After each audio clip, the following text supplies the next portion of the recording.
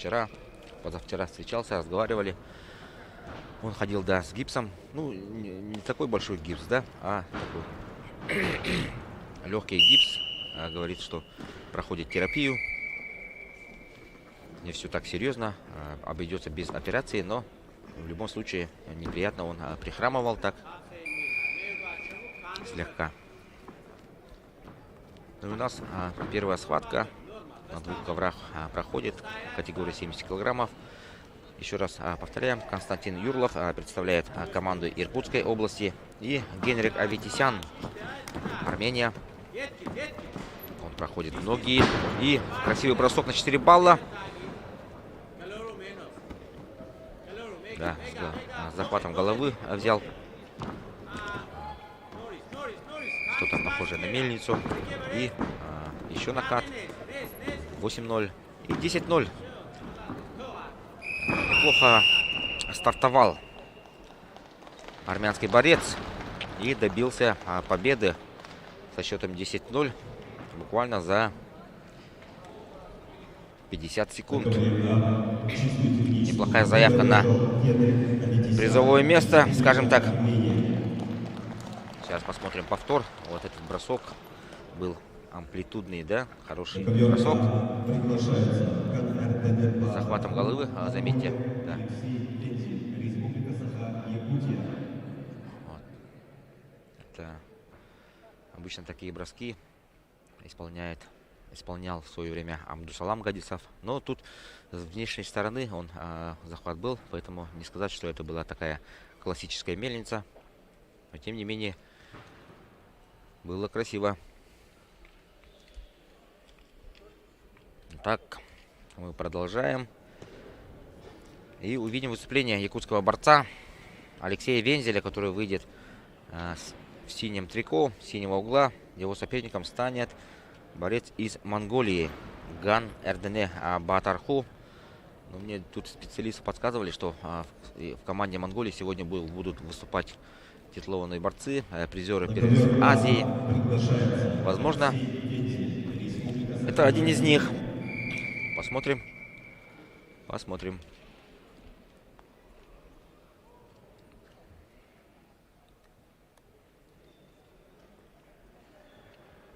В категории до 125 килограммов увидим мы борьбу Данила Иванова, прошлогоднего победителя, молодого борца из Хангаласского улуса. Накануне, вчера, вот на торжественном открытии ему вручили корочку и значок мастера спорта России, которую он выполнил.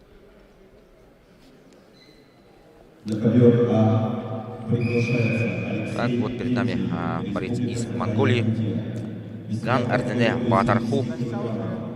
Его соперник якутский борец Алексей Вензель. Ну, Вензель, да, достаточно такая борцовская фамилия в Якутии. Алексей Вензель является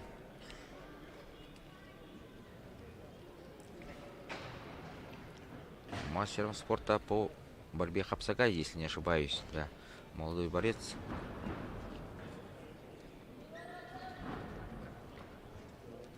Вот он выступал на играх Дети Азии по борьбе хапсагай еще в 2016 году, если не ошибаюсь, да, в 2016 году.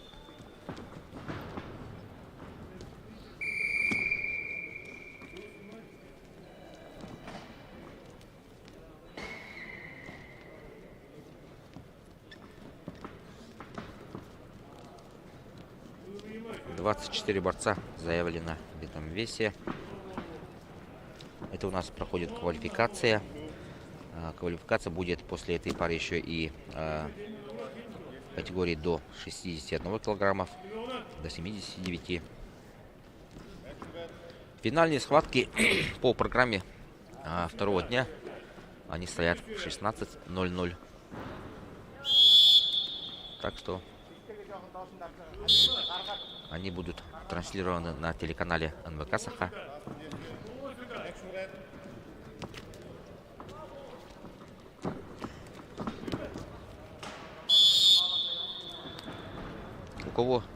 тем, у кого нет доступа к телевизору, могут посмотреть трансляцию, скачав приложение НВК Саха на своем мобильном телефоне. Очень удобное приложение. Кстати, я им давно пользуюсь. Можно в любое время увидеть прямые трансляции, прямой эфир, новости и другие события.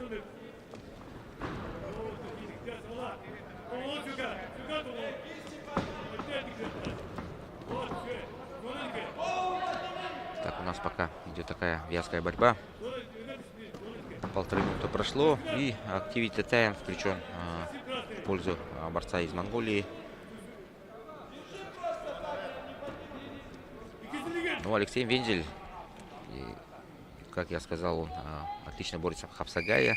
Может, скажем, в этой схватке использовать приемы из якутской борьбы.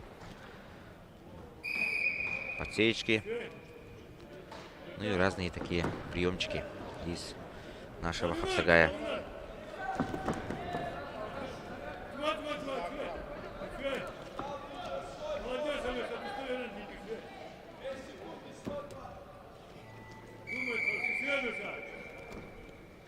В параллельном ковре завершилась первая схватка. Со счетом 4-3 победу одержал Юрий Айрапетян из Красноярского края. Он победил Куприянова из Бурятии. Бурятские борцы, кстати, вчера завоевали то ли 5, то ли 6 медалей. Одна золотая в активе Александра Балтуева и еще 4 или 5 бронзовых наград. Представляете? И пока что они в неофициальном командном зачете опережают нашу команду.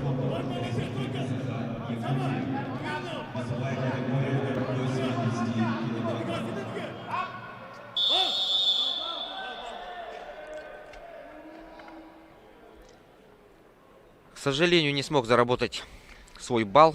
Время закончилось.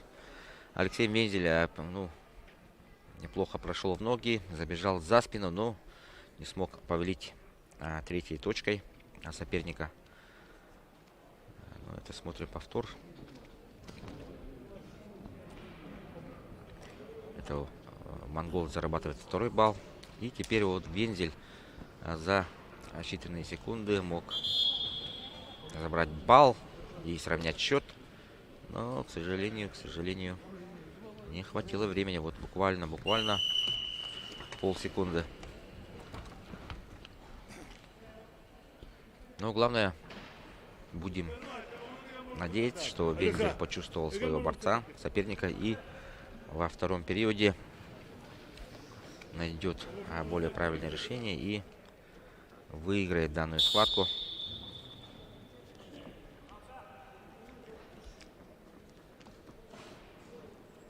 Для тех, кто только что подключился, еще раз напоминаем, это у нас проходит второй день всероссийских соревнований по вольной борьбе среди юниоров памяти олимпийского чемпиона Романа Михайловича Дмитриева. В соревнованиях участвует порядка 150 борцов. 5 зарубежных стран представлены: Армения, Казахстан, Монголия, Белоруссия, Молдова и борцы из 12 субъектов Российской Федерации. Здесь и борцы из Чечни, Дагестана, Северной Осетии, Красноярска, Кемерово и Бурятии, Забайкальского края и других борцовских регионов России. Так, включен секундомер в пользу нашего борца. Надо выдержать вот этот момент. 4 секунды осталось, мы видим. И счет сейчас станет 2-1 уже. Минимальное преимущество у монгола. Таким образом, еще 1 балл. О, это опасно было, опасно. Ничего. Борцы вышли из положения партера. В таких случаях балл никому не дается. 2-1. Времени еще много. 1 минута 40 секунд остается.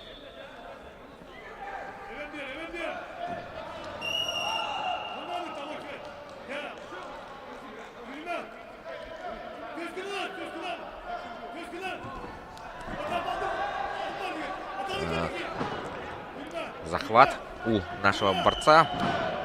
Что такое? Здесь тоже, мне кажется, никому балла давать не стоит. Все верно. Все верно. Обоюдный захват был. Оба вышли с партера. Минута 17 остается времени. Так, тут сейчас состоится небольшая судейская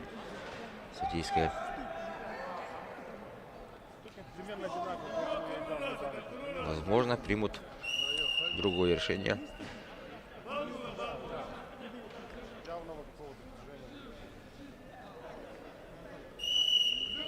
Алексей Вензель. Вот он во всей красе.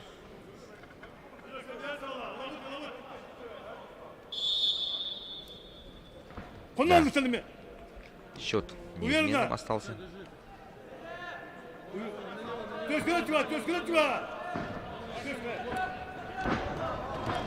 Вот момент был. Оу ты! 4 балла улетел наш спортсмен, к сожалению. Хват. Такой бросок.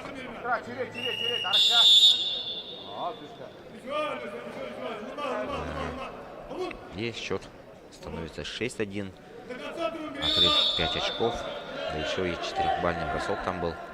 Поэтому надо нашими заработать еще как минимум 6 баллов, чтобы держать победу.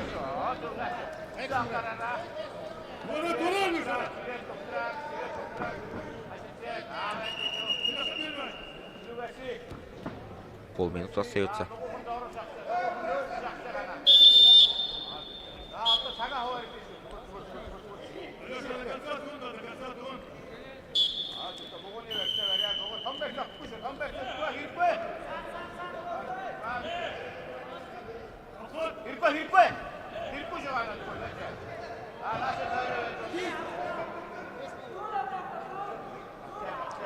Секунды истекают.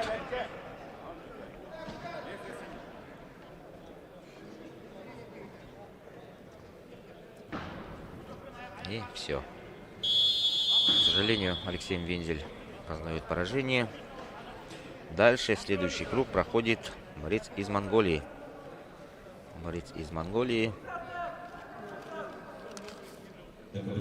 Ган РДД Батарху. Команда Монголии привезла на турнир 11 спортсменов. Это наибольшее представительство из зарубежных команд. Кстати, сейчас еще выйдет борец из Монголии. Соперничать ему будет бурятский борец. Сейчас посмотрим. Вот этот бросок скоро будет на 4 балла.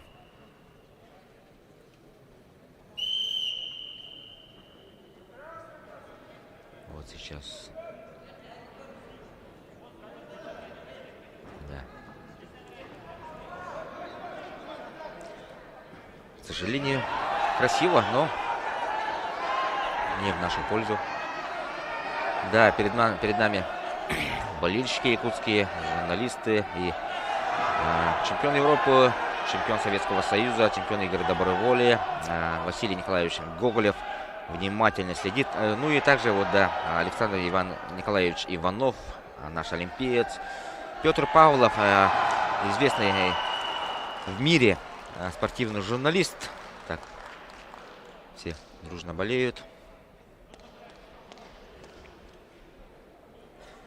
Николай Кроников там тоже был, волейболист, специалист по волейболу.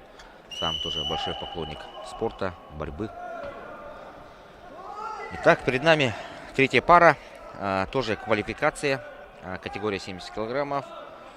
Намжил Тыдендоржиев, Республика Бурятия, и его соперник Эреулт Ядамжав, Монголия.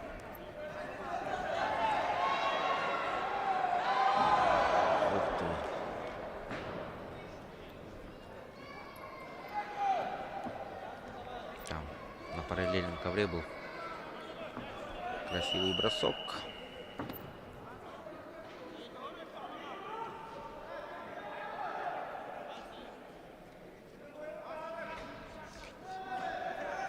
Так, в этом весе у якутских поклонников борьбы есть Олег Фомин, да.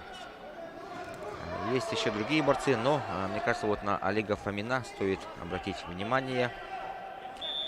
Тут Туше, монгольский борец, положил соперника на Туше. И вот вчера мне подсказывали, что в категории 70 килограмм будет выступать очень сильный монгол, призер Азии, да? Да, призер Азии. Вот он и показал свое мастерство. Одержал победу на Туше.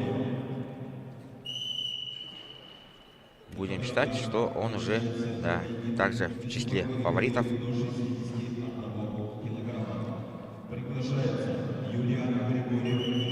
Ну, сам попался, да. Сам попался бурятский борец.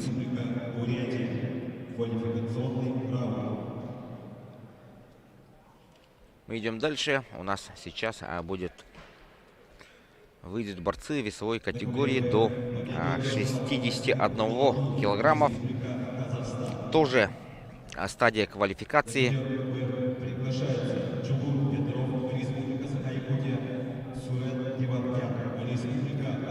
Тоже стадия квалификации.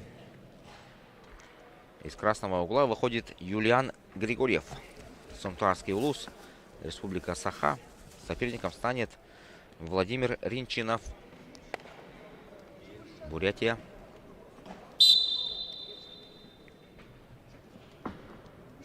Категория 61 килограммов. Якутяне также вправе надеяться на медали, причем золотую, да. Ну, мне кажется, да, за золото может побороться Александр Балуров, борец из Сунтарского улуса. Тем временем Юлиан Григорьев сравнивает счет 2-2.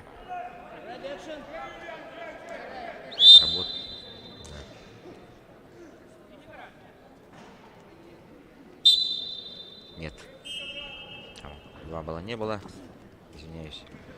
Потому что из положения борьбы он зашел за спину.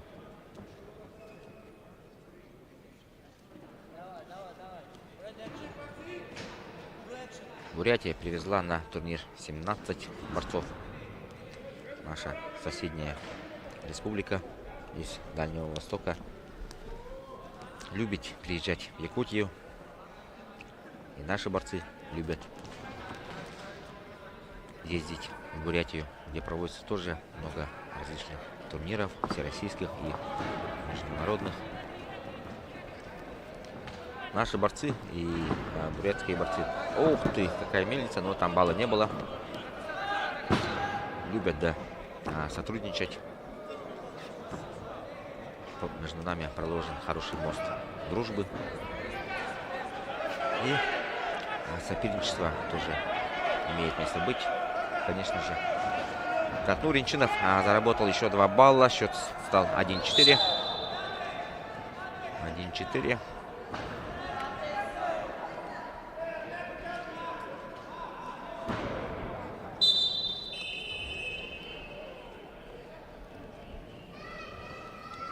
На параллельном ковре якутский борец Дмитрий Петров уступил со счетом 10-0 Геворкяну из Армении. Это тоже весовая категория 70 килограммов. В первой схватке мы тоже видели одного армянского борца, который победил якутянина Генрика Петисян.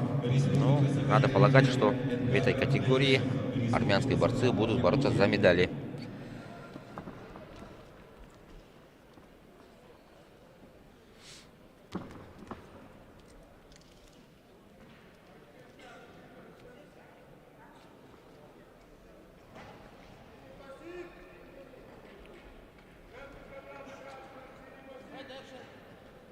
1-4 уступает Юлиан Григорьев Владимиру Ренчинову. И сейчас может... Нет, время должно истечь. Ух ты, да, здесь 2 балла зарабатывает вообще вот на исходе последних секунд. И 3-4, 3-4. Так что на перерыв борцы уходят в таком хорошем счете. И Юлиану Григорьеву уже будет за что бороться во втором периоде. Да, красивый прием он исполнил в самой концовке. Ну а мы смотрим вот повторы первого периода. Когда Ренчинов заработал первые 2 балла. Но мне интересен вот последний бросок, который исполнил Юлиан в конце.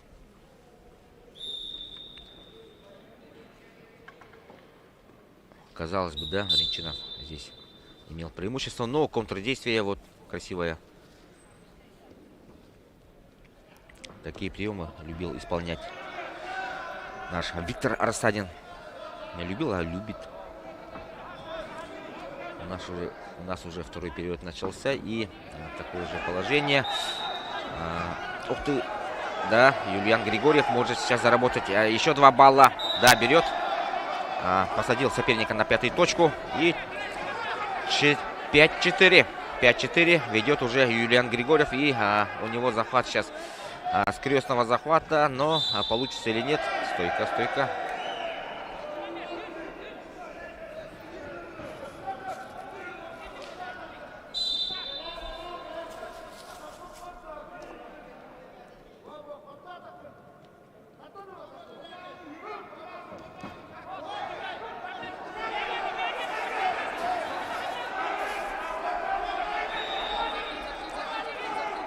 Еще.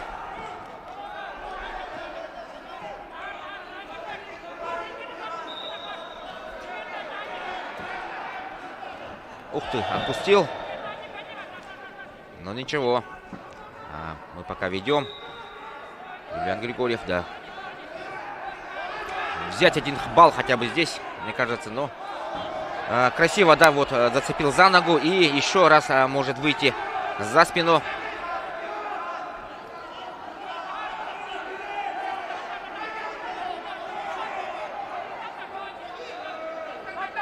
Опа, еще 2 балла. Юлиан Григорьев. Напомним, он проигрывал данную схватку со счетом 1-4, но вот переломил исход. Ну, пока будем надеяться. 7-4, 3 очка отрыва.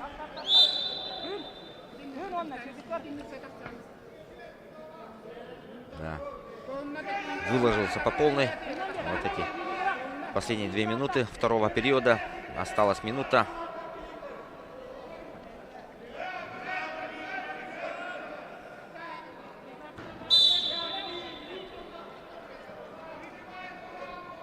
Да, минута остается.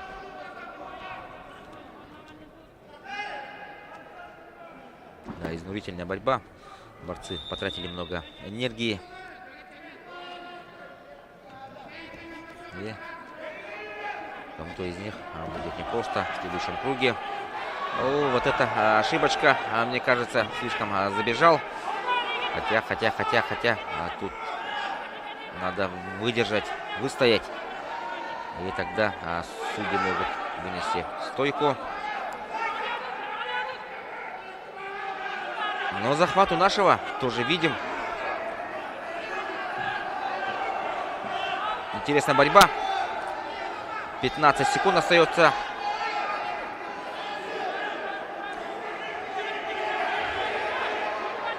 Да, красиво, красиво. Интересно. Последние секунды стекают. И еще 2 балла заработал Юлиан. Да. Интересная манера борьбы у представителя Сунтарского Луса. Такая вязкая. Ну, обычно говорят, что якутские борцы работают, ну, набирают баллы с дистанции, да. А вот Юлиан именно с захвата в партере хорошо отработал. И проходит в следующий круг. Должен сейчас восстановиться хорошенько.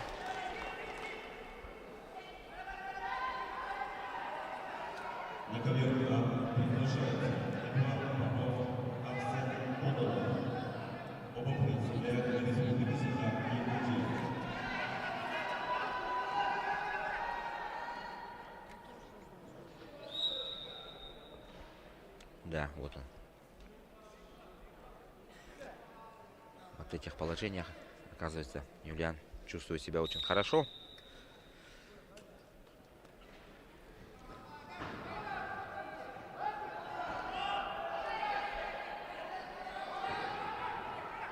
Ну а мы продолжаем. Уже пятая схватка сейчас перед нами состоится. Тоже квалификация, весовая категория 61 килограммов. Противостояние двух якутских борцов: Эдуард Григорьев и Арсен Кононов. Вот он, Арсен Кононов, борец синего угла. Молодой борец.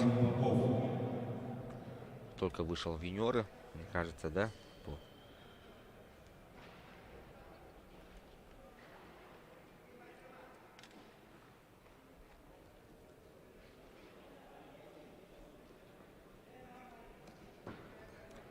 Его соперник Эдуард Попов.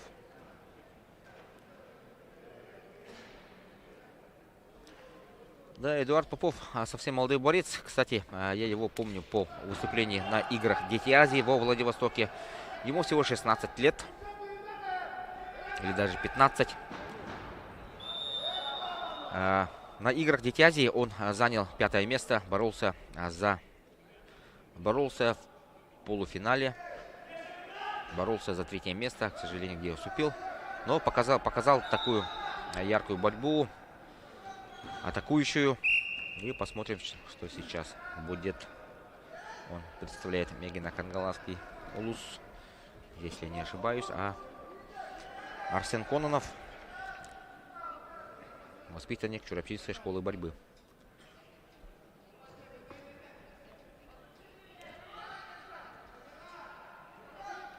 Красивое трико у Эдуарда Попова.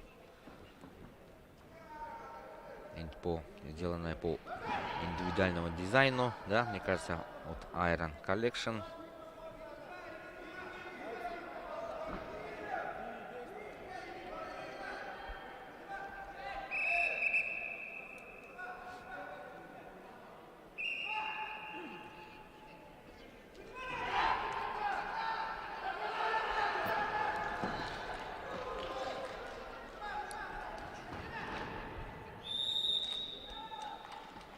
Тем временем, да, на параллельном ковре схватка тоже двух якутских борцов в категории до 70 килограммов. Иннокентий Бабаранов и Эдуард Кудаисов. Завершился победой Кудаисова.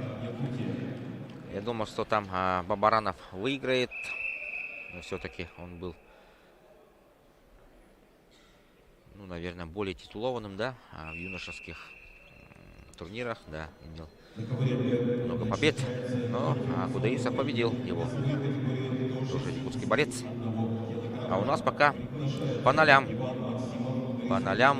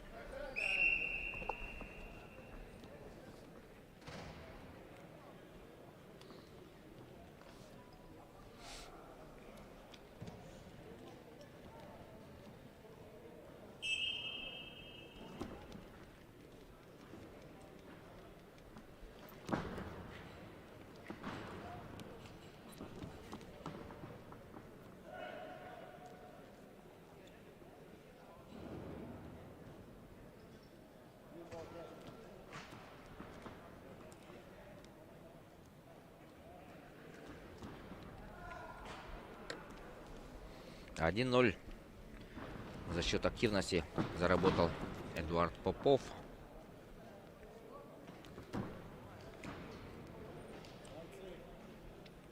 Хотя турнир среди юниоров до 21 года.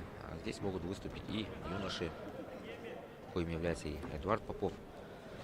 Ему должно быть всего 16 лет.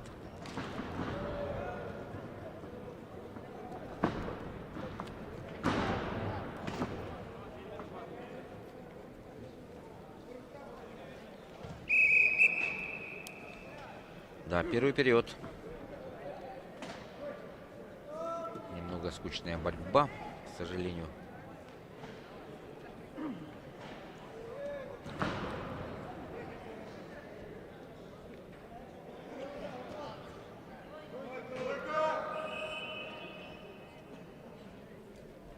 Тренер что-то подсказывает, восстанавливает борцов своих.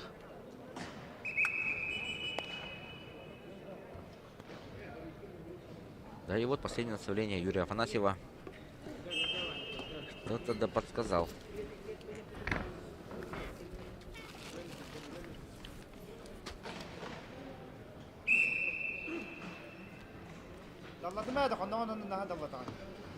Да, ну, не знаю почему, но в последнее время почему-то вот такая тенденция пошла.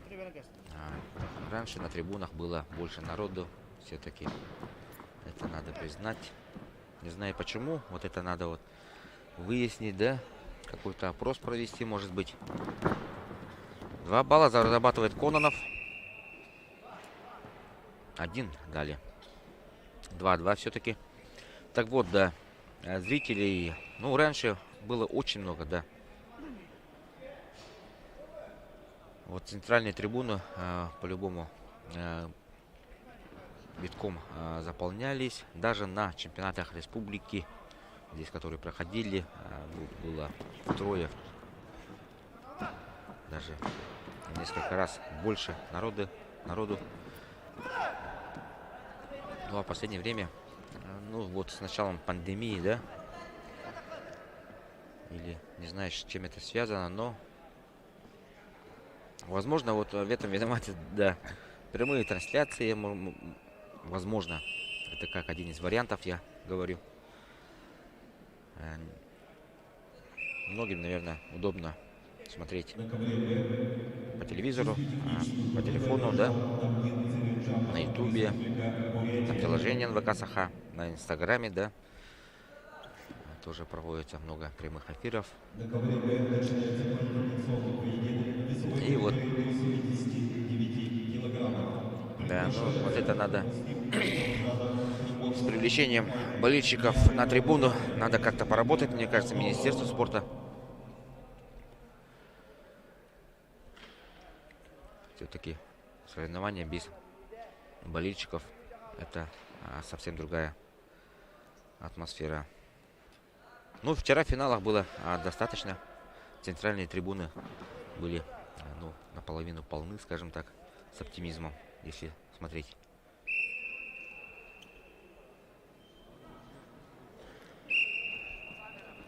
Меньше минуты остается, 50 секунд.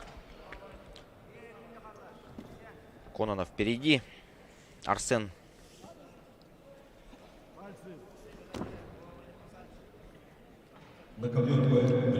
Эдуарду Попову 1 балла не хватит для победы.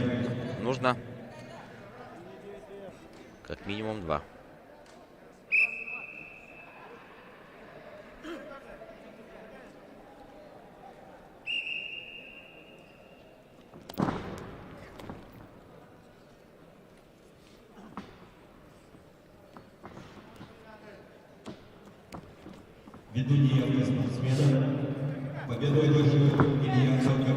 Ух ты, да, вот момент Эдуарда Попова. И здесь 2 балла будет, наверное. 2 балла, посмотрим. 2 балла показывает арбитр. И Эдуард Попов буквально за несколько секунд, на табло 12 секунд показывает, проводит, возможно, победный. Да. Остается всего несколько секунд. Арсен Кононов бросается в ноги, но его неплохо встречает. Остается 2 секунды, 1. И Эдуард Попов проходит дальше в 1/8 финала. Проявил характер, волю к победе. И одерживает победу молодой борец.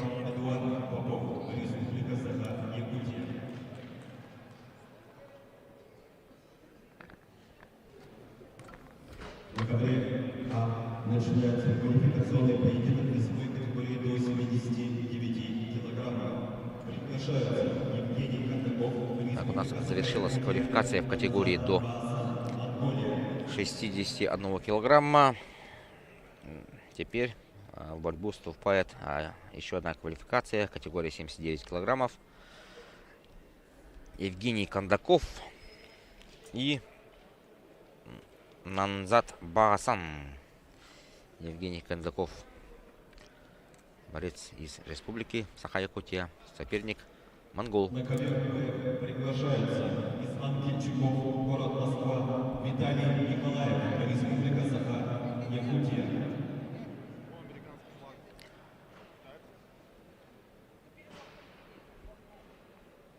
Евгений Кондаков, красный угол.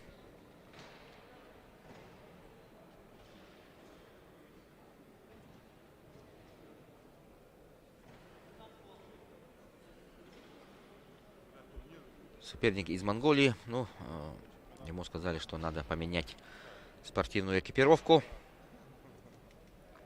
по правилам.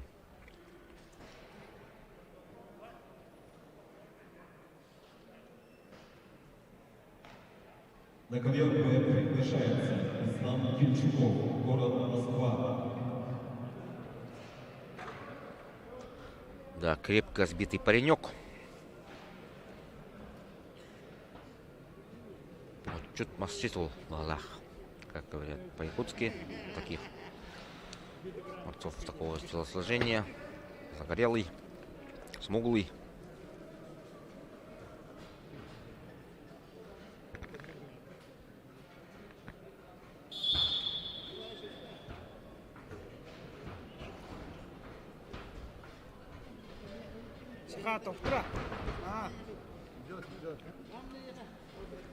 Сайны докторыг анхаарай шүү. Сутаа гарга өөрөө шах.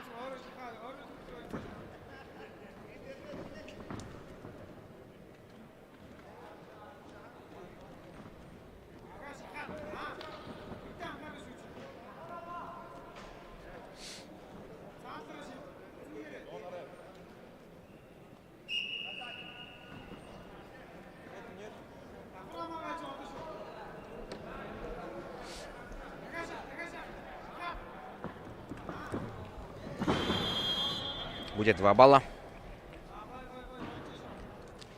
3-0 повел монгол.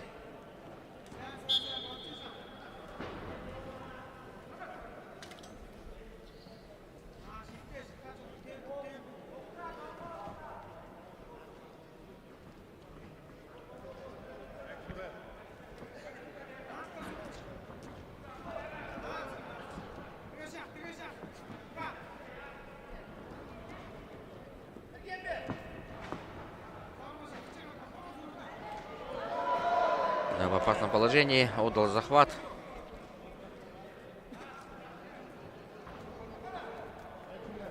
Да, отпустил.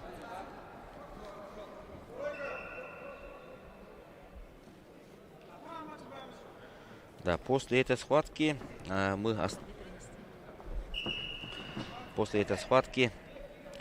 ковер выйдет на этом же ковре. Мы останемся Никита Горбунов и Данил Иванов. Никита Горбунов, да, представляет сборную команду России, является призером первенства страны. Ну и против него выйдет наш фаворит Данил Иванов, прошлогодний победитель турнира Романа Дмитриева. Абсолютный чемпион Игорь Манчары среди мужчин по борьбе хапсагай. Ну, о нем мы расскажем, когда выйдет Данил непосредственно на ковер. А пока проблемы у Евгения Кондакова, причем достаточно серьезные. 0-4 проигрывает.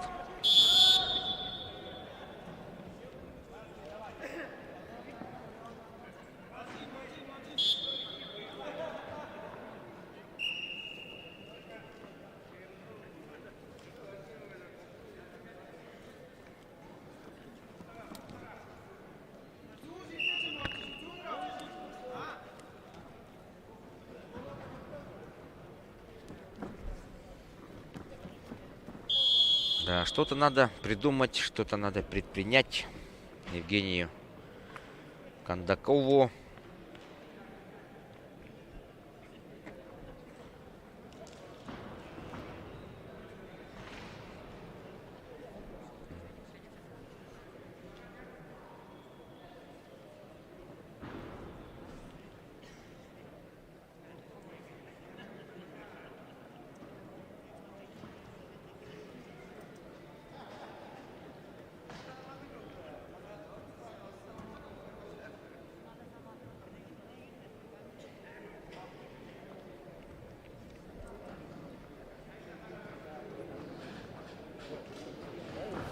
Сегодня, кстати, в Якутске празднуют День города. День столицы республики нашей, любимого города. И, кстати, юбилей 390 лет. Всех поздравляем с этой датой знаменательной.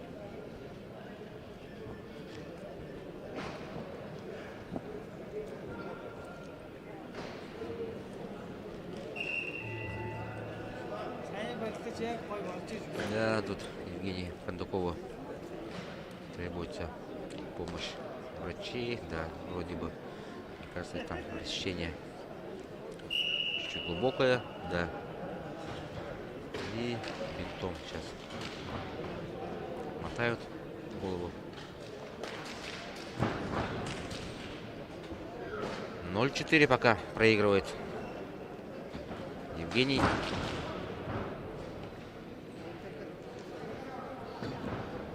Это борьба, да. Такие моменты бывают, случаются в борьбе.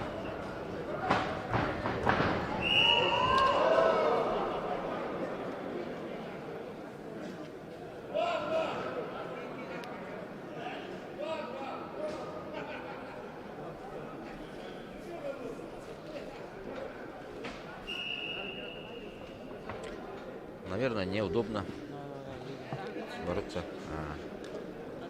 Повязки. Ну а что поделать-то? Надо бороться.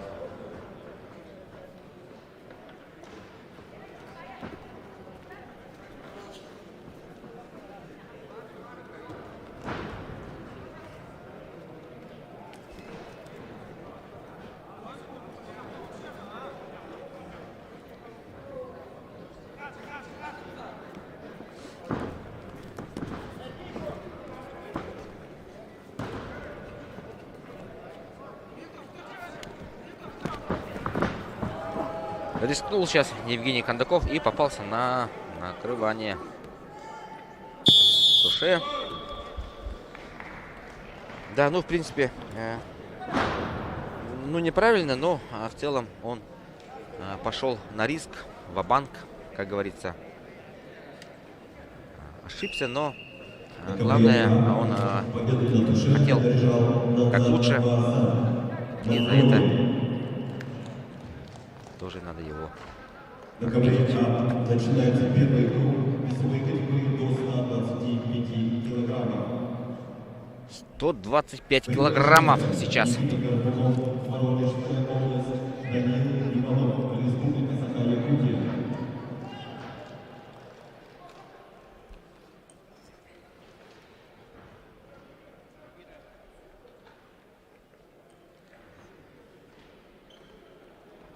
Серьезные парни вышли на ковер. 125 килограммов. Никита Горбунов, красный угол. Горбунов представляет команду в Воронежской области. Богатырь из Воронежа. Его соперник, наш якутский гигант, тоже Даниил Иванов. Представляет республику Саха-Якутия и Хангаласский улус. В прошлом году он стал победителем на турнире Дмитриева. В этом году появился серьезный соперник в лице Никиты Горбунова, который является призером первенства России этого года в данной весовой категории. Так что один из лидеров юниорской сборной России выступает перед нами. Ну, Данил Иванов, мы знаем его. В последнее время, да, конкуренция среди тяжей у якутских заметно повысилась. Появилось много хороших борцов. На чемпионате республики, да, было сколько? 28 участников, по-моему. Категории 125 килограммов. И никто не мог предугадать, кто же станет победителем. Было примерно 10 равных по силе борцов. Ну а чемпионом стал Никита Хабаров. Победил он Евгения Аронова, Андрея Аронова.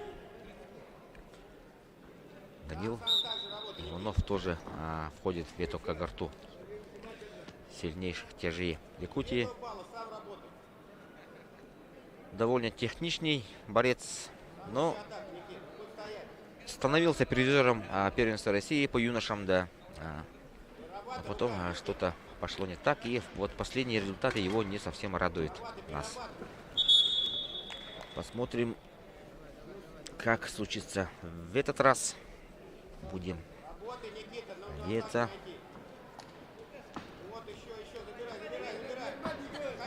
В прошлом году на играх Манчары в Бердигастяхе он защищал Ангалатский улус в борьбе Хапсагай. И сотворил небольшую сенсацию, выиграв абсолютное первенство. Писал свое имя золотыми буквами. Так, 1 балл отдал еще. Счет становится 2-0 в пользу уже Никиты Горбунова.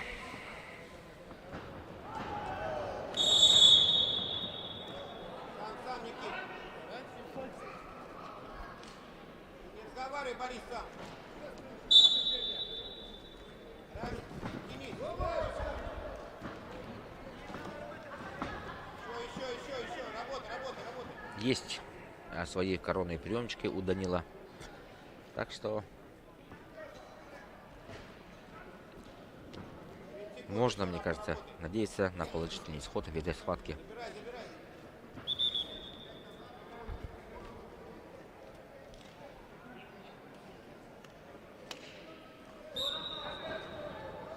Рост Данила я точно не знаю, но в любом случае за 190 сантиметров есть.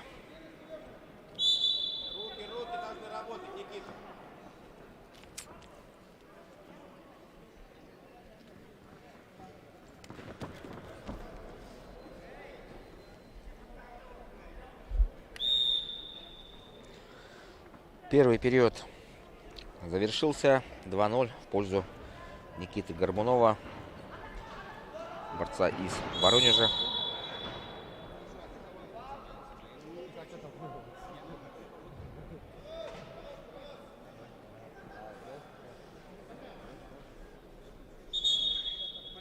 Еще раз напомним, финальные схватки сегодня по программе стоят в 16:00. 16:00 будет прямая трансляция на НВК Саха, как и вчера, впрочем.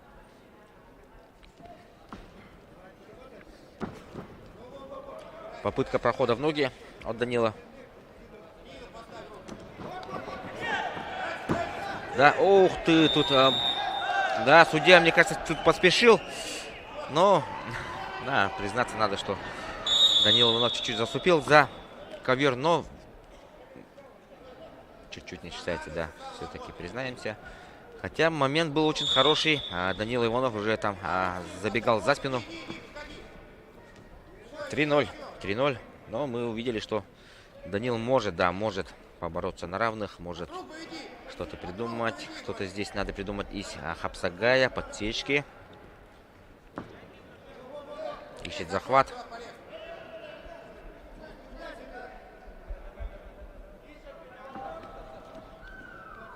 Да, чуть-чуть в мощи уступает.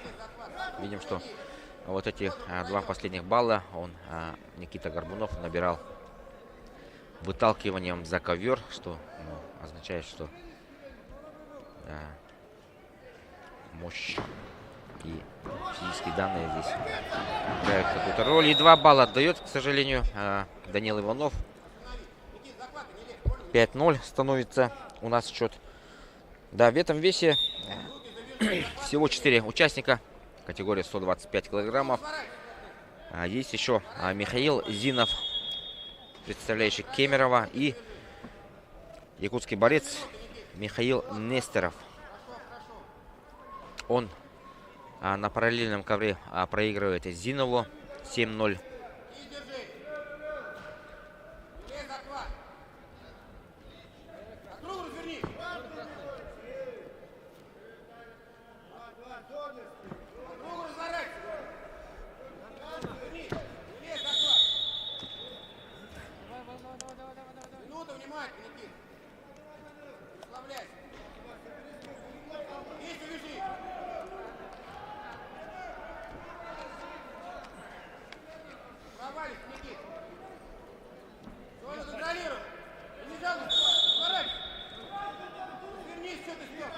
Пять секунд остается. Данил Иванов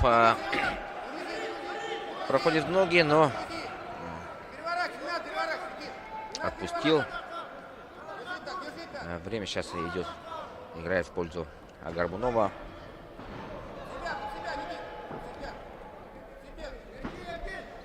И еще 1 балл зарабатывает Никита Горбунов. Да, видим, что Горбунов подустал.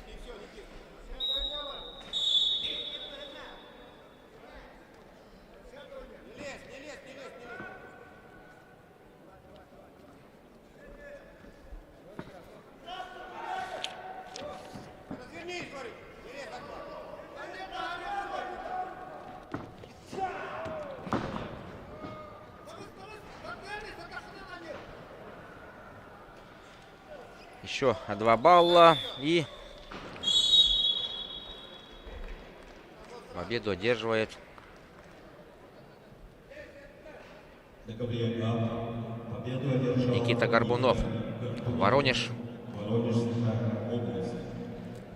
А на параллельном ковре Михаил Зинов также одерживает победу якутянина Михаила Нестерова. Так, ну сейчас мы перейдем на соседний ковер Б, где состоится схватка 1/8 финала.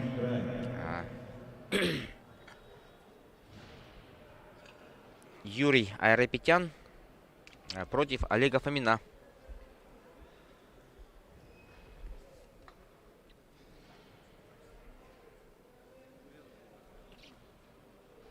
На ковре Б начинается 1/8 финала в весовой категории до 70 килограммов. Приглашаются Юра Айрапетян, Красноярский край, Олег Фомин, Республика Саха-Якутия. Кстати, вот, ну сейчас, когда Олег Фомин выйдет, тоже о нем чуть-чуть расскажем.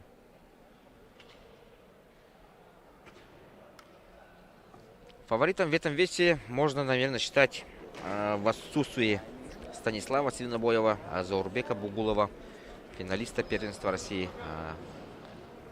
В этом году на первенстве страны в финале встречались Свинобоев и Заурбек Бугулов. Тогда уверенную победу одержал наш борец. Да, Аветисян. Айрапетян уже стоит в центре ковра. Вот он, Олег Фомин. В прошлом году Олег Фомин выступал в категории до 61 килограммов на турнире Романа Дмитриева. А в этом году спортсмен в категории до 70 килограмм. Перешагнул он на 2 категории выше. Ну и посмотрим.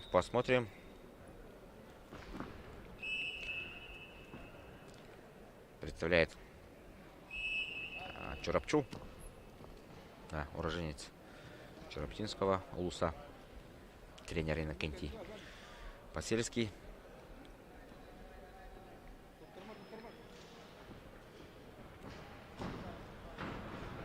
Юрий Айрапетян. Ну, Даже не Юрий, а Юра. Именно так записано у него в паспорте и в протоколе тоже. Юра Айрапетян боролся здесь в квалификации в первой схватке и достаточно уверенно победил со счетом 10-0 Дмитрия Куприянова из Бурятии. Для него это уже вторая схватка. Для Фомина это первая. Фомин пока более активен. В юношеские годы, когда я еще был кадетом, Фомин показывал очень хорошие результаты, добивался призовых мест на российских стартах. Ну а потом, да, последние вот 1-2 года результаты чуть-чуть встали.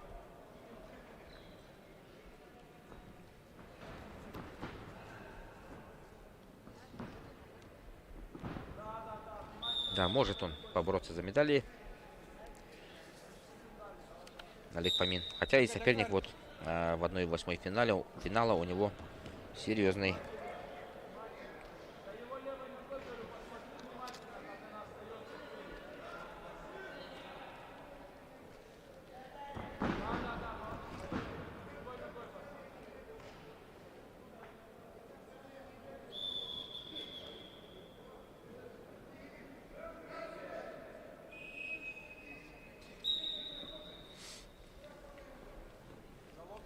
Нормально. 1-0 повел Фомин за счет активности. Он выиграл этот балл. Ян, ты вытер, Ян. Илигинен я ты вон.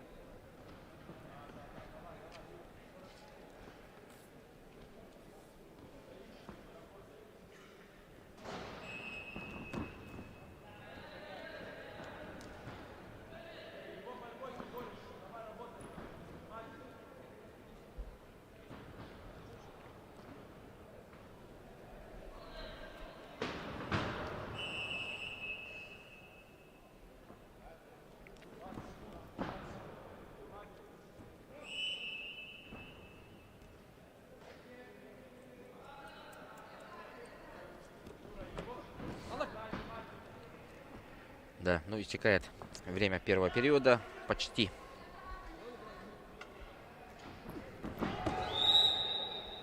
Там ничего не было.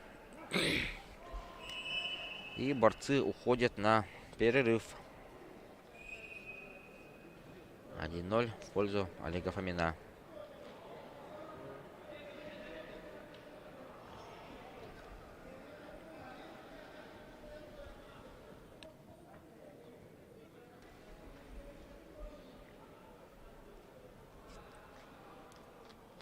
Тимур Катаев в углу у Аветисяна, Айрапетяна, вчерашний серебряный призер турнира в категории 86 килограммов.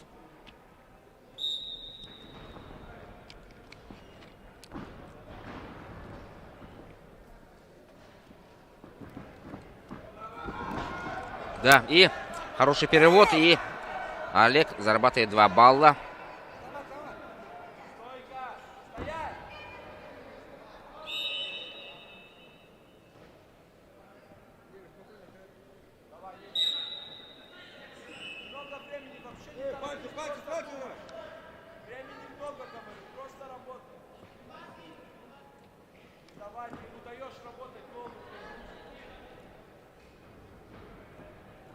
Юра, работай первым номером.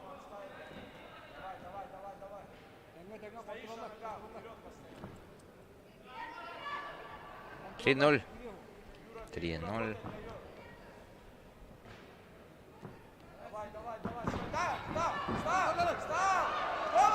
Опасно.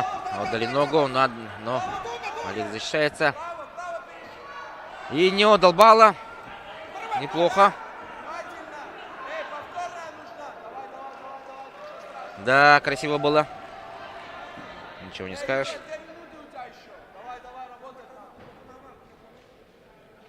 Вернулся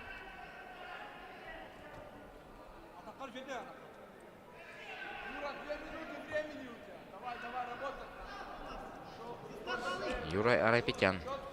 Олег Фомин. Половина второго периода позади. Вот сейчас надо, Юра. Юра, вот сейчас надо, я тебе говорю. Ударма, ударма. Экре. Ворот. Еще один проход. Завалил! Да. Ну и армянский борец тоже показывает хорошую защиту. Да, выноси. Минута.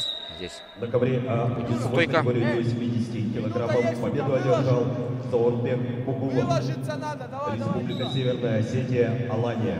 Нет вариантов стоять, давай. Давай, На минута. ковер весовой категории до 70 килограммов приглашаются Зони Токий доработай. Маленков, Республика Молдова, Хватит. Генрих Аветисян, Республика Армения. Эй, вот сейчас атака нужна. 45 секунд, Юра, атака нужна. Два балла надо чистить. Давай, Юра. Жесткая нужна, говорю, одна. 40 секунд. За левой ногой смотреть, я постоянно говорю. 30 секунд, Юра, четкая атака нужна. 30 секунд. Давай, сделаешь. Фомин. Тагак, не говорю, давай. Надо внимательно сейчас. Возьмешь, ты атака нужна тебе. Возьмешь, говорю. Да, все, видит, все, читает пока. 15 секунд. Сейчас будет рисковать армянский борец, но да, Фомин сам пошел в атаку. Как говорится, лучшая защита — это нападение. 5 секунд. Здесь надо выдержать, выстоять. И да, и Олег Фомин проходит сильного соперника Юру Айрапетяна из Красноярского края. Извиняюсь, я говорил, что спортсмен из Армении, но сам выступает за команду Красноярского края. И победил его Олег Фомин. В следующем круге, в четвертьфинале, он будет бороться с Заурбеком Бугуловым. Кстати, интересная борьба будет. Республика Казахстан, Сергей Якимов, Иркутская область. Смотрим, как зарабатывал победные баллы Олег Фомин.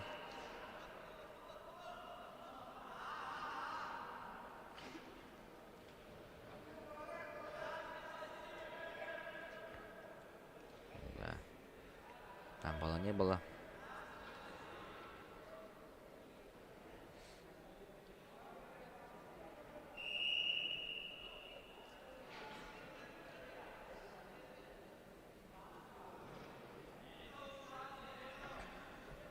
Идем дальше. Ковер Б. Казахский борец Айкын Болатулы.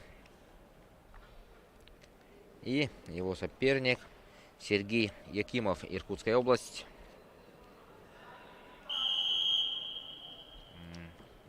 Айкын Болатулы в первом круге квалификации победил нашего Петра Ксенофонтова.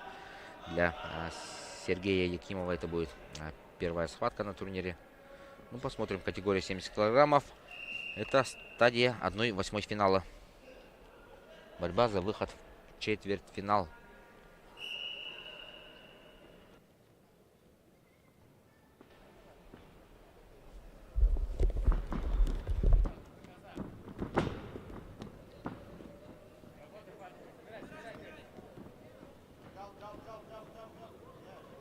Работай, парень. Ап.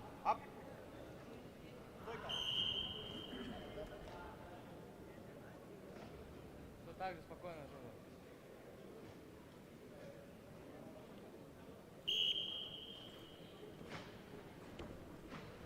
Внимательно.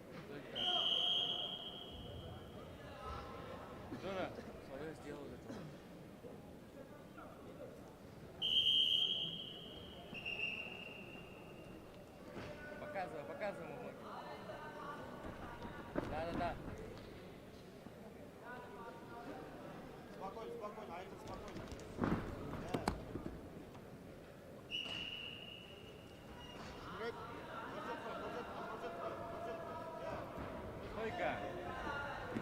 Стой, стой. Накрывай.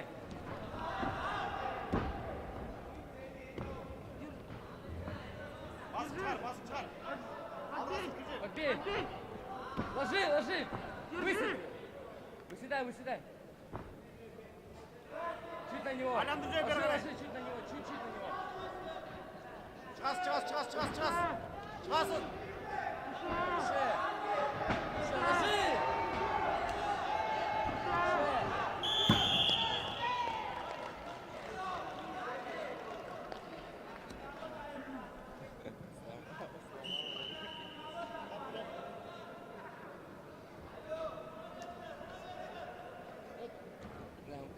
На ковре Б весовой категории до 70 килограммов победу на душе одержал Сергей Якимов, Иркутская область. Так бы проебали,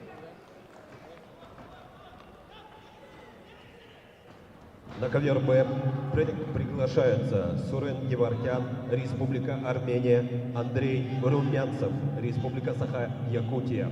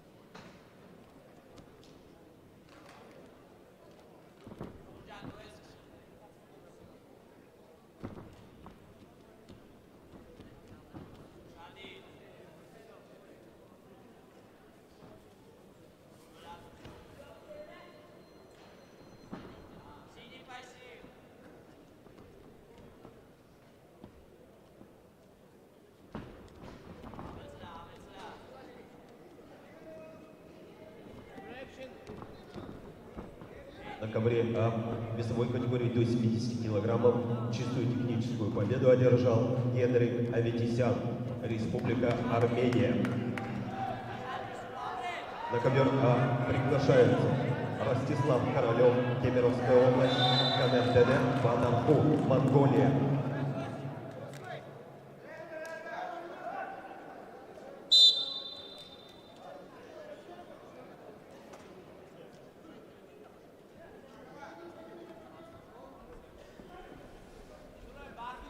Так, у нас борьба продолжается.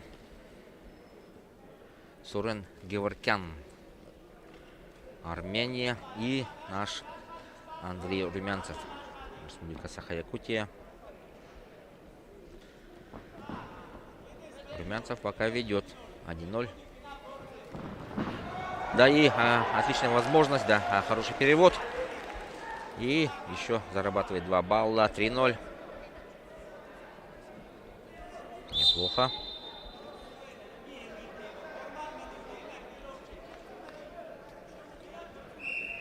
Молодой совсем борец.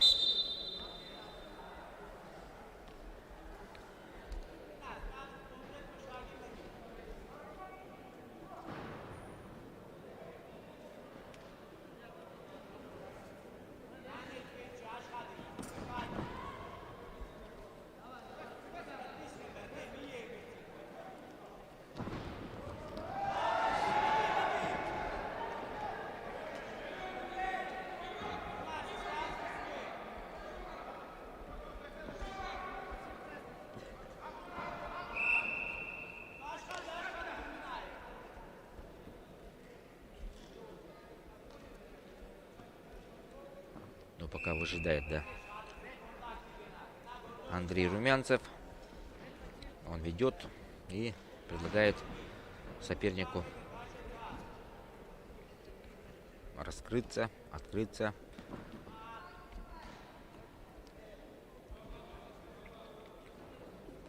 Это у нас категория 70 килограммов, 1/8 финала.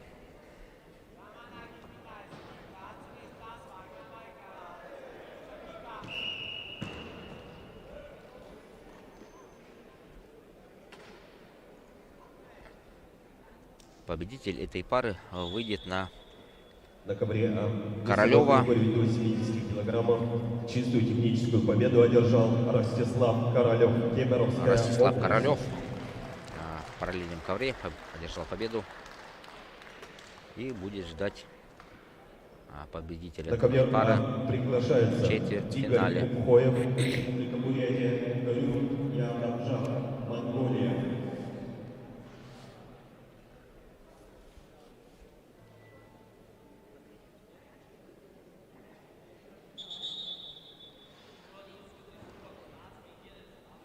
Вот он, красивый перевод. И также надо действовать и во втором периоде Андрею Румянцеву.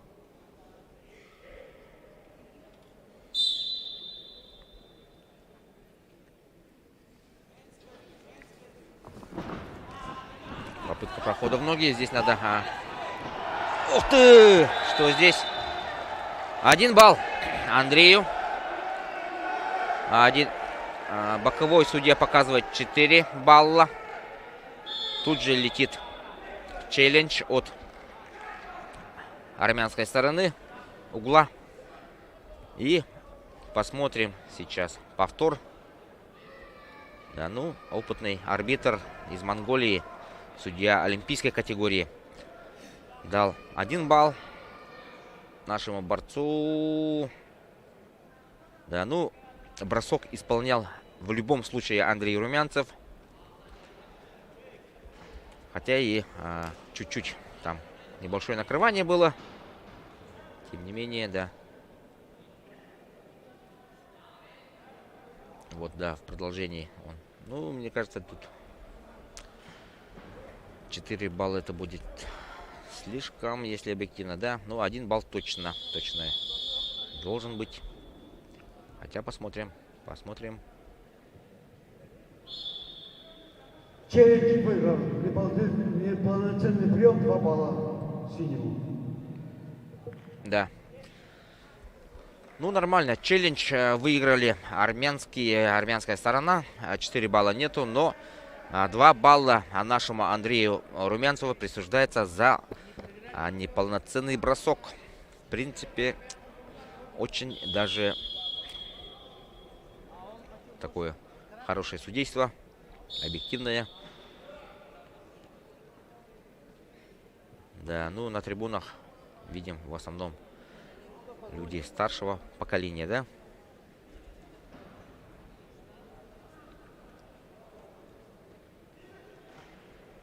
Молодежь, наверное, празднует День города.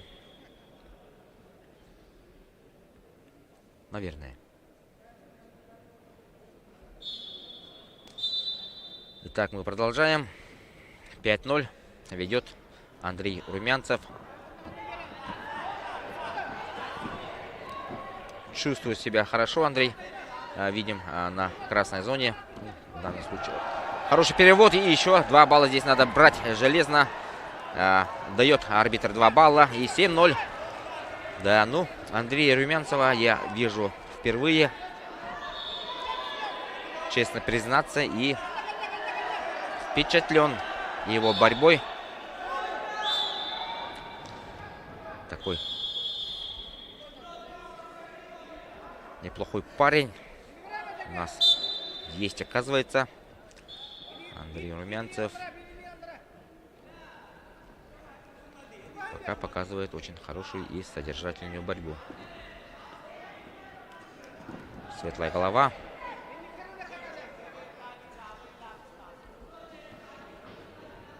Хорошее телосложение. Как говорится, все на месте у Андрея Румянцева. Ну, пока не будем... Ох, еще один перевод, да. Вот это 3 раза этим, скажем, приемом он зарабатывает еще 2 балла. Попытка наката, но чуть-чуть не хватило. Андрей Румянцев.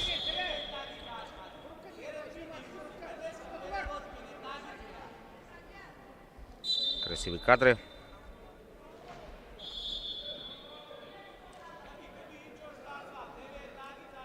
Ну, наверное, не упустит он вот эту победу. Пропустил сейчас. Хотя надо отдышаться хорошенько. Пока балла не дает. Не хочет отдавать баллы. Да, все-таки отдал. 2-9. Остается минута до конца схватки.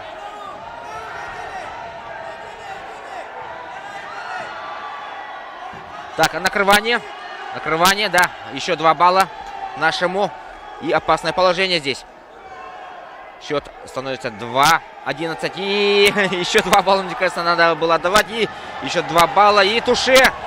Андрей Румянцев. В восторге трибуны Центра спортивной подготовки «Триумф». И Андрей Румянцев дарит им красивую победу на туше. Вышел в четвертьфинал Андрей и встретится там с Ростиславом Королевым из Кемерово. Приглашаются Эдгар Кудаисов, Республика Саха-Якутия, Магомед Эмиль Энтемиров, Чеченская Республика.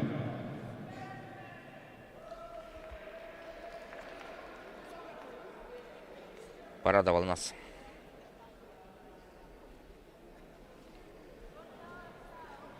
Андрей Румянцев. Оживил трибуны.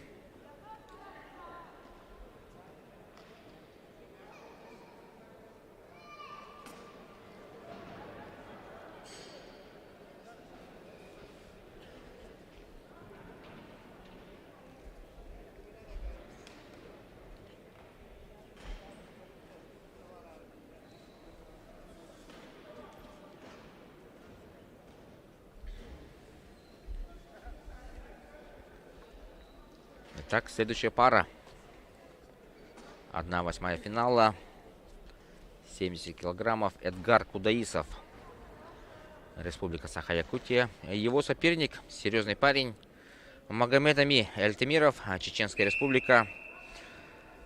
Является финалистом. Нет, даже победителем первенства России. Первый номер сборной команды юниорской сборной России. И призер юношеских игр Европы. Европейских юношеских игр. Проводился такой турнир в 2019 году.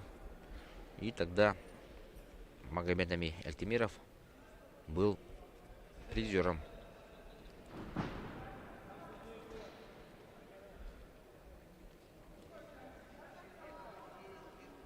Ну, надо полагать, что Энтемиров, если он записан здесь как победитель первенства России, то, скорее всего, в категории 65 килограммов, потому что, как мы знаем, 77 в категории до 70 килограммов. Первым номером является наш борец Станислав Свинобоев, который, к сожалению, опять-таки повторяемся, пропускает данный турнир по причине травмы.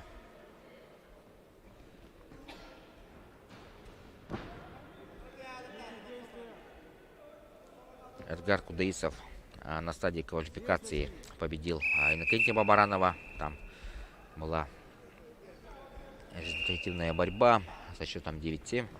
Кудаисов победил Бабаранова.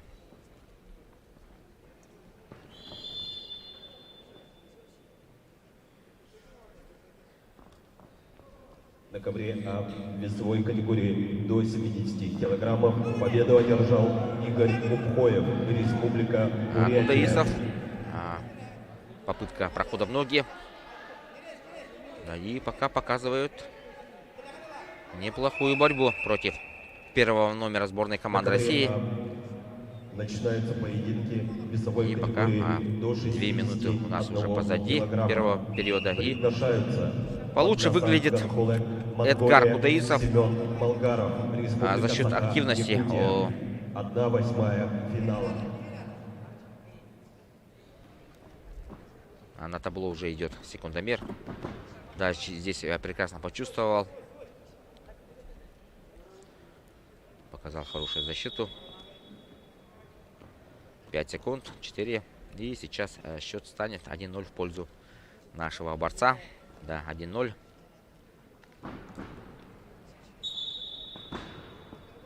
Все контролирует пока. До поры до времени.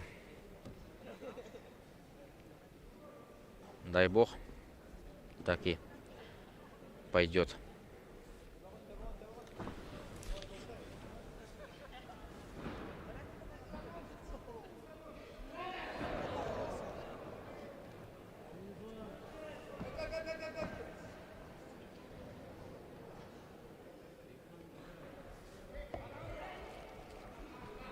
И да, первый период завершен. Эдгар Кудаисов впереди. Василий Неустроев и Владимир Николаевич Кириллин стоят в углу у Эдгара Кудаисова. А это Шамиль Кудимагомедов.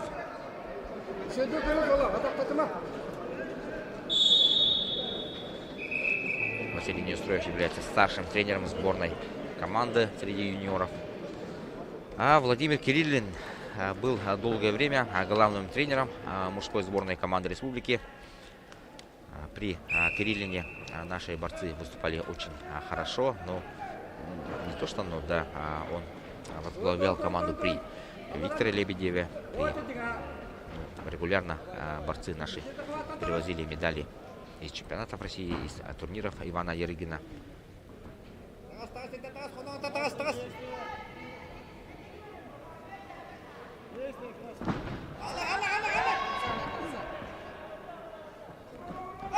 Попытка зацепа. И показывает activity time. Уже сейчас идет в пользу Магомедами Эльтемирова. Кудаисову надо сейчас зарабатывать баллы.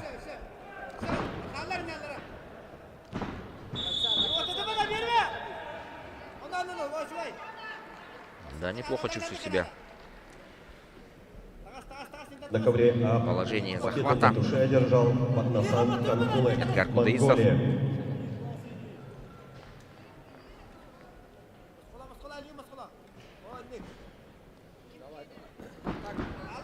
Пропустил сейчас проход в ноги. Весовой категории Чуть-чуть до 61 килограмма проморгал приглашаются вот этот Айкал, момент. И Рома, Магомед Владимир. Эльтемиров имеет Оба возможность представляют заработать Республику Саха, 2 Якутия. балла. Ух ты! 2 балла все-таки зарабатывает чеченский борец.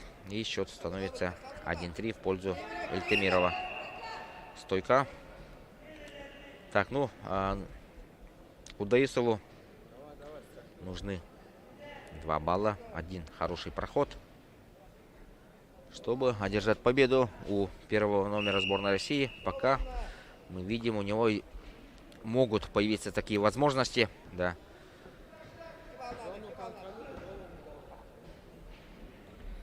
Посмотрим.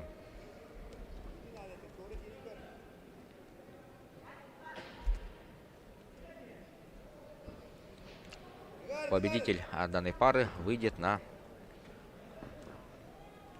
Намжилна Цедендоржиева, который победил на параллельном ковре у монгольского борца Ядамжава. 45 секунд до конца встречи. Нужен один хороший проход, который может принести 2 балла.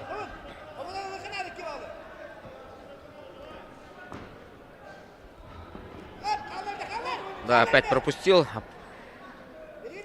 Ровно такой же момент был во втором периоде, когда Магомед Амин заработал первые 2 балла. И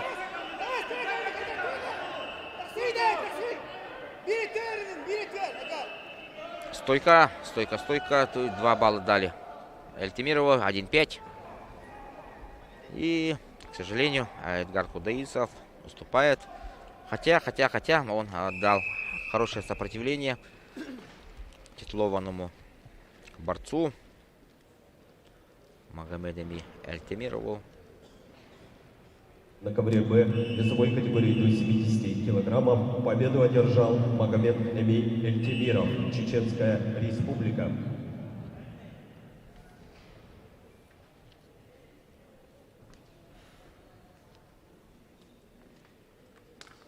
На ковре Б начинаются поединки 1/8 финала. Весовая категория до 61 килограммов. Приглашается Юлиан Григорьев, Нестер Потапов. Так, Оба представляют Республику Саха-Якутия. Так, ну, сейчас мы переходим на категорию 61 килограммов. 1/8 финала. Тоже якутское противостояние. Юлиан Григорьев против Нестера Потапова.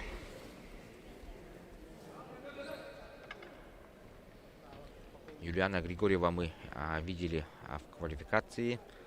Он тогда одержал очень хорошую победу у Владимира Ренчинова.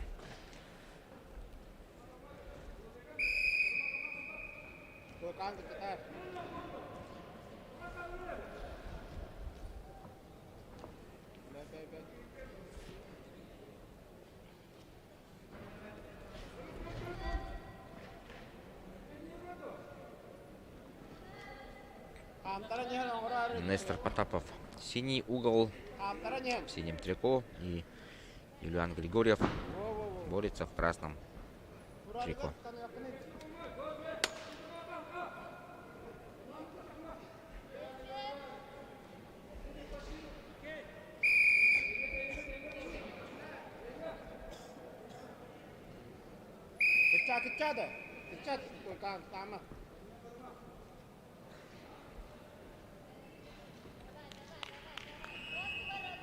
Да, на 2 коврах сейчас проходят схватки 1/8 финала в категории до 61 килограммов, где выступает порядка 24 борца. 20 борцов начали турнир. И сейчас осталось 16. После этой стадии их станет 8.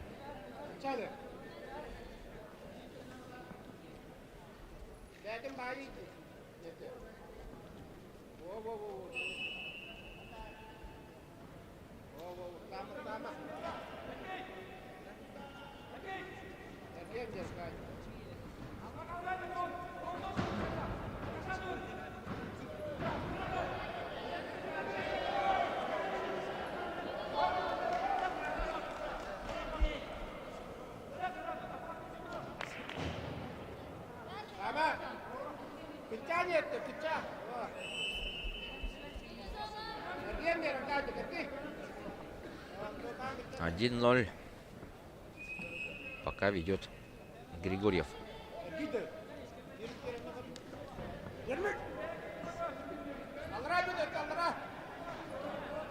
Григорьев активен.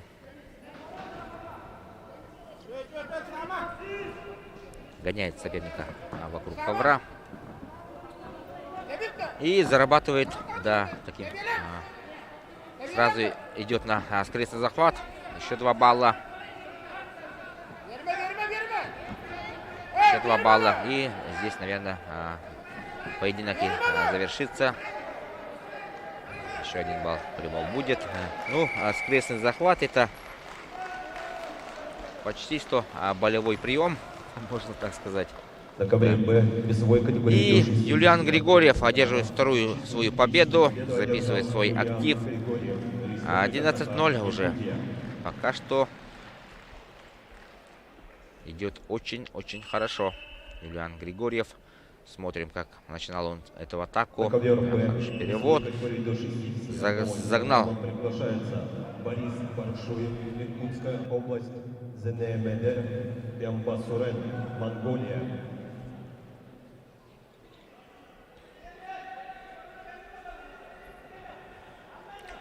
Вот он, скрестный захват.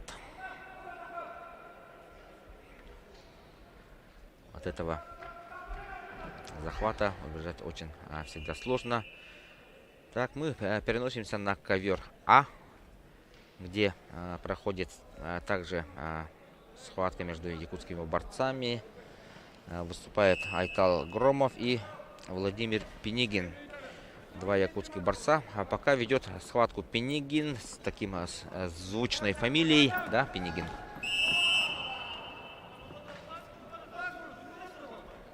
А после этой схватки мы увидим выступление одного из фаворитов, не побоюсь этого слова, в этой категории. Александр Балуров выйдет. Ну, многие специалисты ставят на него в этом весе, на Балурова.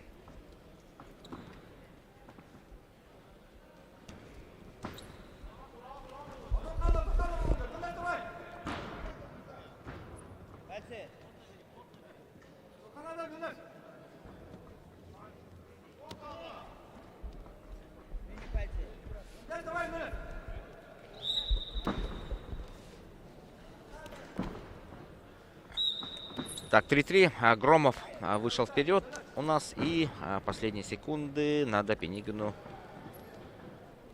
Нет, время. И сейчас мы посмотрим на Александра Балурова, который встретится с Иннокентием Антоновым. Айтал Громов проходит дальше.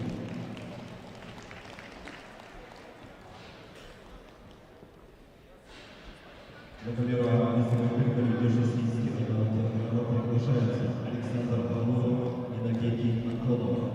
Оба представители Республики Саха-Якутия.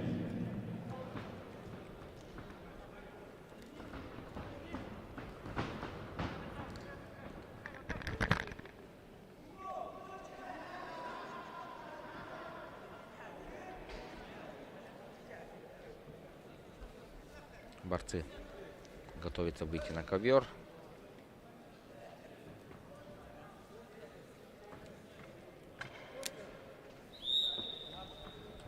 С красного угла выступит Александр Балуров.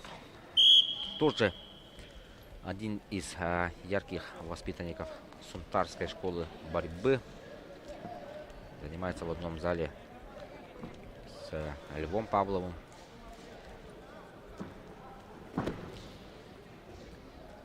Тоже одна из борцовских надежд Якутии. Про Иннокентия Антонова я мало что знаю, но посмотрим. Возможно, сейчас узнаем, что он себя представляет. Иннокентий Антонов. Судя по его секунданту, Антонов является воспитанником Черепчинской школы борьбы. В его углу сидит наш олимпиец, участник Олимпийских игр в Пекине Виталий Корякин. Виталий Корякин сейчас работает в Черепче, в спортивной школе имени Коркина. Так, Балуров. Так, здесь 1 балл будет или 2. 1 балл дает арбитр Джилустан Сивцев.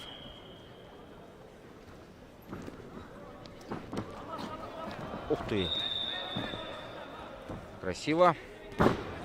Еще 2 балла. Здесь опасное положение.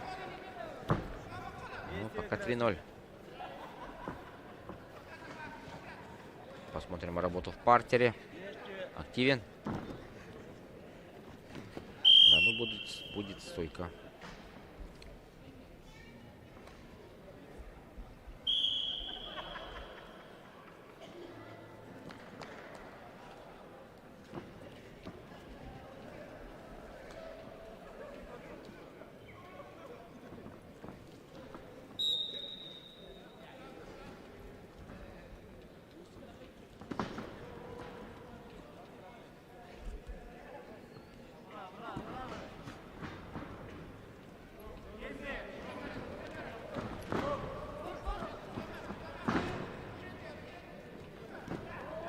атакует Александр Балуров. И, ох, красиво, да? Ох, как красиво, да. Закрутил сейчас соперника. Заработал еще 2 балла. На повторе вот этот прием обязательно посмотрим. Доставайте блокноты и записывайте.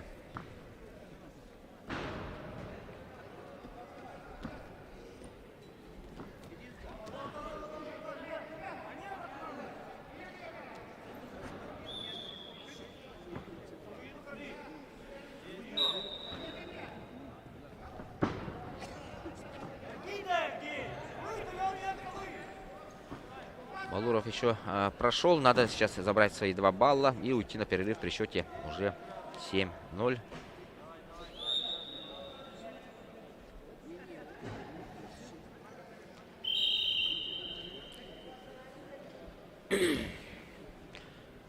Перерыв. Балуров пока спокоен. Посмотрим, как он зарабатывал свои баллы. Здесь зацепился за ногу.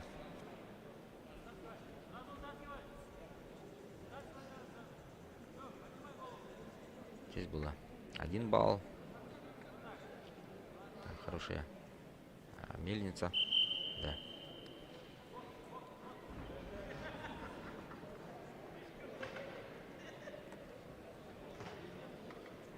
Да, вот здесь внимательно посмотрите. Попытка на кочергу, а дальше мы не увидели. Второй период.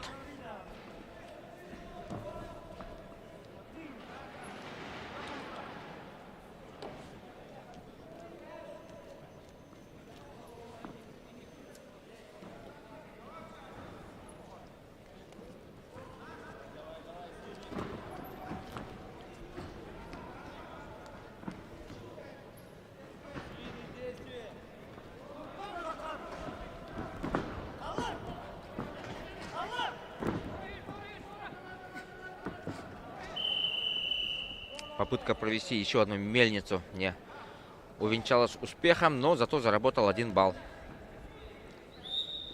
Вытолкнув за ковер. 8-0. Александр Балуров ведет пока уверенно в счете. До 61 килограмма. Чистую техническую победу одержал Борис Коншуев, Иркутская область.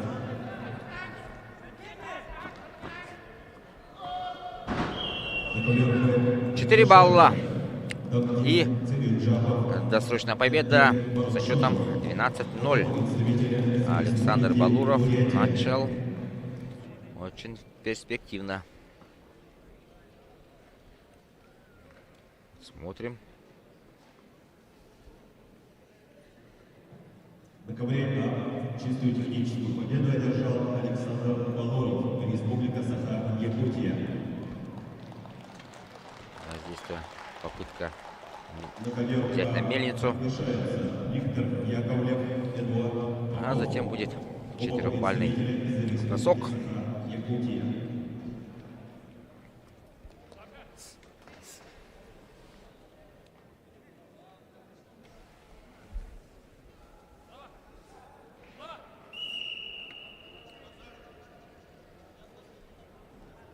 Итак, мы продолжаем. Виктор Яковлев и Эдуард Попов у нас выходят.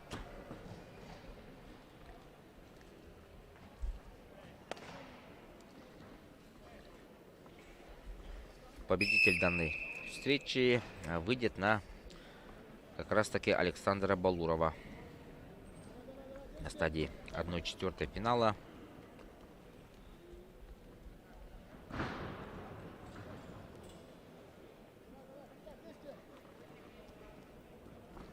Нет, извиняюсь.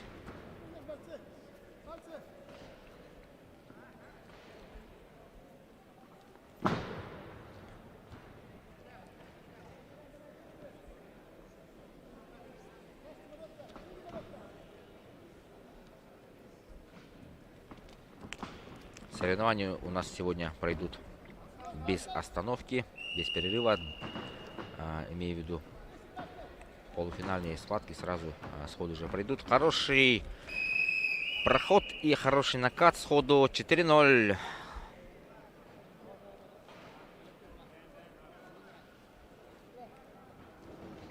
Почему всего 2-0? Посчитали, что за ковром уже исполнял вот этот накат Виктор Яковлев.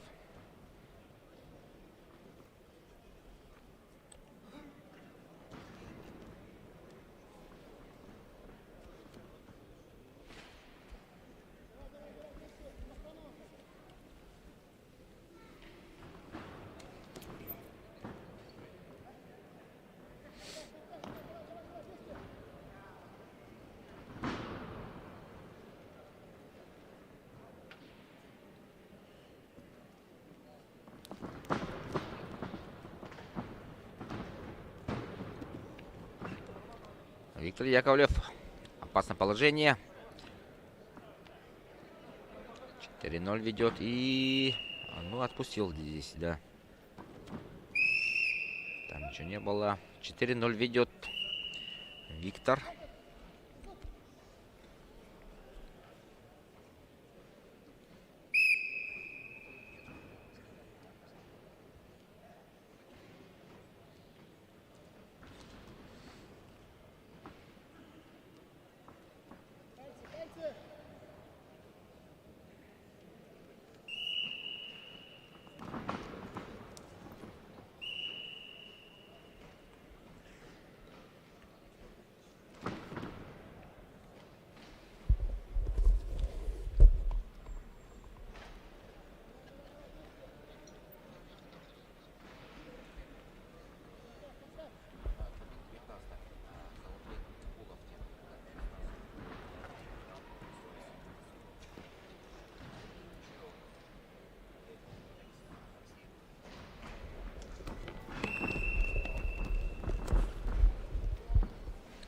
У нас 4-0.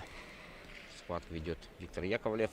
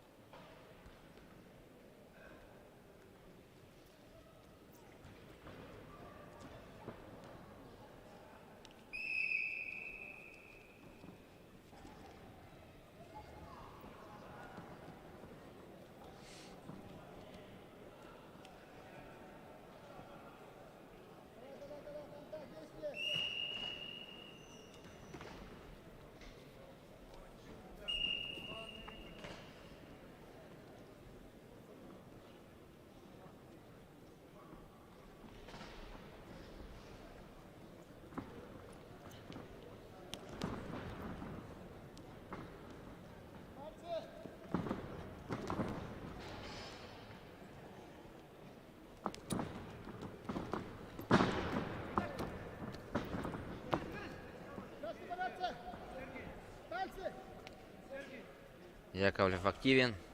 Даже при счете 4-0 решился на бросок, но не получилось.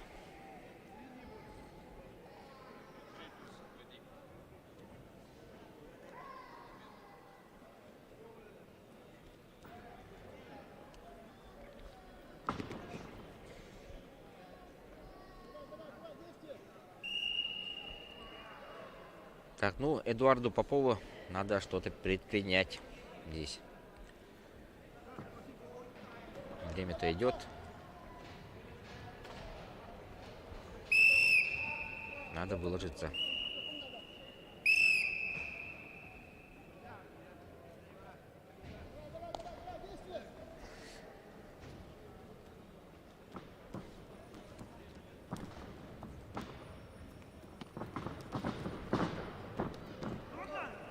Потап Яковлев вновь прошел в ноги. И сейчас должен взять 2 балла. Опа, нет, балла нету. Хорошую защиту показывает, кстати, Эдуард Попов. Пока еще балла нету. И стойка. Вот оно что. Эдуард Попов.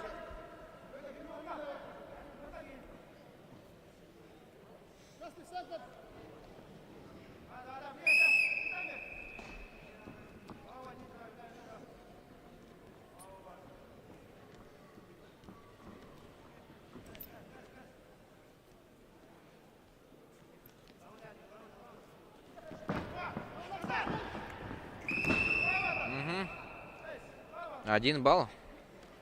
1 балл. А боковой показывает 2. Нет, 1 все-таки. 4-1. И да, за полминуты надо отыграть 3 балла Эдуарду.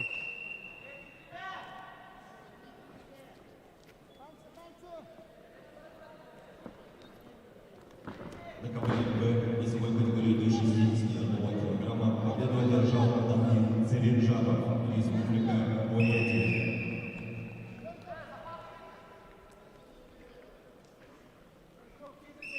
На ковер Б весовой категории до 61 килограмма приглашается Валентин Барнашов, Джигустан Гоголев. Оба представляют Республику Саха, Якутия.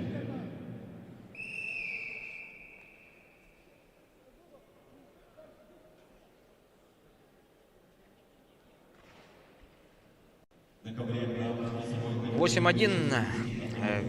победу одержал Виктор Яковлев Саха, Якутия. проходит следующий раунд.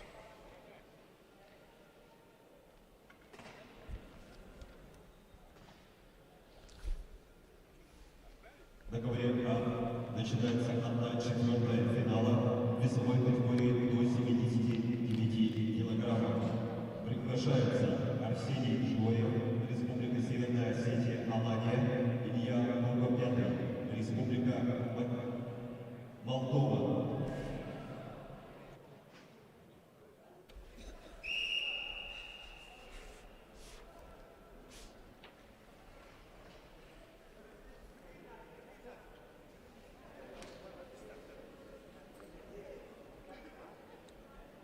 Так, давайте мы сейчас перейдем на ковер Б. Там тоже проходит схватка двух якутских борцов. Валентин Бурнашов, красный угол, красный трико, и его соперник Джигустан Гоголев. Тоже 2 якутских борца, 61 килограммов. Валентин Бурнашов родом из Амгинского Улуса. Он прекрасно борется и в Капсагае.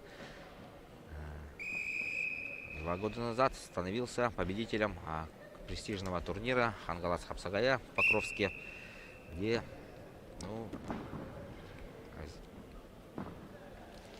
это была сенсация, да, скажем так. Молодой борец, 16-летний, победил на турнире среди мужчин.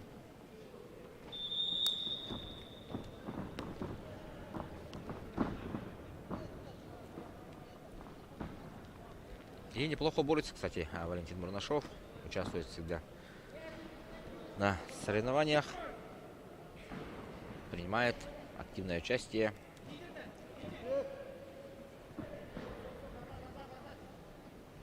Попытка скрестного захвата, но, мне кажется, это не очень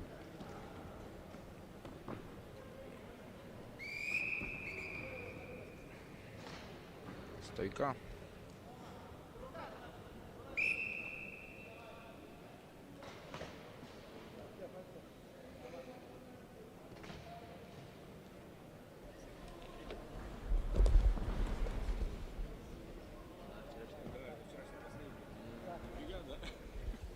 Там балла не было.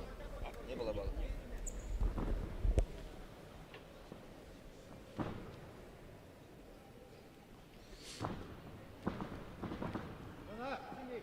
Так, ну Бурнашов здесь все контролирует. Все видит. А Джигустан Гоголеву нужно Что-то придумать.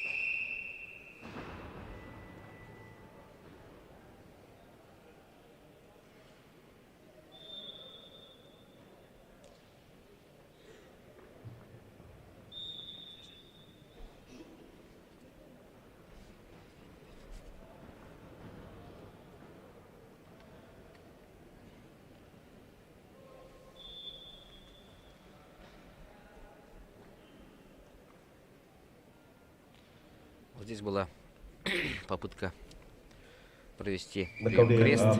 весовой категории до 79 килограммов чистую техническую победу одержал Арсений Джуэев, Республика Северная Осетия, Алания.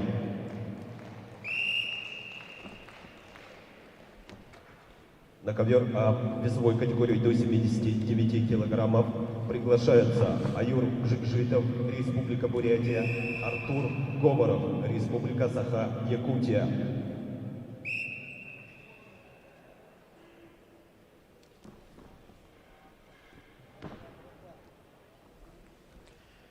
Четыре 0.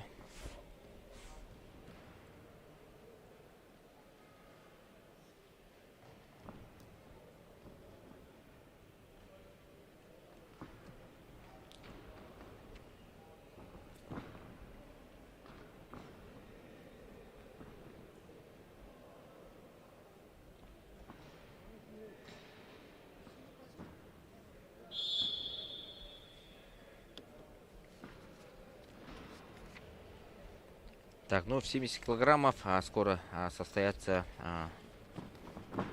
схватки в 1/4 финала.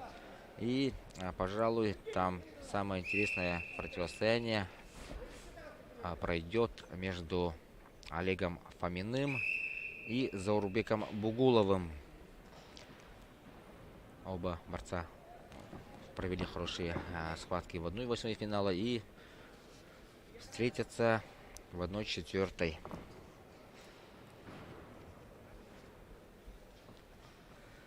Валентин еще 2 балла забирает. Валентин Бурнашов. И в следующем круге он выйдет на Виктора Яковлева. Виктора Яковлева, который в предыдущей схватке победил Эдуарда Попова.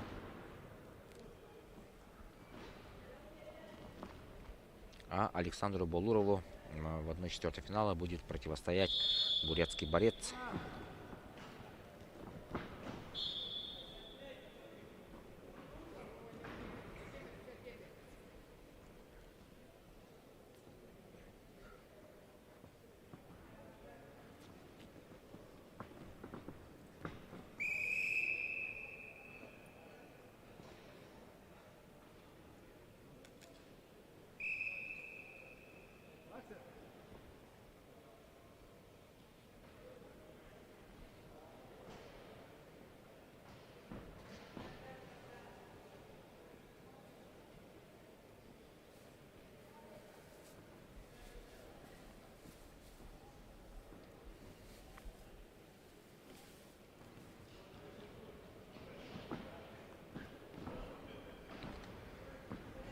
Девять 0.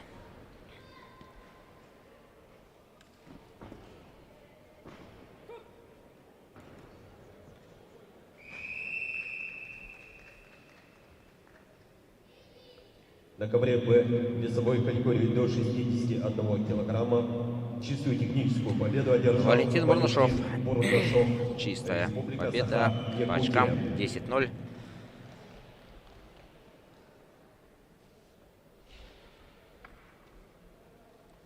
На ковре Б начинаются поединки 1/4 финала весовой категории до 79 килограмма. Приглашаются Дмитрий Денисеня, Республика Беларусь, Максим Судаков, Республика Бурятия. На ковре А победу одержал Аюр Жикжитов, Республика Бурятия. На ковре А начинается 1/4 финала весовой категории до 92 килограммов. Приглашаются Евгений Аронов, Республика Саха-Якутия, Ислам Кипчуков, город Москва.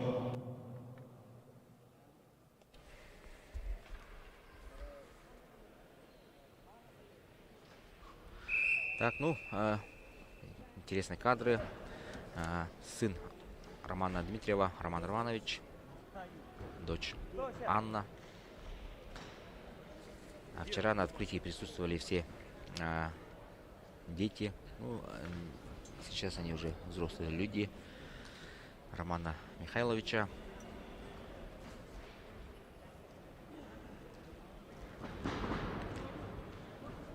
В категории до 92 килограммов.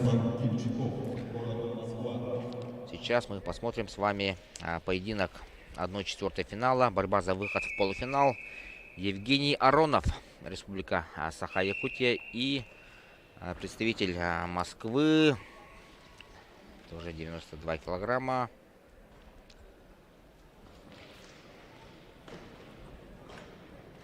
Ислам Кильчуков. Евгений Аронов и Ислам Кильчуков. Да, ух ты, как эффектно вышел Евгений Аронов на ковер. Евгений Аронов, молодой борец из Мирнинского района. Представитель. Ну, занимается здесь, в городе Якутске. Да, в училище Олимпийского резерва. И Аронов является младшим братом нашего другого тяжеловеса Андрея Аронова, который показывает очень хорошие результаты на всероссийских соревнованиях. И да, ну, вот такое бодрое начало от Ислама Кильчукова. Кильчуков свой первый поединок на этом турнире победил у Виталия Николаева. Там счет был 10-0. И попытка на кочергу не увенчалась успехом. Ух ты, какой перевод от Евгения Аронова. Я показал, что я тоже могу бороться, я тоже могу провести прием. И попытка наката. Здесь, что здесь? Ну, отдал ногу. Пока 2-1. Ну, тренером Евгения молодого борца Аронова является наш Иван Николаевич Цивцев, который в последние годы специализируется с борцами тяжелых весовых категорий. Ну, целую плеяду борцов он вырастил, начиная от Аяла Лазерова. Вот он, Иван Николаевич Цивцев. Долгое время, да, в 2000-х годах руководил первой сборной командой республики. Является заслуженным тренером. Да, и, ну, навязывает очень интересную борьбу пока Евгений. Ну да, начало было каким-то обескураживающим, да. Соперник нашего борца Ислам Кильчуков слишком уверенно начал. Потом инициативу перехватил Аронов. И пока. Что здесь 1 балл отдает Аронов. Да, 2-2, но по баллам, по качеству действий ведет Евгений Аронов.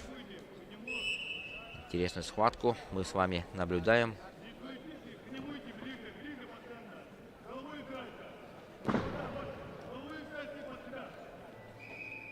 Мощные парни.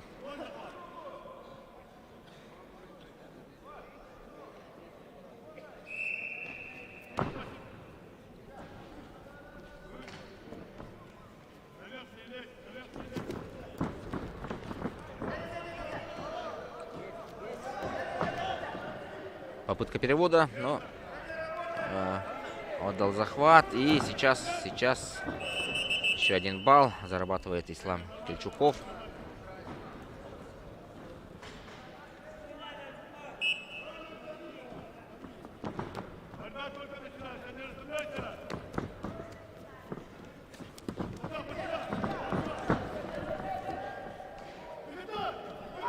Опа! 2 балла нет или есть?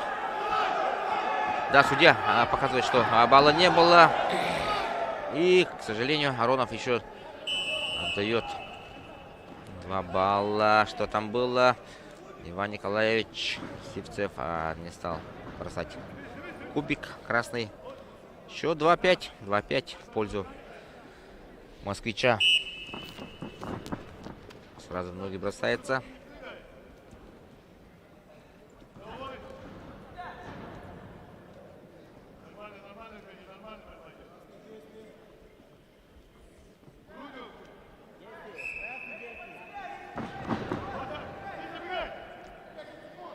Десять секунд остается.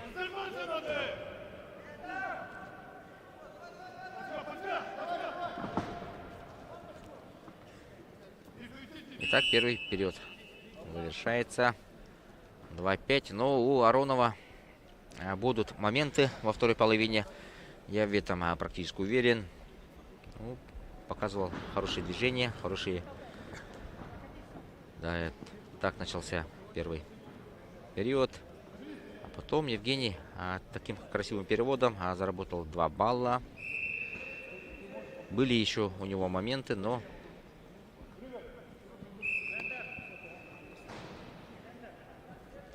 здесь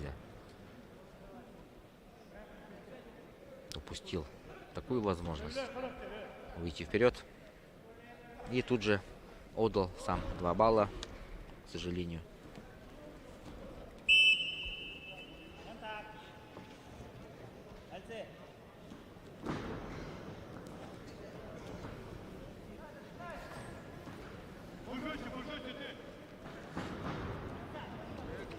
Пожестче выкрикивает Иван Николаевич Сивцев своему подопечному молодому. На ковре Б весовой категории до 79 килограммов победу одержал Дмитрий Денисенин, Республика Беларусь. Неплохо увернулся. Сейчас надо вот эти руки. 2 балла отдал. На ковре Б весовой категории до 70 2-8. 2-7. 1 балл. Все-таки. Борис Гаврилов, Республика Саха-Якутия.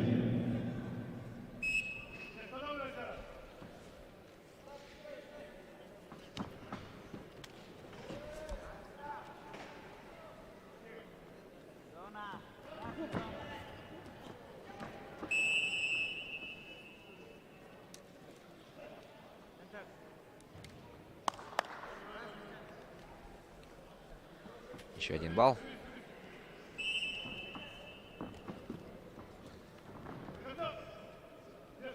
До конца, говорит тренер Иван Сивцев. Так, ну и через, этот поединок, к сожалению, мы выиграть, наверное, не сможем. Счет стал 2-10. Да, после этой схватки пройдет еще один поединок в этой категории между Павлом Дятловым и Егором Бельских, спортсмены Беларуси и Воронежа. А затем начнутся четвертьфиналы в категории до 70 килограммов. Первая схватка там будет очень интересно. Кстати, Александр Балуров против... Нет, извиняюсь. Там будет схватка, ну, наверное, центральная схватка. Заурбек Бугулов и Олег Фомин. Все ждут. Мне тут на WhatsApp пишут, на кого вышел Фомин, спрашивают. Я пишу на Заурбека Седакова. Нет, извиняюсь, Заурбекова Бугулова, да. И вот эту схватку очень многие ждут.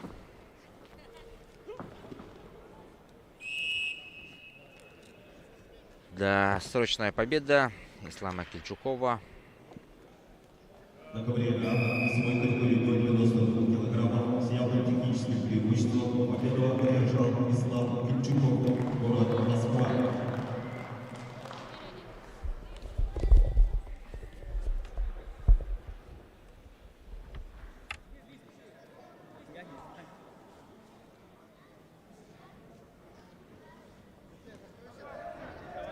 На ковер приглашается Павел Дятлов, Республика Беларусь, Егор Белискин, Воронежская область.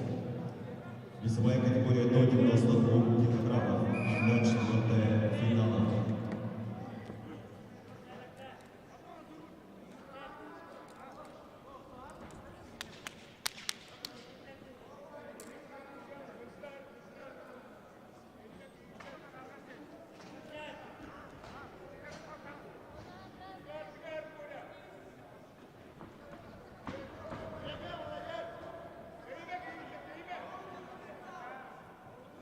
На ковер приглашается Павел Дятлов, Республика Беларусь.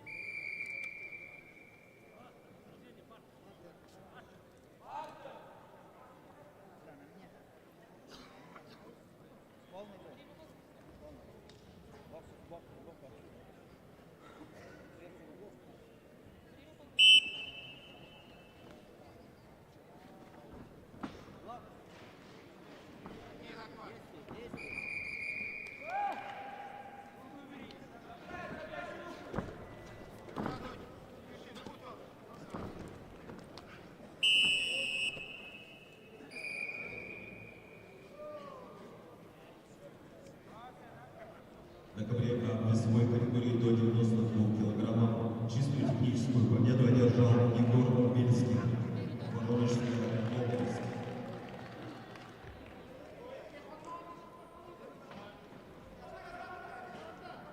На ковре начинаются поединки 1/4 финала весовой категории до 70 килограммов.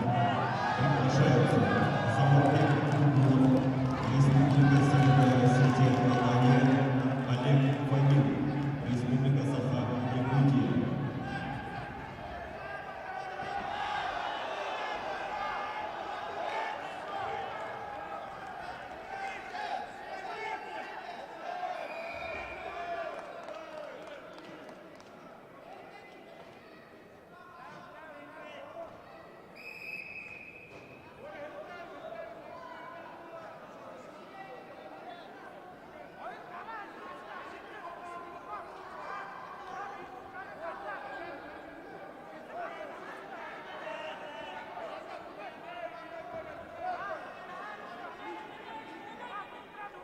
Итак, дорогие друзья,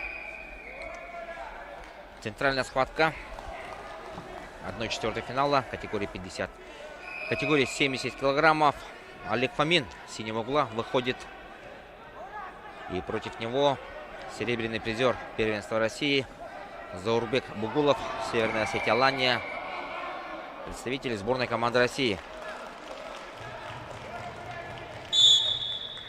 Посмотрим, что покажет Олег Фомин против грозного соперника.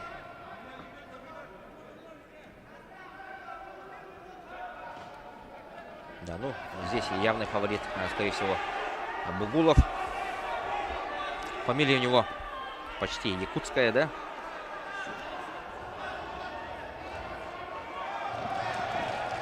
В интервью признавался Заурбек Бугулов, что стоит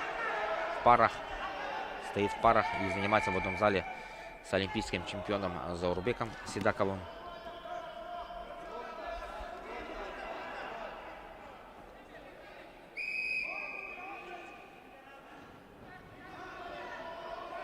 Ну а Олег Фомин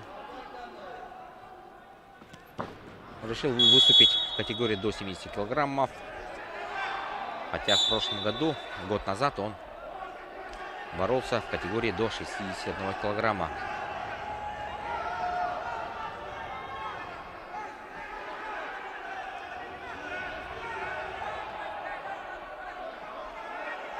Было бы очень интересно, если здесь боролся и Станислав Свинобоев, наш лидер. Но его нету, к сожалению.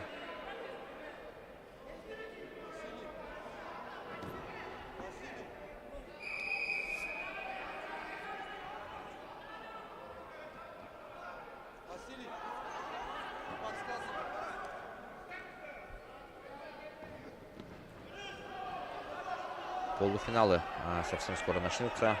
Через 4-5 схваток на всех коврах.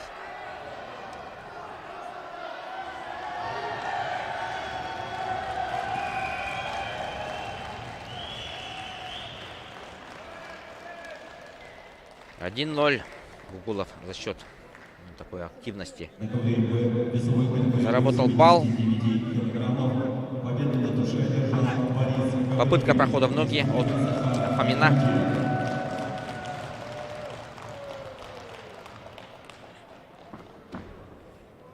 На ковре начинаются поединки 1/4 финала весовой категории до 92 килограммов. Приглашаются Аюн Немаев, Республика Бурятия, Сарцов Тимур, Монголия.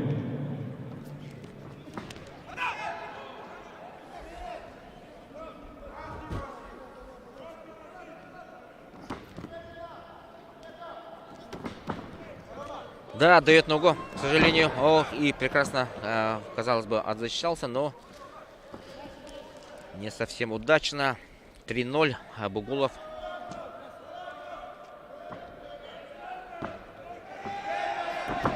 Накат. Там не было, а к нашему счастью 3-0 на исходе первой половины.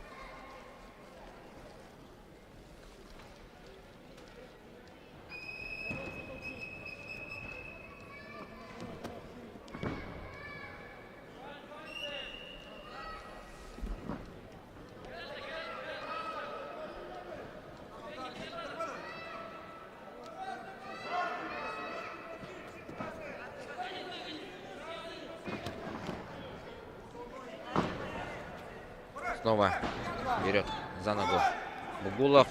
И еще 2 балла. Счет становится 5-0. 5-0. Работа в партере. И опять накат. 7-0. Еще накат будет. 9-0. Да, есть одного положения. Заурбек Бугулов празднует победу. И делают весомую заявку на финал. Вышел он сейчас в полуфинал. Победу одержал Заурбек Бугулов. Республика Северная Осетия, Алания.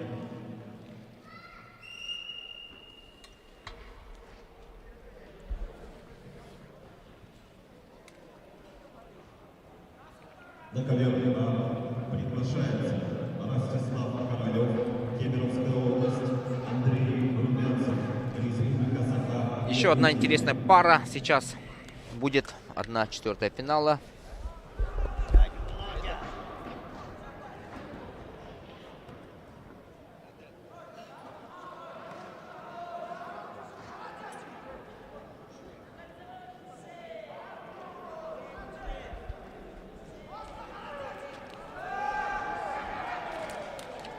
Так, на ковре А состоится интересная схватка.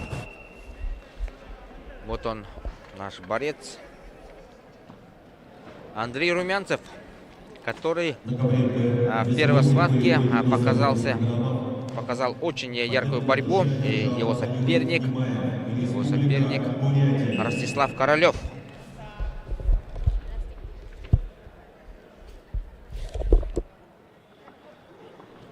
На ковер Б приглашается онлайн Монголия, Алан Плиев, Республика Северная Осетия, Алания.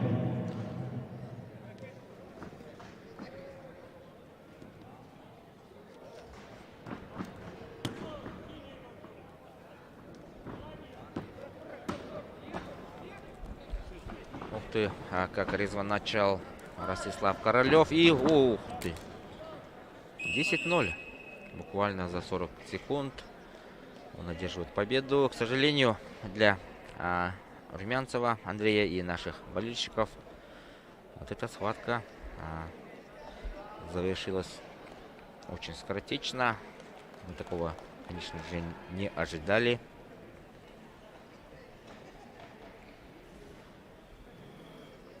Смотрим за повтором. Не успели оглянуться. С одного прохода партер показал очень такой. Ростислав Королев, Кемеровская область. На ковре А начинается 1/4 финала весовой категории до 61 килограмма. Приглашается Батмасан Кадхулык, Монголия. Мы же останемся на ковре А, где состоится еще одна схватка 1/4 финала. Борьба за выход в полуфинал, где будет представлен борец из Якутии Юлиан Григорьев. Он выйдет против борца из Монголии.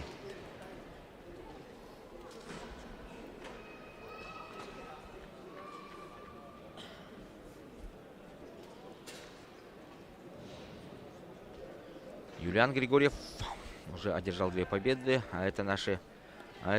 Сидят наши почетные гости. Абдусалам Гадисов, старший тренер сборной команды России среди юниоров. На переднем плане Шамиль Кудиямагомедов, старший тренер среди юниоров сборной Дагестана. А посередине, в центре, Александр Степанович Кантоев, заместитель директора училища Олимпийского резерва, призер чемпионата мира, призер многократных чемпионатов Европы.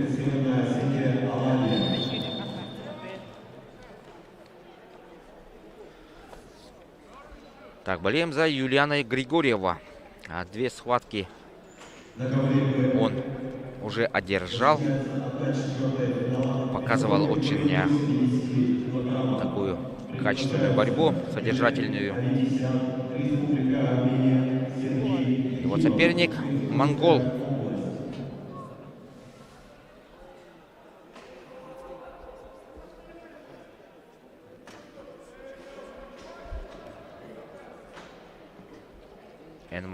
Энхманлай Батмунх.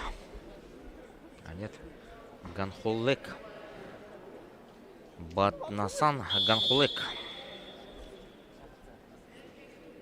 Да, внешне похож на якутского борца. Не различить, да? Да. Попытку пройти.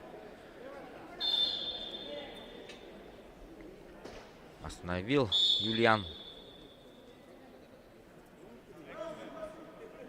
В случае победы Юлиан пройдет в полуфинал турнира в категории до 61 килограмма.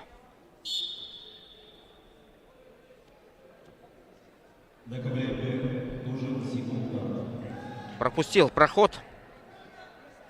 Так, опасное положение. И 0-2. 2-0 повел монгольский борец.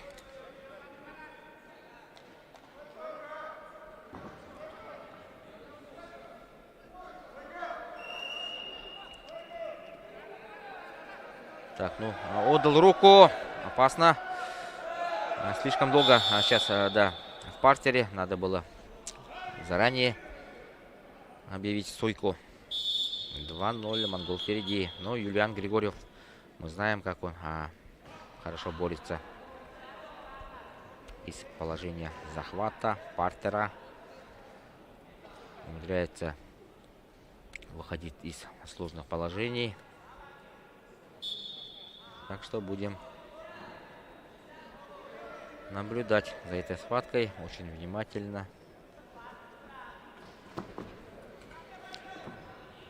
Еще один такой же проход от монгольского борца. Пулей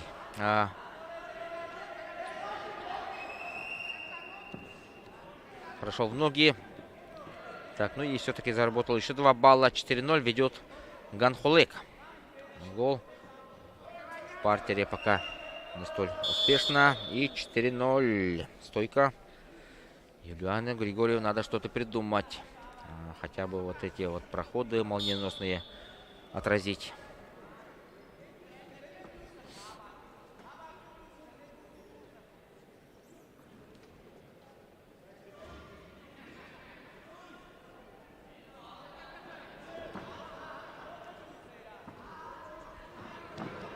Ух ты. Так, как оценит судья? 2 балла Юлиану Григорьеву. 4-2. Ух ты. Боковой показывает, что балла не было. И в итоге 0 на табло у борца синего угла Григорьева Юлиана.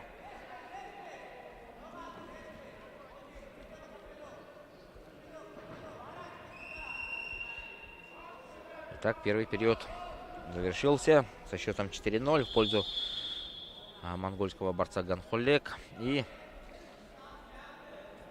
будем надеяться на второй период. Вот почти 2 одинаковых прохода было от монгольского борца. В ожидательной манере боролся и так молниеносно проходит многие. Это его второй проход. И первый почти одинаково они исполнялись.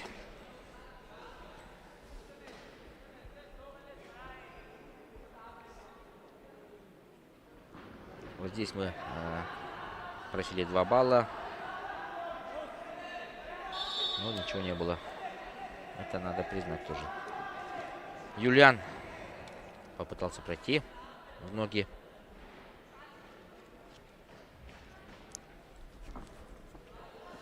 Снова монгол.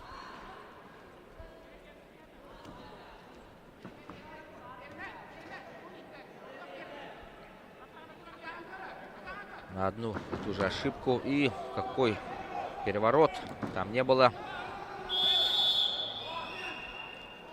Так, 1 балл Юлиану.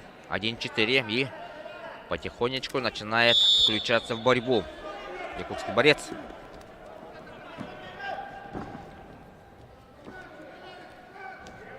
Что-то надо придумать. Какие-то волевые решения.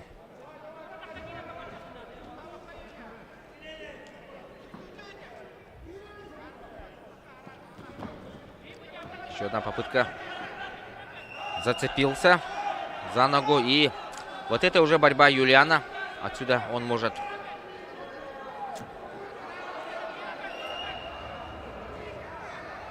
Забирает вторую ногу. И 2 балла. 2 балла есть. Счет становится 4-3. Так, попытка на наката. Нет, стойка. 3-4. Проигрывает Юлиан, но что-то мне подсказывает, может он переломить вот эту схватку.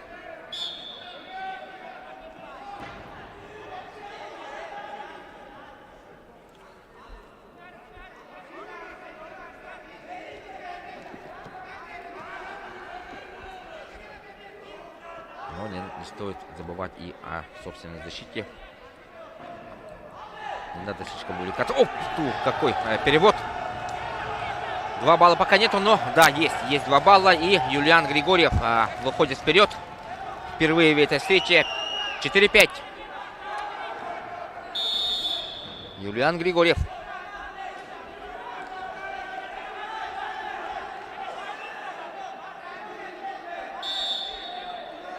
Так, ровно минута остается до конца встречи. Надо сейчас очень-очень внимательно работать.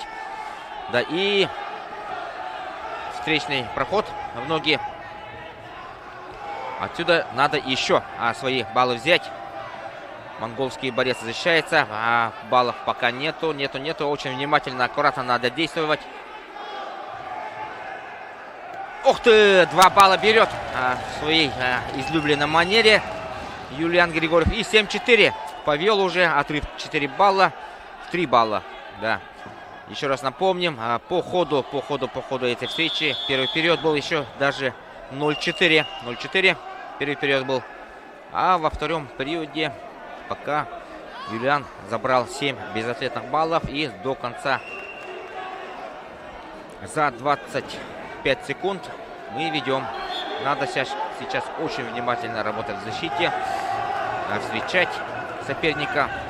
И не забывать о контратаках. 10 секунд. Хорошая защита. Опасно было. Здесь с этого положения у нас преимущество. И Юлиан Григорьев. Молодец. Волевая победа. Проходит сильного соперника. И Юлиан Григорьев выходит в полуфинал, дорогие друзья. В весовой категории до 61 килограмма. Юлиан Григорьев приятно удивил. Еще раз напоминаем, счет первого периода был 0-4. Мы горели со счетом 0-4, но второй период, я же предполагал, что Юлиан может вытащить вот эту схватку. Мы же останемся на ковре А, потому что там выйдет еще один якутский борец.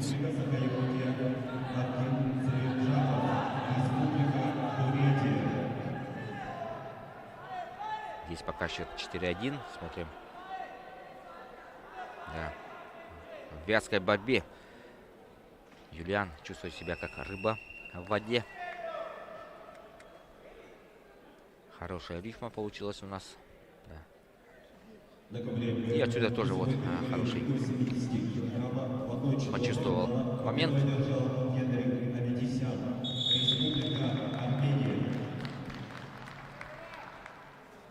Еще одна встреча. Интересная, четвертьфинальная. Александр Балуров. И, кстати, еще один сунтарский борец. Юлиан Григорьев, тоже воспитанник сунтарской школы борьбы. А вот Александр Балуров тоже. Его соперник Церен Жапов из Бурятии. Дамдин Церен Жапов.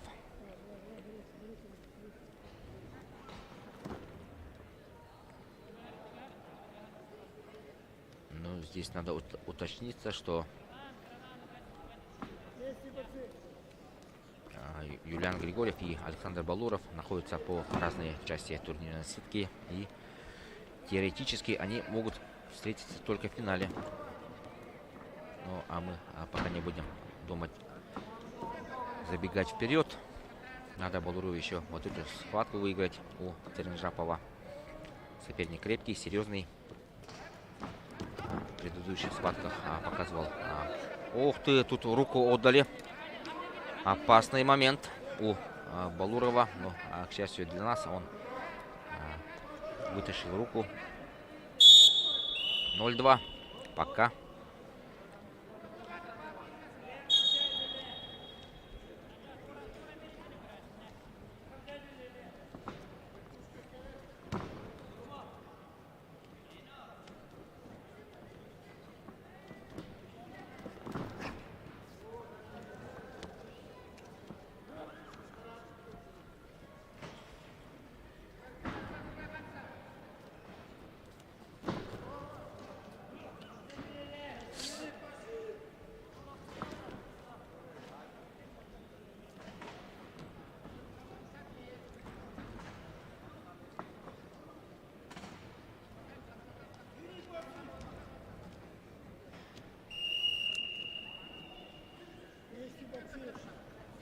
Да, пока не столь активно работает оба борца. В закрытом стиле борются.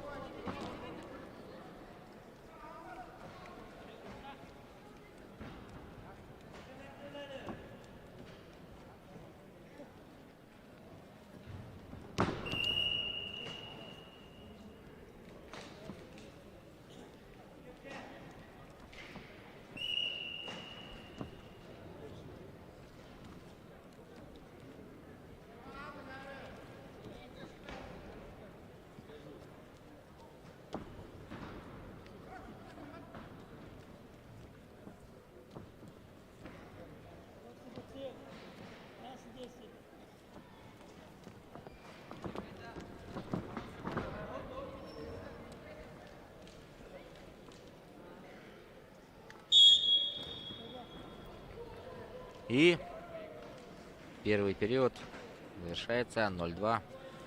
Схватку ведет Дамдин Церенжапов. Балуров пока не включил своих оборотов в первом периоде. Наверное, сохранил силы для второго.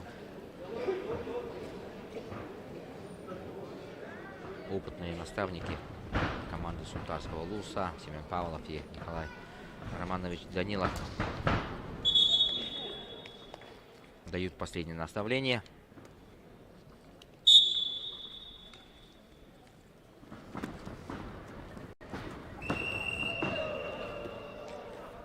Так, и у нас еще 2 балла забирает Церенжапов. И тревожный звонок у нас. Дорогие друзья, Балуров Александр проигрывает 0-4 Церенжапову. Надо что-то сделать. Аналогичная ситуация была и у Юлиана Григорьева. Он тоже горел 0-4, но потом выиграл 7-4.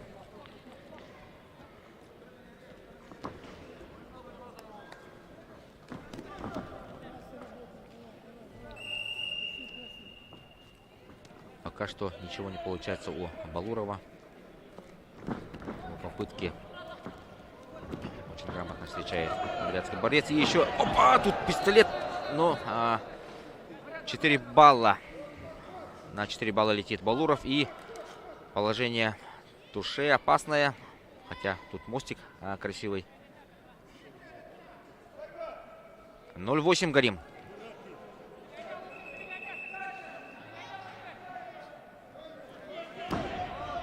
Да, и, к сожалению, Дамдин Церенжапов побеждает нашего фаворита. На ковре весовой категории до 61 килограмма. Прямо скажем, разгромил Балурова.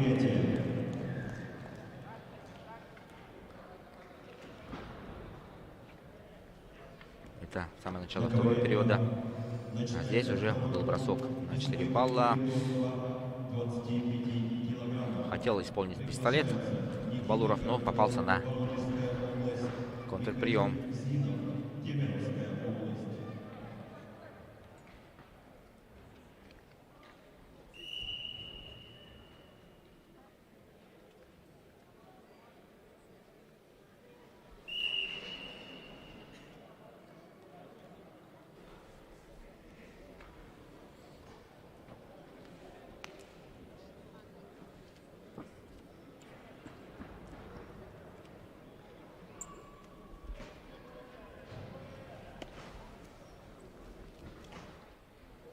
На ковре Б идет четвертьфинал в категории до 70 килограммов. В синем трико Магомедемин Эльтемиров. А в красном трико представитель Республики Бурятия Упхоев.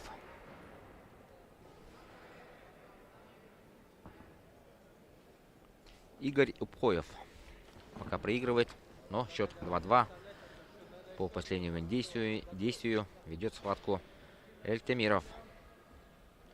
Команда Чеченской Республики.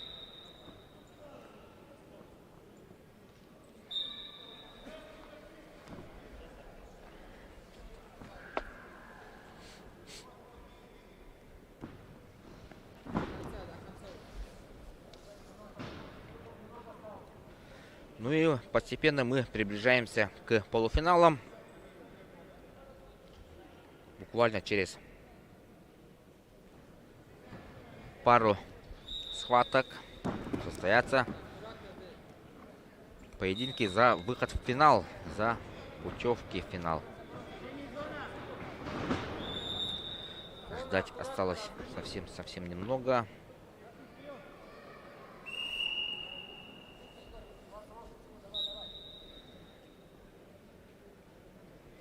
Концовка встречи. 28 секунд до конца этой схватки. Игорь Упхоев проигрывает. Магомед Эльтемиров.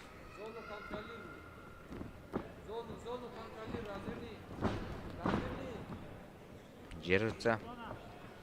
Активно защищается. И у Упхоева была такая возможность забежать за спину, но не... Ух ты! Так, челлендж надо бросить. Челлендж бросить надо, мне кажется. И здесь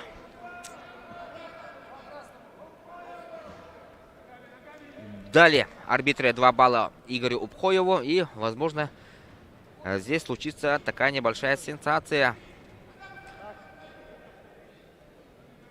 Арбитр на ковре Владимир Карпенко отдает 2 балла представителю Республики Бурятия. Да, смотрим на секундомер. Отсюда очень хорошо все видно. Пока остается 7 секунд. 6. И тут надо внимательно все смотреть. 1 секунда. Последняя секунда пошла. И да, есть баллы. Есть 2 балла. Здесь нам все хорошо видно. Другое дело, что покажет камера, какой ракурс там стоит. Ну, по нашим повторе видно, что Игорь Упхоев взял за десятые доли секунды, за сотые даже, балл.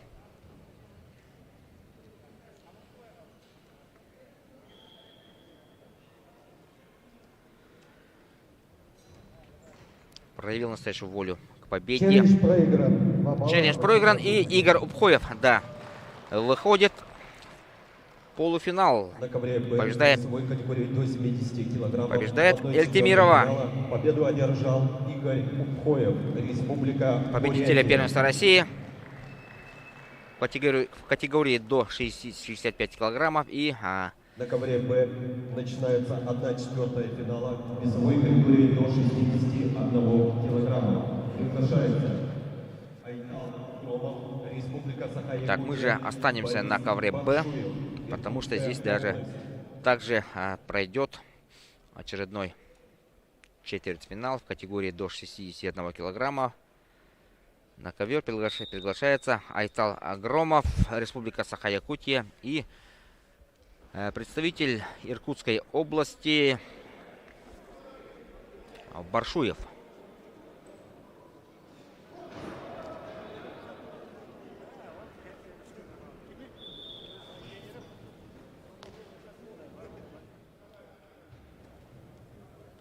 Борис Баршуев на наших экранах в синем трико. Айтал Громов, Республика Саха-Якутия.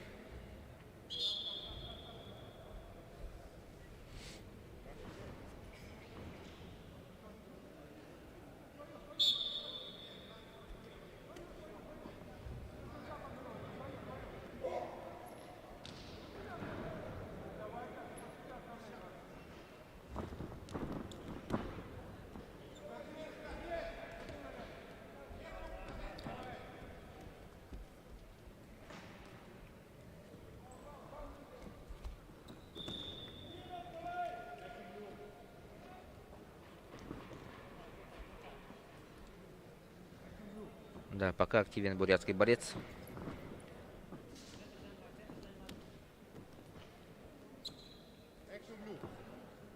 Борьба идет за центр ковра.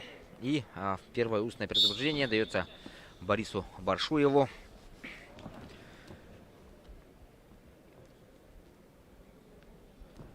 Айтал Громов. Ух ты.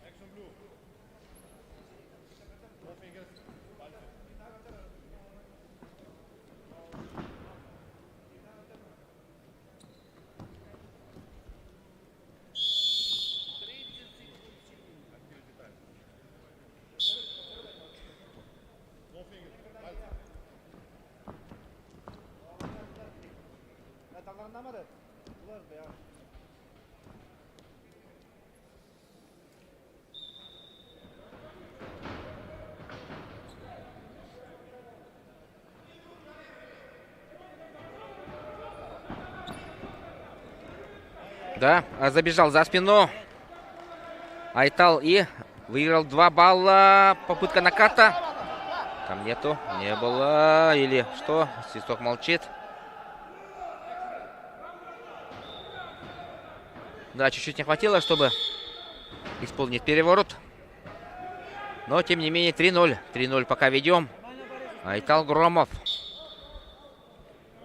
Воспитанник Чурапчинской школы борьбы.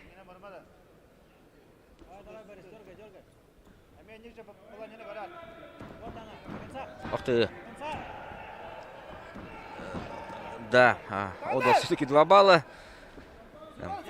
За пятку зацепился бурятский борец Борис Баршуев. И стойка. 3-2 ведет якутянин.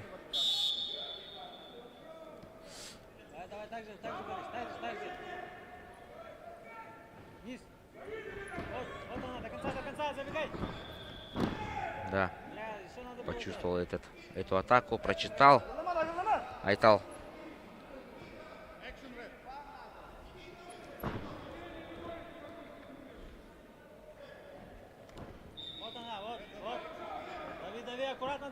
Надо выдержать. 10 секунд остается, но все-таки 3-3. И впереди уже Борис Баршуев.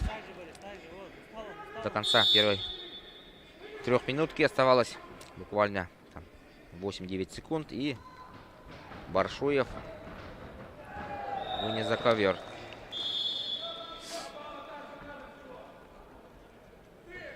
Первый период.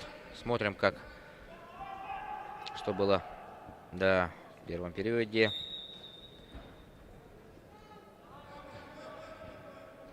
Да, вот за левую ногу обычно проходит, оказывается, бурятский борец.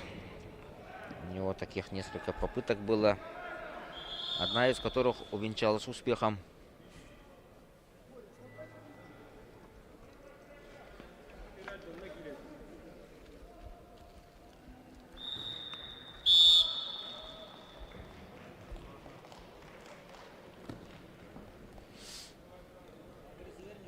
На ковре А весовой категории до 125 килограммов победу одержал Никита Карпунов, Воронежская область.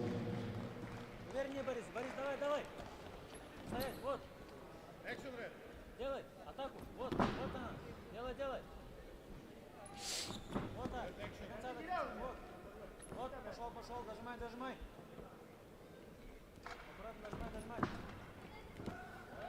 На ковре А начинаются полуфинальные поединки весовой категории до 79 килограммов.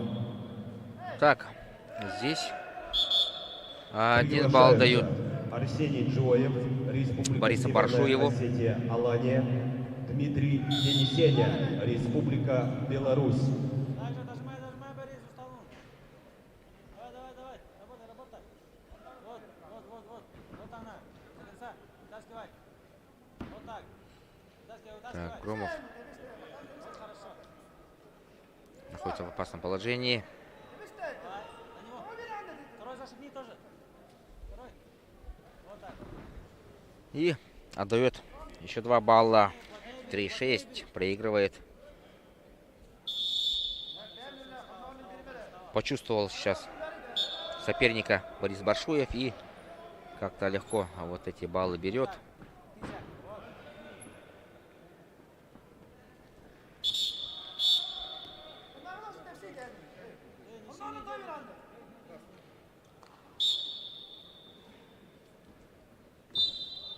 Вот так, давай, давай, давай. Нет, аккуратно. Лучше дергай.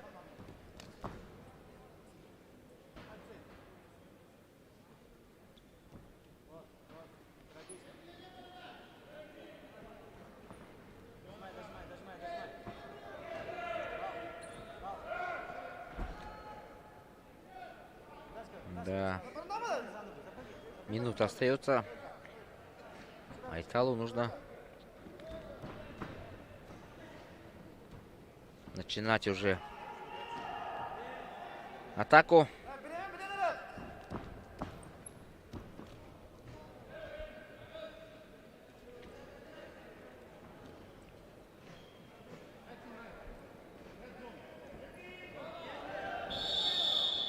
И еще 1 балл Бориса Баршуева.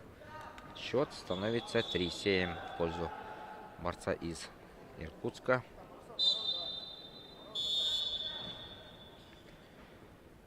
Айтала Громова спасает только 4-бальный бросок здесь. Вытащи, вытащи голову.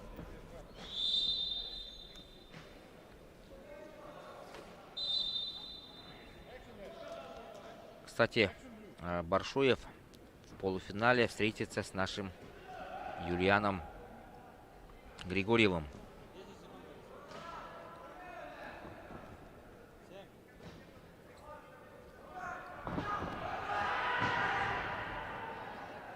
Попытка броска, но все. Чистая победа. Или счет 3-9. На ковре Б Но весовой не столь важно. категории до 61 Важно то, что килограмма победу в этом одержал поединке одержал Баршуев, Борис Баршуев из Иркутская Иркутской области и проходит в полуфинал.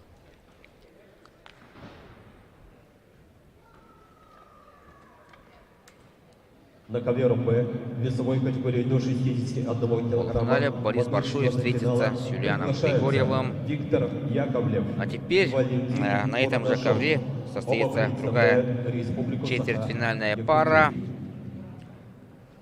Виктор Яковлев, Республика Саха-Якутия, и Валентин Бурнашов, тоже представитель нашей республики.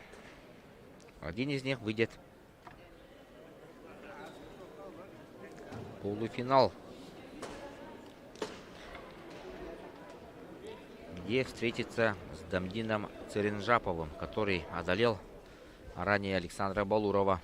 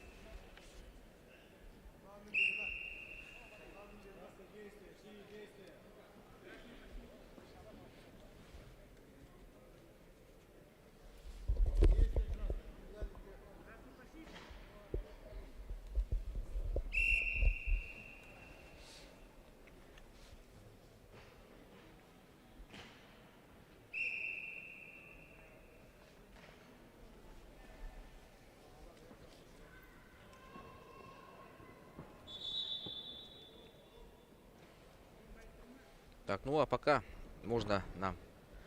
Давайте расскажем интересные факты из спортивной жизни Романа Дмитриева. Если интересно, да? Может, мало кто знает, но Роман Дмитриев стал чемпионом Олимпийских игр в Мюнхене, когда ему было всего 23 года. Представляете? 23 года он стал уже олимпийским чемпионом. Сейчас многие говорят, что когда спортсмену всего 23 года, говорят, он перспективный, все еще впереди. А тогда Роман Дмитриев уже в свои 23 года был уже олимпийским чемпионом, чемпионом мира.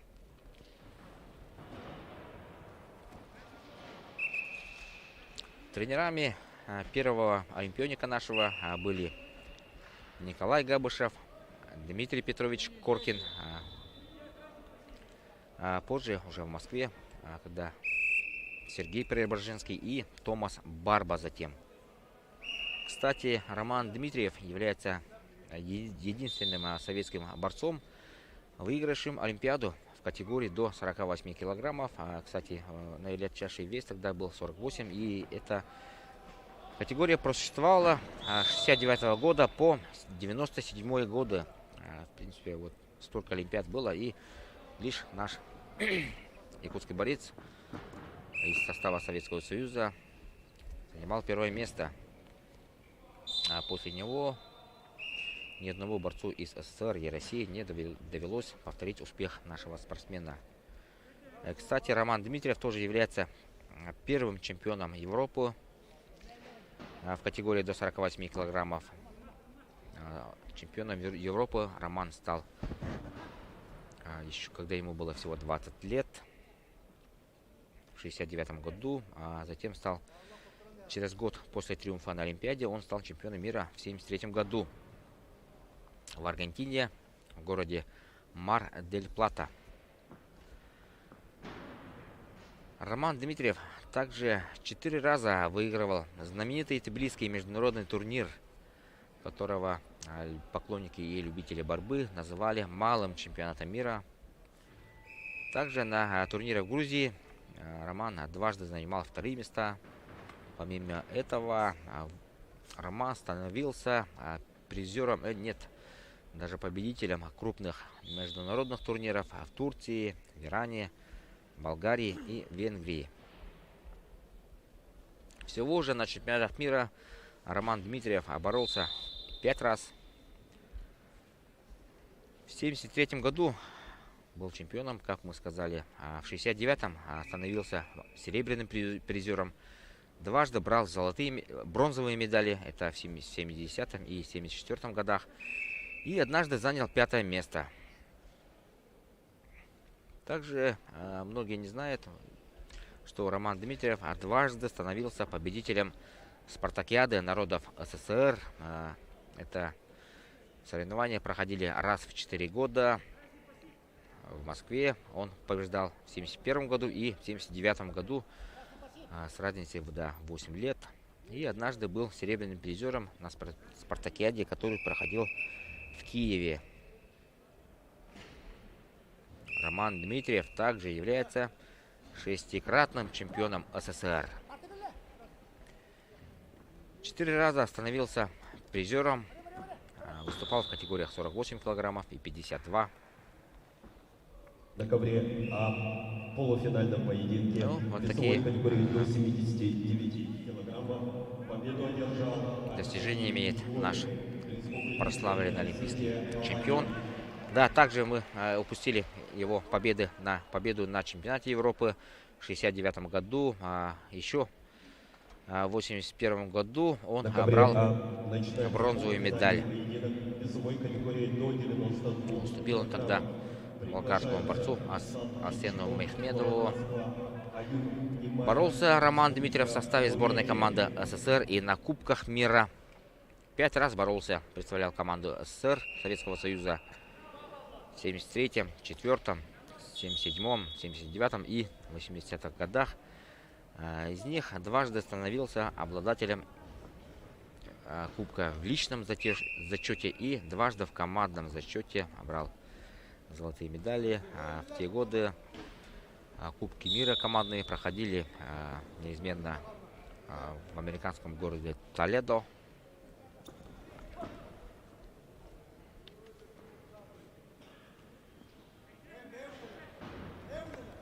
Роман Дмитриев работал и тренером, кстати. Имеет звание заслуженного тренера Советского Союза. Отвечал в команде СССР за легкие веса. Был и главным тренером якутской сборной. Позже работал и старшим тренером юниорской сборной России, должность, которую сейчас занимает Абдусалам Гаджисов.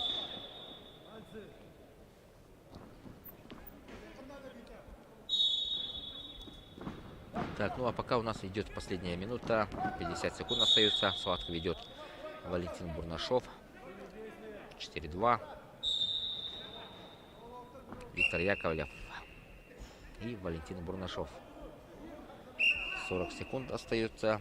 Борцы, кстати, разыгрывают путевку в полуфинал.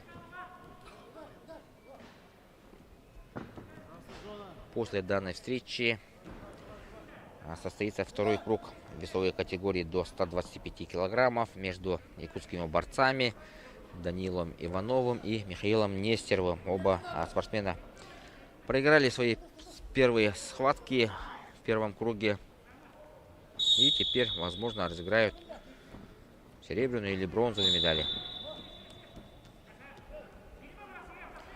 Золото почти записал в свой актив здесь представитель из Воронежа Никита Горбунов. Так, и у нас 4-4. 4-4. И по последним... Нет, по 2 дает арбитр. Челлендж бросил тренер Виктора Яковлева Николай Николаевич Рожин. И посмотрим повтор. Давайте посмотрим.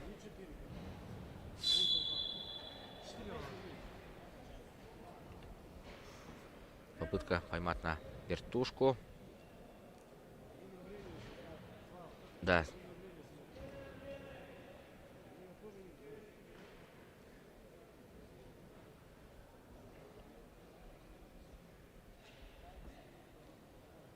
Ну, мне кажется, Бурнашов здесь выиграл. Здесь было исполнение, скорее всего, наката. Вот им еще накат, да.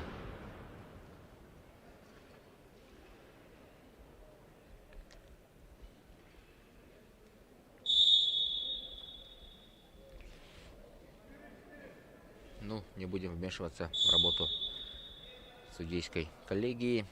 Они вынесут наиболее правильное решение. Да, некоторые болельщики сидят в масках. Пандемия коронавируса еще дает свои отголоски по республике. В день фиксируется порядка 500, да, 400 людей. Но не будем о грустном. Четырехбальный бросок. Николай Николаевич Рожин. Валентин Бурнашов. Воспитанник Амгинской школы борьбы.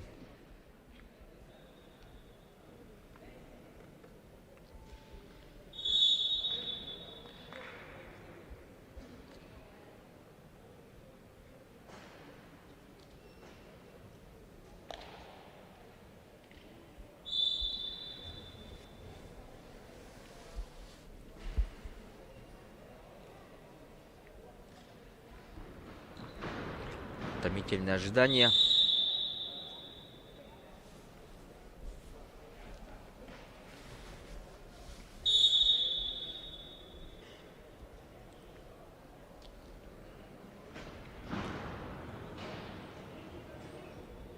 Челлендж проигран, 2-2. Действие. Челлендж проигран.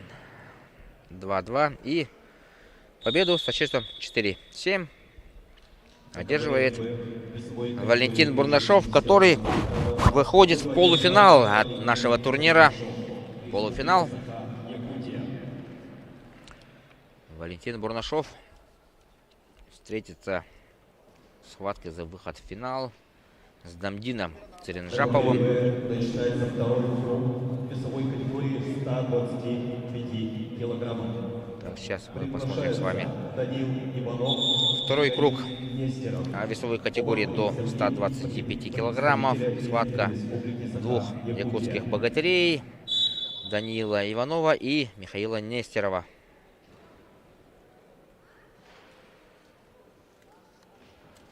А потом состоятся уже полуфиналы, дорогие друзья. Полуфинальные схватки. Параллельно на двух коврах.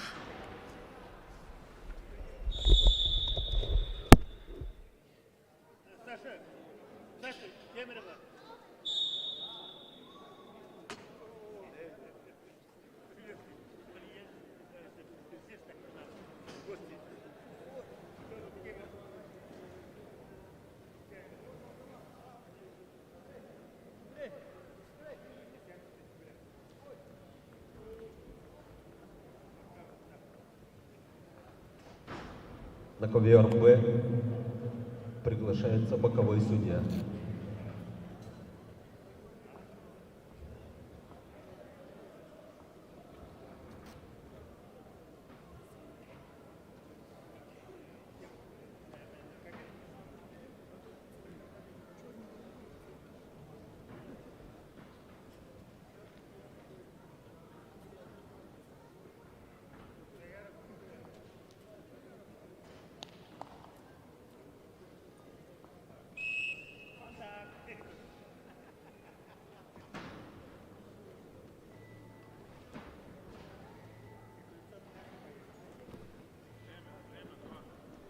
Время включить.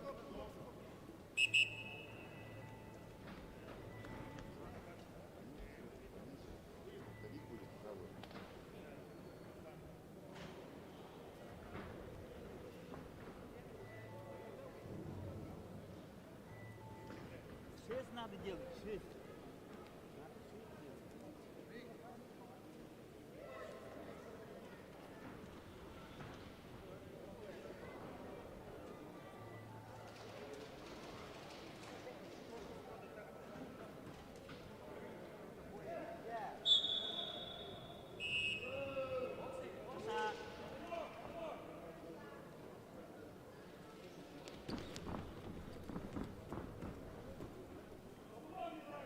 Вторую возьми, вторую подмышку.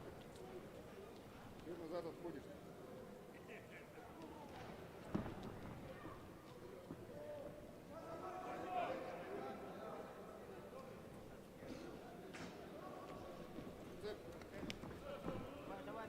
Давай. Давай. Да не давай, в новую руку возьми. Двигайся. На ковре А весовой категории до 92 килограммов победил Ислам Кильчуков, город Москва. Двигайся, Миша.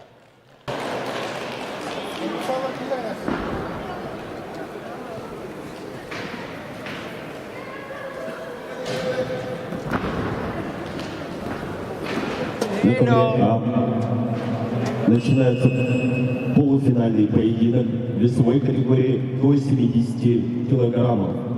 Приглашаются Заурбек Бугулов, Республика Северная Осетия, Алания, Генрих Аветисян, Республика Армения.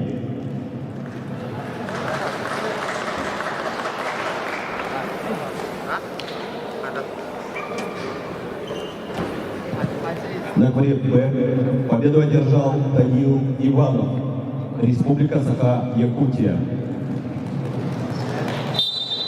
На ковре Б начинается полуфинальный поединок весовой категории до 79 килограммов.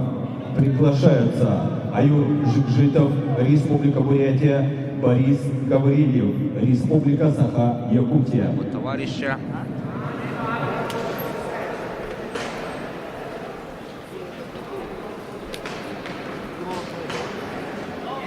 Так, и полуфинал категория до 79 килограмм. программа. Якутский борец будет представлен. Борис Гаврилев.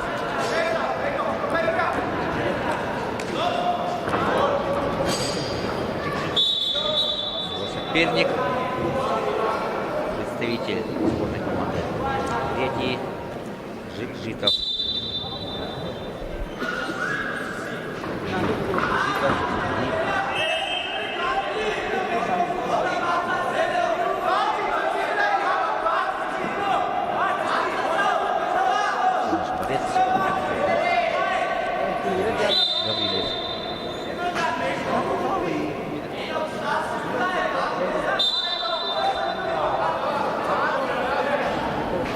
Категория 70 килограммов.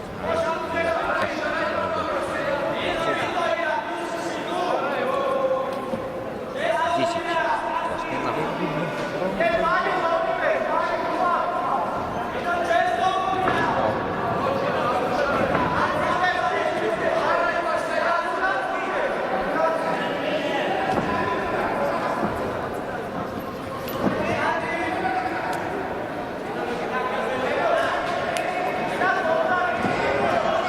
Раз на двух коврах. Финалы. На ковре. Б. Категория 69 килограммов. В современном ковре 70 килограммов, где Заурбек Мугулов и Аветисян борются.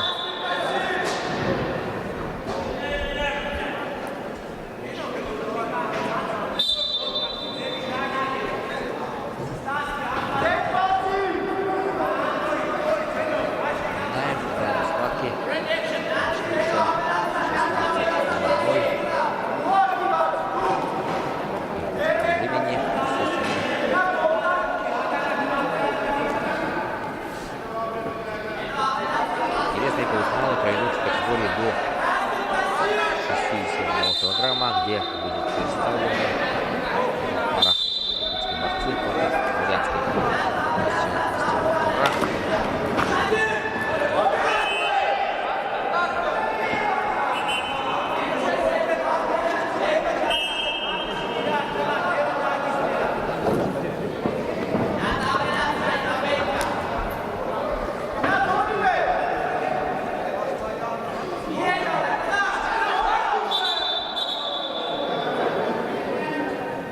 Аюр Жикжитов пока ведет схватку 2-0. Как он лучше выглядит по делу. И активен, атакует. У Бориса Гаврилева будет свой шанс на успех. До конца первого периода остается чуть меньше полминуты.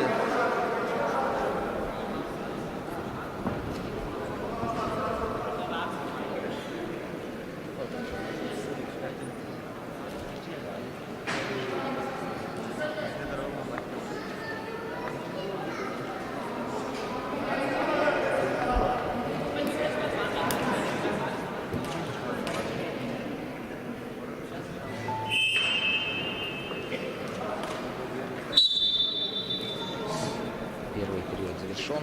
2-0. Смотрим повтор, как набирал свои 2 балла Аюр Жикжитов.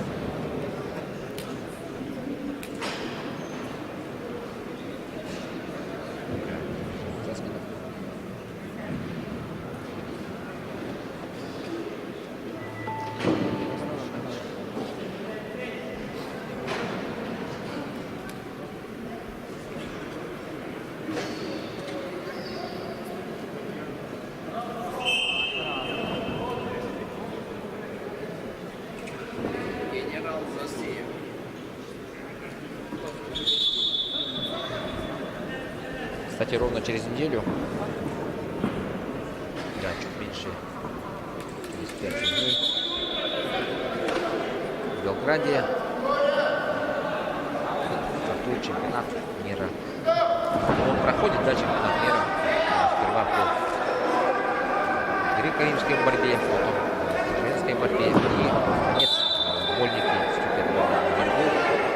И 4 якутских борца будут представлены. Наши легионеры из Австралии. Это Георгий Окороков из Японии, чемпион Европы этого года, Владимир Егоров. За команду Польши выступит на чемпионате мира опасно Эдуард Григорьев. И четвертый наш участник — это Николай Охлопков, представляющий команду Румынии. Болеть, смотреть за эфирами прямыми.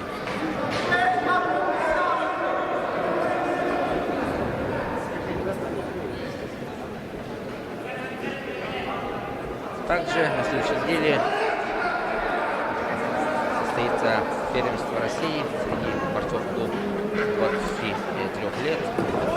Также в Минске параллельно с чемпионатом мира пройдет международный турнир по вольной борьбе на призы трехкратного олимпийского чемпиона Александра Медведя. Так что на следующей неделе будет тоже спортивная. Здесь на кого посмотреть на турнире Александра Медведя в Минске.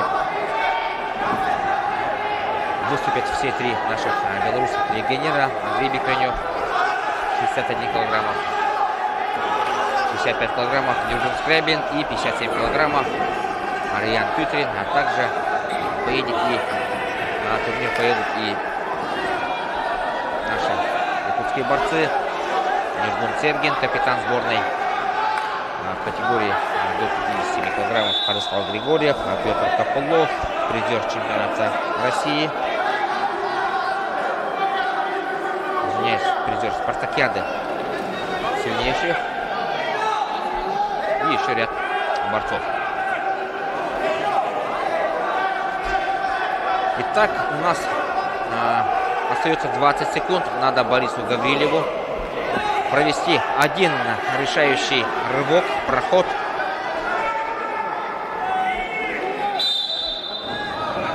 Ах ты, неподготовленный прием.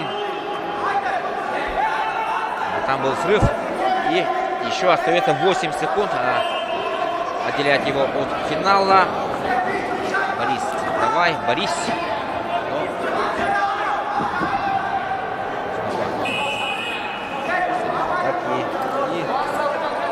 Финал проходит Аюр Жикжитов, представитель Республики Бурятия. Поединке весовой категории до 70 килограммов победу одержал Аюр Жикжитов, Республика Бурятия.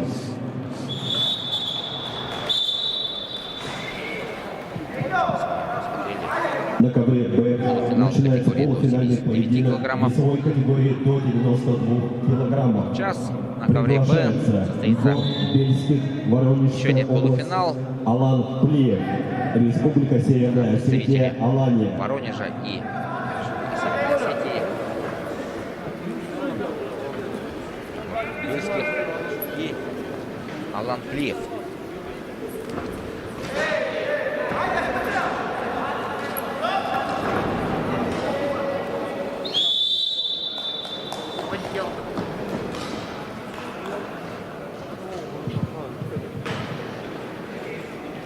На ковре А в полуфинальном поединке весовой категории до 70 килограммов чистую техническую победу одержал Заурбек Бугулов, Республика Северная Осетия, Алания.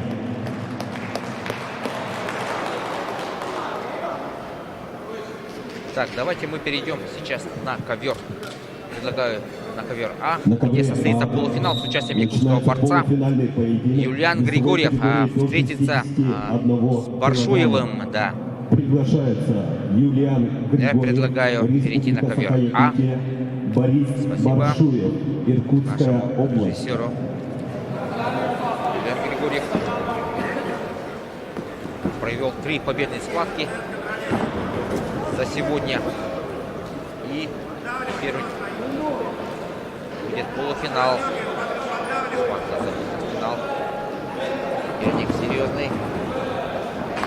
Представитель Иркутской области.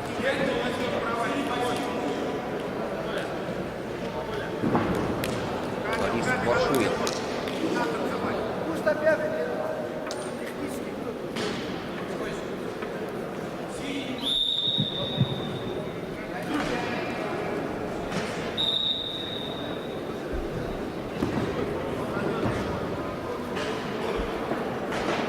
Варшуин, кстати, победил Александра Балурова. Мы знаем. В четвертьфинале. И в данной категории до 61 килограммов такой противостояние якутских и бурятских борцов.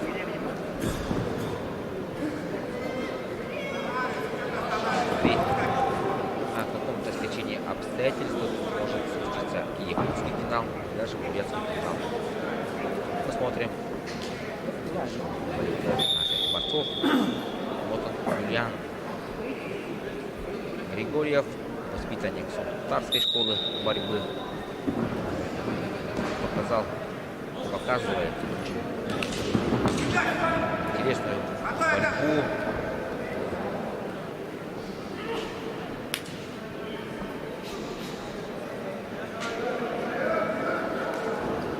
Так, борцов Бобра.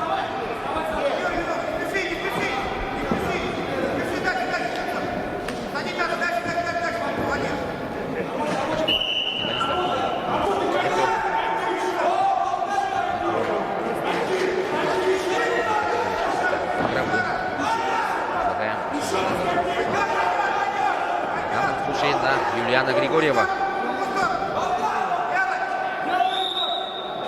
Очень хорошо себя чувствует Юлиан Григорьев не в такой борьбе, где с дистанции атакуют, да, а именно вот с положения захвата, в положении в партере.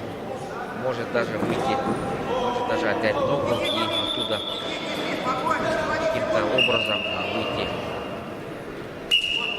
найти для себя более выгодное положение. В таком случае мы такую борьбу видели Юлиан. Борис Варшуин пока пассивен. Пока стоит Юлиан Григорьев.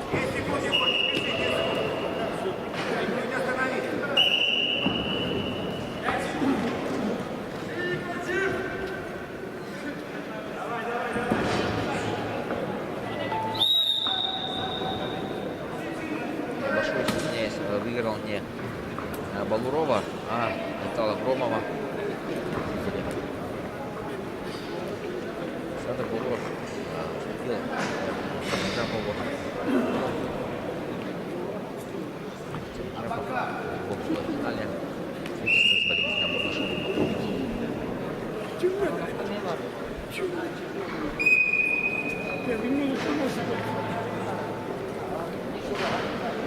Неожиданно дали пассив Юлиана Григорьеву. Пускай пройти в ноги. Есть.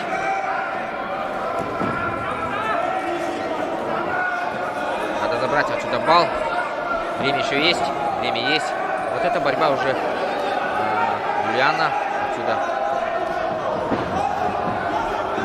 Да, ну дали 1 балл Баршуеву за пассив в предыдущем эпизоде. Так, отсюда не сможет что ли взять. Да, да. Пока нету. Хотя бы 1 балл надо взять. Соперника за ковер.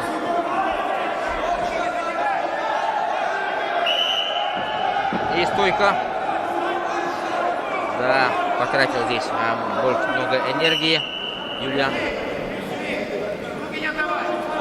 Но почти во всех схватках на этом турнире первый период Юлиан выигрывал. Бывало и с более крупным счетом. Но во втором периоде он раскрывался.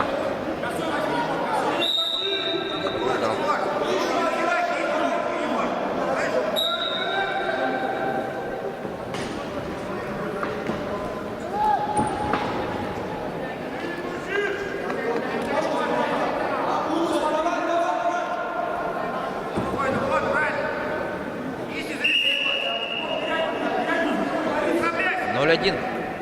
Ведет Баршуев. Борис. Области.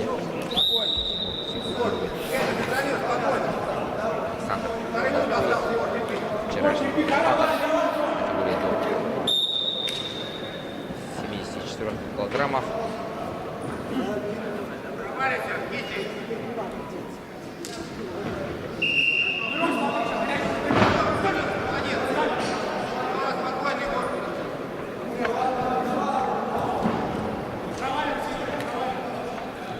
Так у нас начинается второй период. Гурьева.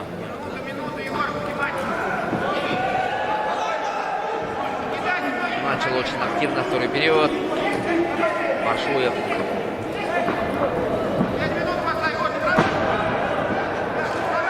Переворот накатом и счет 0-5. Горит Юлиан. Пропустил проход в ноги. А что за болевой прием это? Показывать.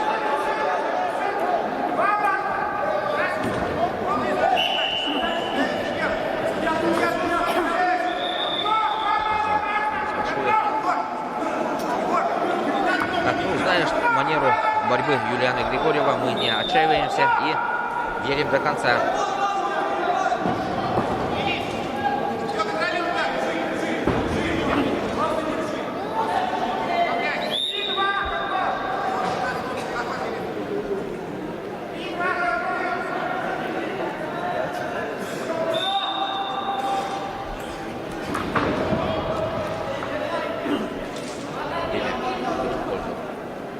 Баршуева.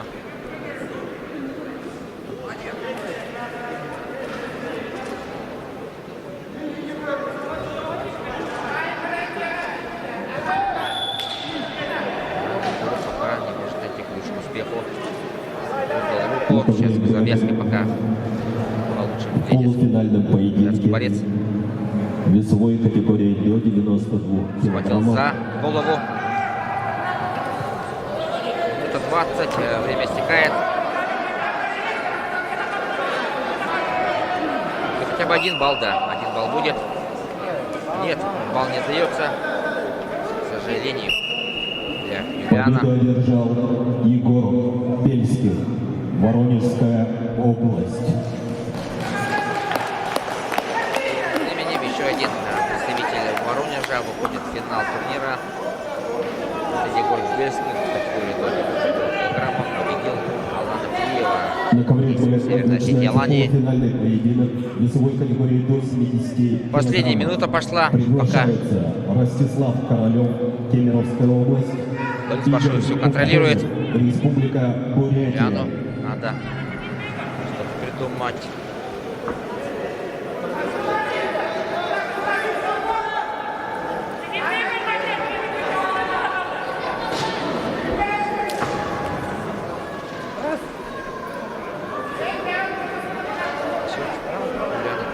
Правильный бросок.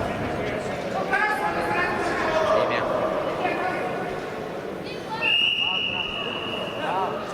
Балла. Партера 6 секунд. 15 секунд. За 13 секунд можно, наверное, пройти в ноги, бежать и привести результат. И отсюда бросок, но, к сожалению, финал проходит представитель Иркутской области Борис Баршуев. Юлиан Григорьев будет бороться На ковре А в полуфинальном поединке схватки за бронзовую медаль в этой категории. килограмма победу одержал Борис Пока что Баршуев, Иркутская область.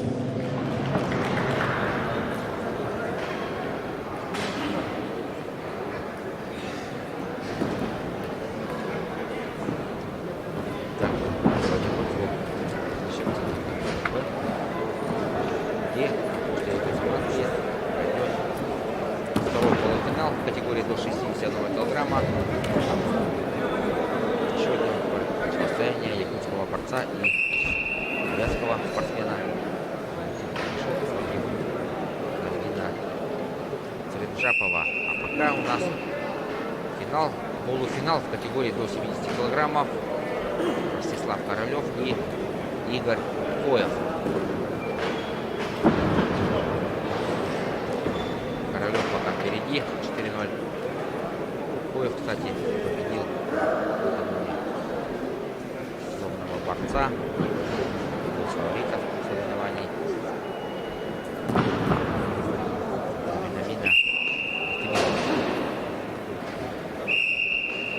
Здесь он проигрывает Ростиславу Королеву.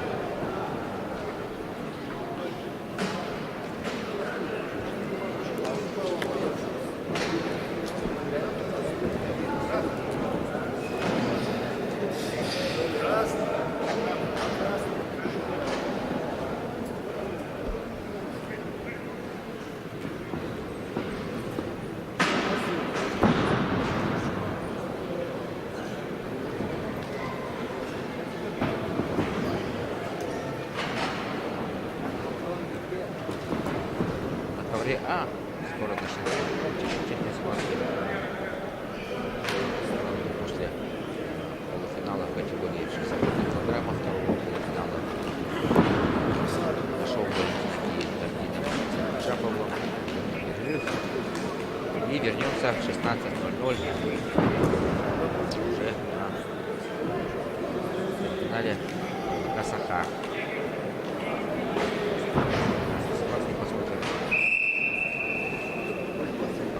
Пока что финальные схватки. Здесь представительство ковра. Последний шанс у Валентина Бурнашова. После данной встречи.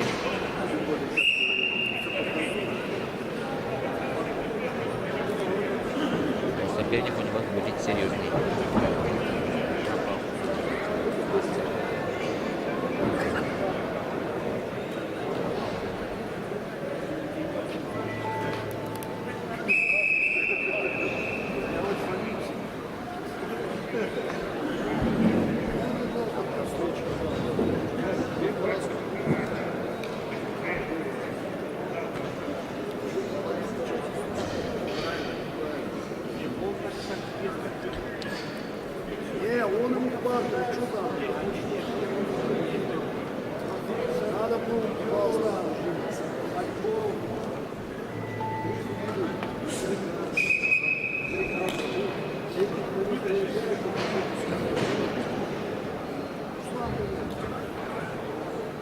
Ростислав Королев и Игорь Коев.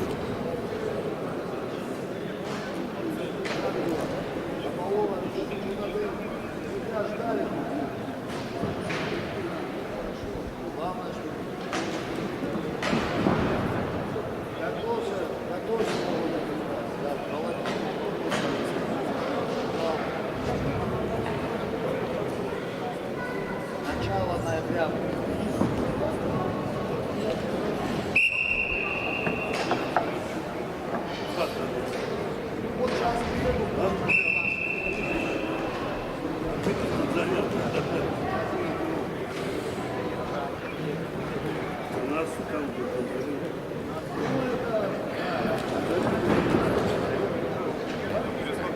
Пройти многие.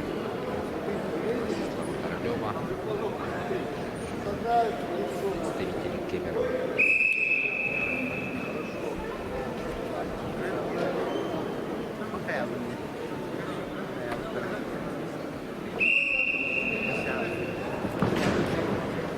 Всероссийский турнир памяти Романа Дмитриева сегодня завершается. 2 дня.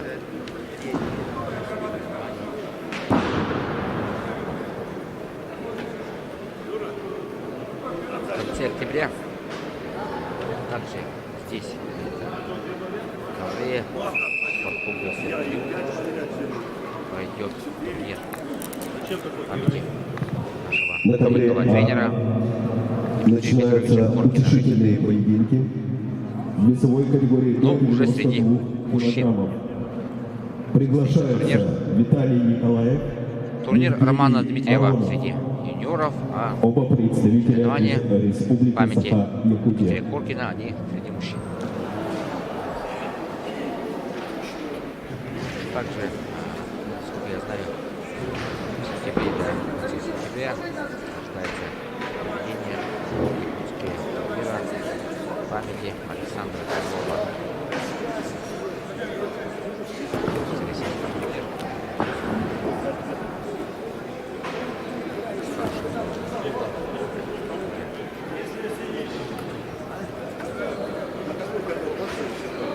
Так, Игорь Упоев забрал 2 балла, и чтобы выйти в финал, ему нужно еще 2 балла, очка.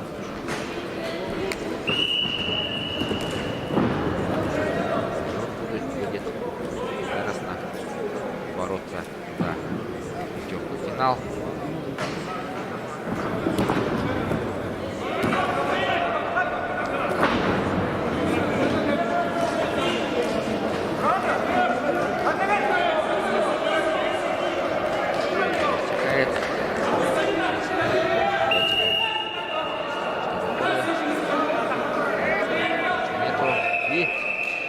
Ростислав Королев выигрывает путевку в финал категории до 70 килограммов, где он встретится с Заурбеком Бугуловым. Интересная борьба нас ждет в финале этой категории. Ну а теперь мы за полуфиналом в категории до 61 килограмма.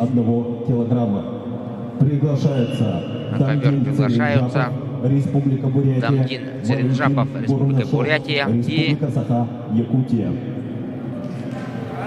Бурнашов, Саха-Якутия.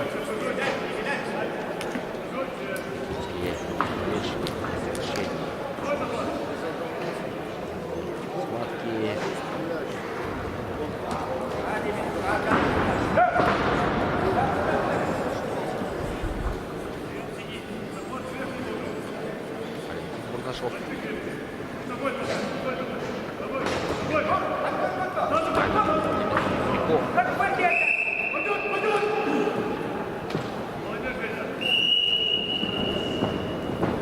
Очень активно нашел схватку Церенджапов и сразу же зарабатывает 4 балла.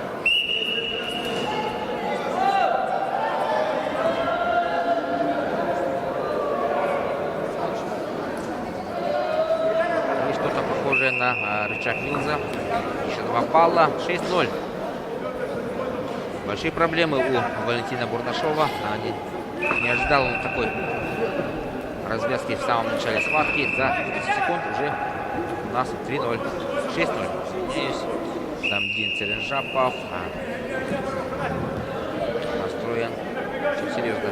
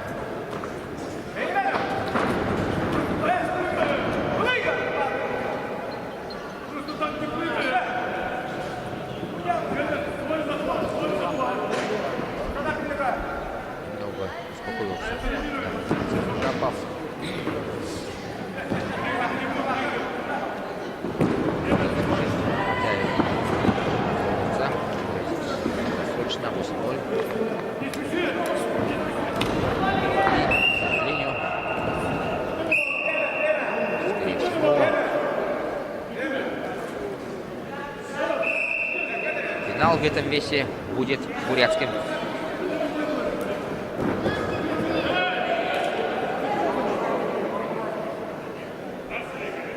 Два балла отделяют Дамдина от чистой победы.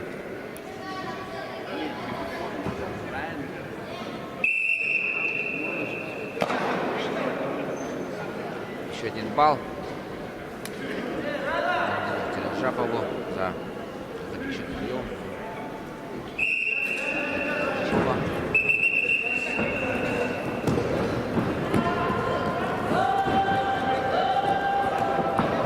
Оу! 2 балла и чистая победа. На ковре Теренжапова. К финальной сожалению, поединке весовой категории наших борцов 61 сегодня не будет килограмма. Чистую финала. финальную победу одержал Хотя, Даниил в Теренжапов, категории до 92 Республика килограмма Бурятия. там может... Нет.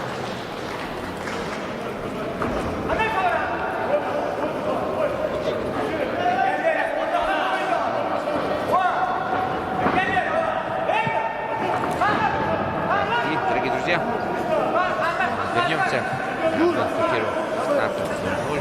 Посмотрим финальные схватки на телеканале НВК Саха. Ждем вас всех в эфире.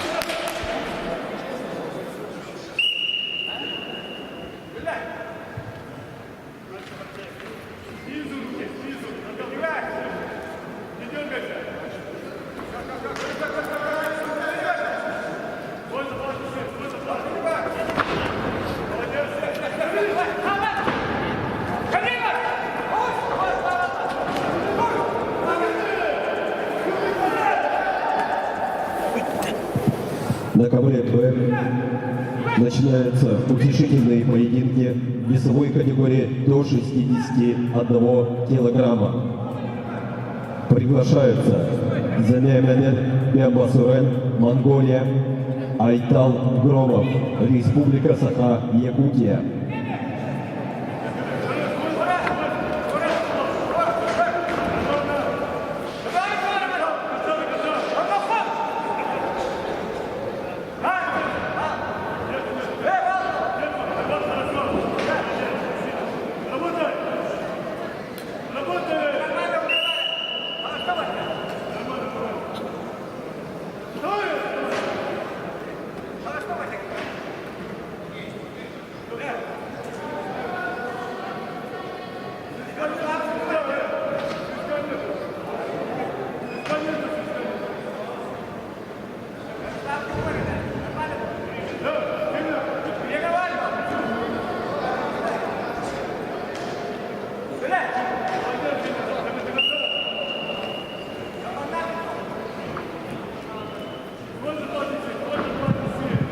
На ковер Б приглашаются Занеманет Бембасурен, Монголия, Айтал Громов, Республика Саха, Якутия.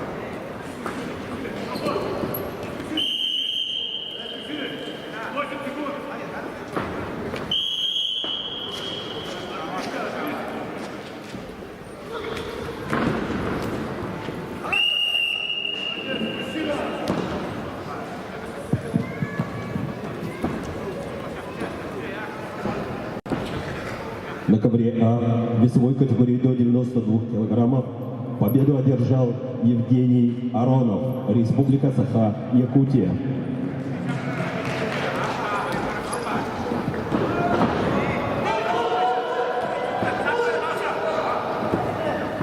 На ковре начинаются утешительные поединки в весовой категории до 70 килограммов.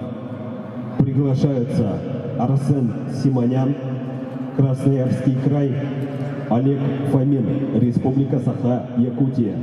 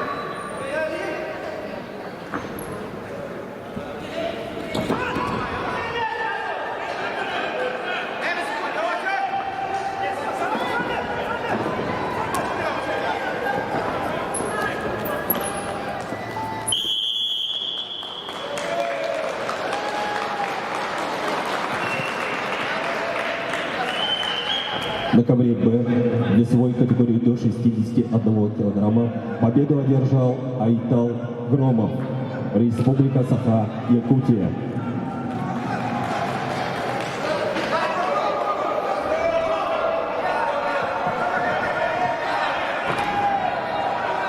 На ковер Б весовой категории до 61 килограмма приглашается Иван Максимов, Республика Саха-Якутия, Эдем Барукшонов, Республика Бурятия.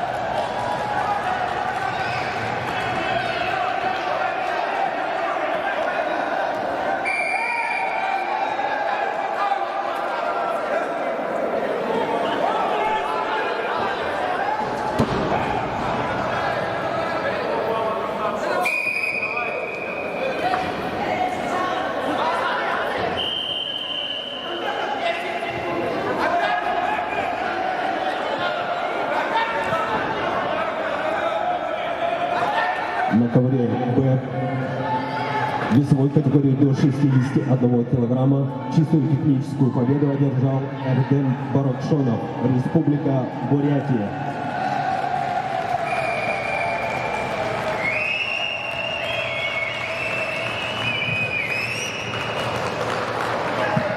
На ковре А весовой категории до 70 килограммов победу одержал Олег Фомин, Республика Саха-Якутия.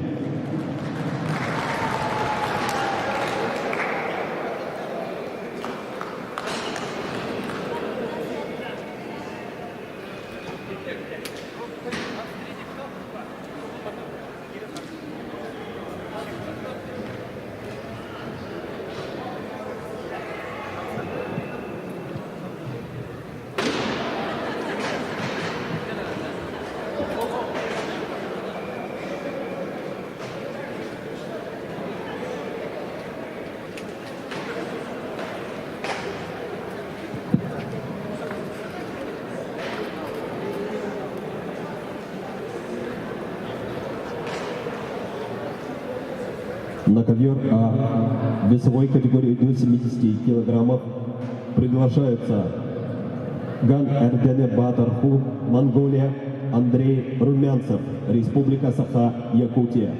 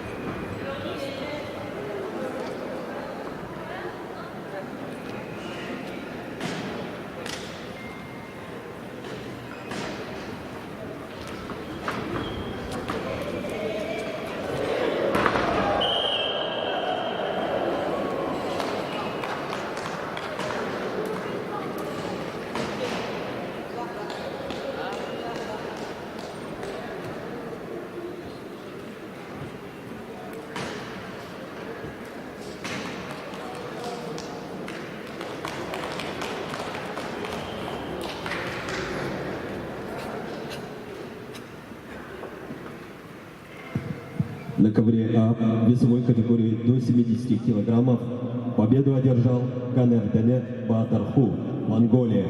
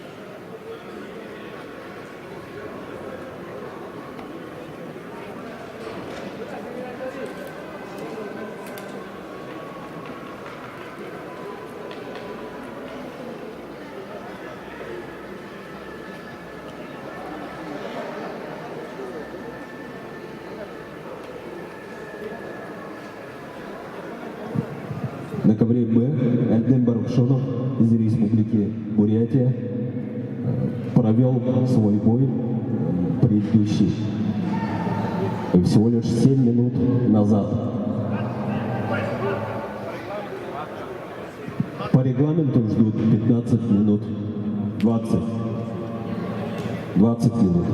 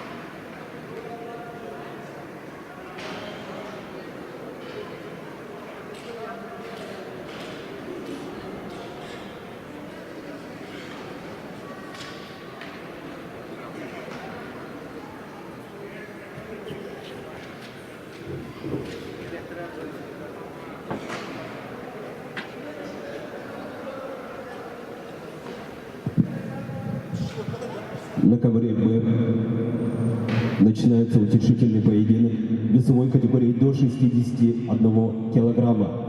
Приглашаются Эндем Барокшонов, Республика Бурятия, Александр Балуров, Республика Саха-Якутия.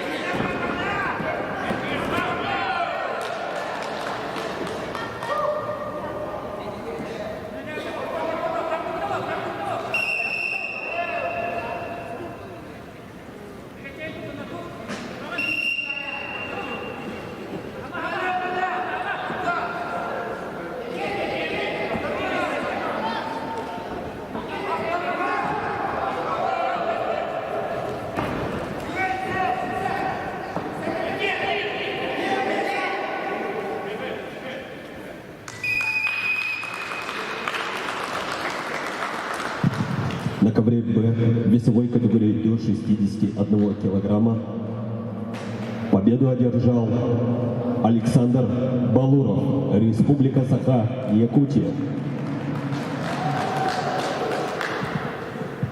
Объявляется перерыв до 16:00.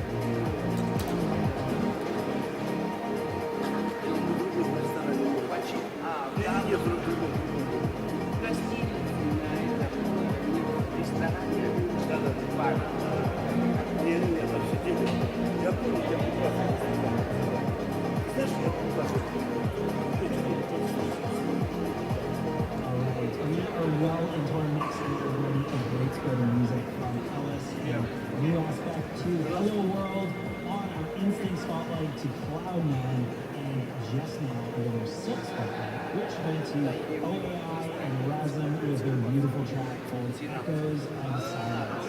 This brings us perfectly into a classic from Mr. Fujiyuji and Nico Nago. This is yours truly, I'll catch you in a bit after some more music. Thanks for joining.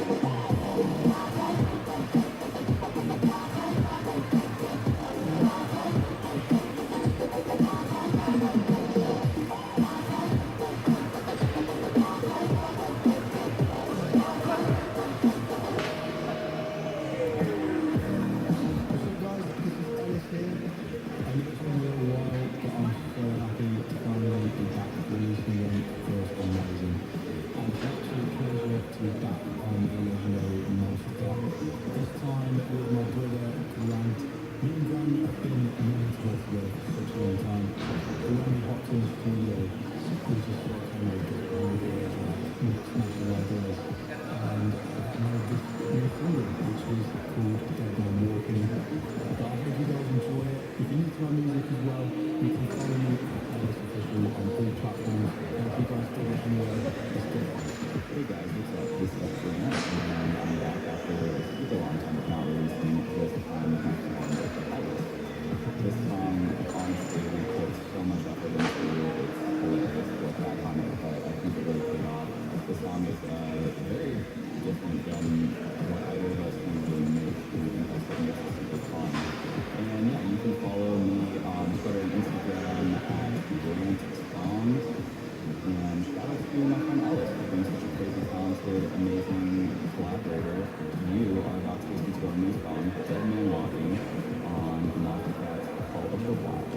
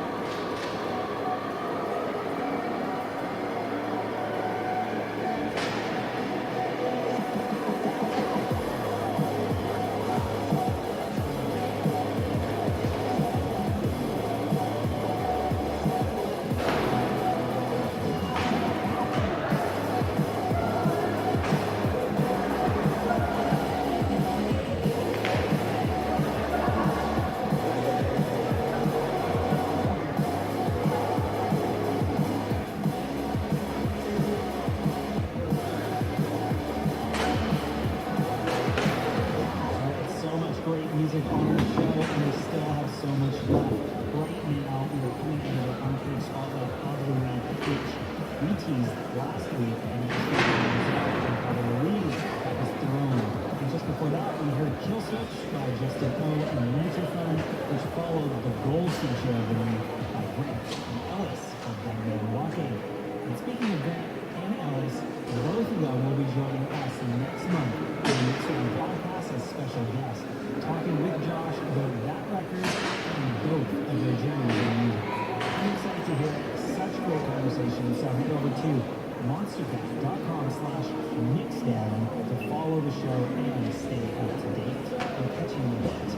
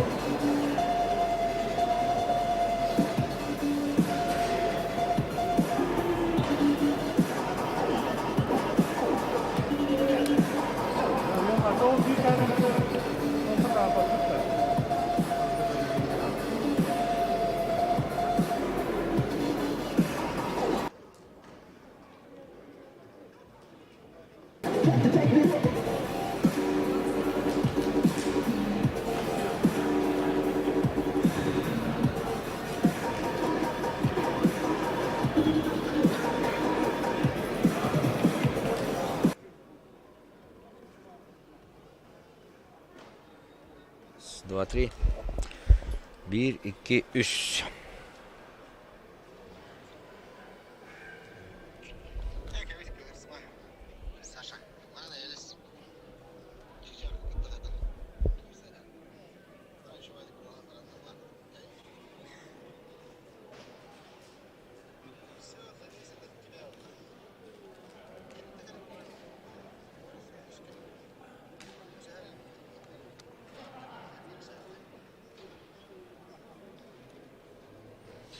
1, 2, 3.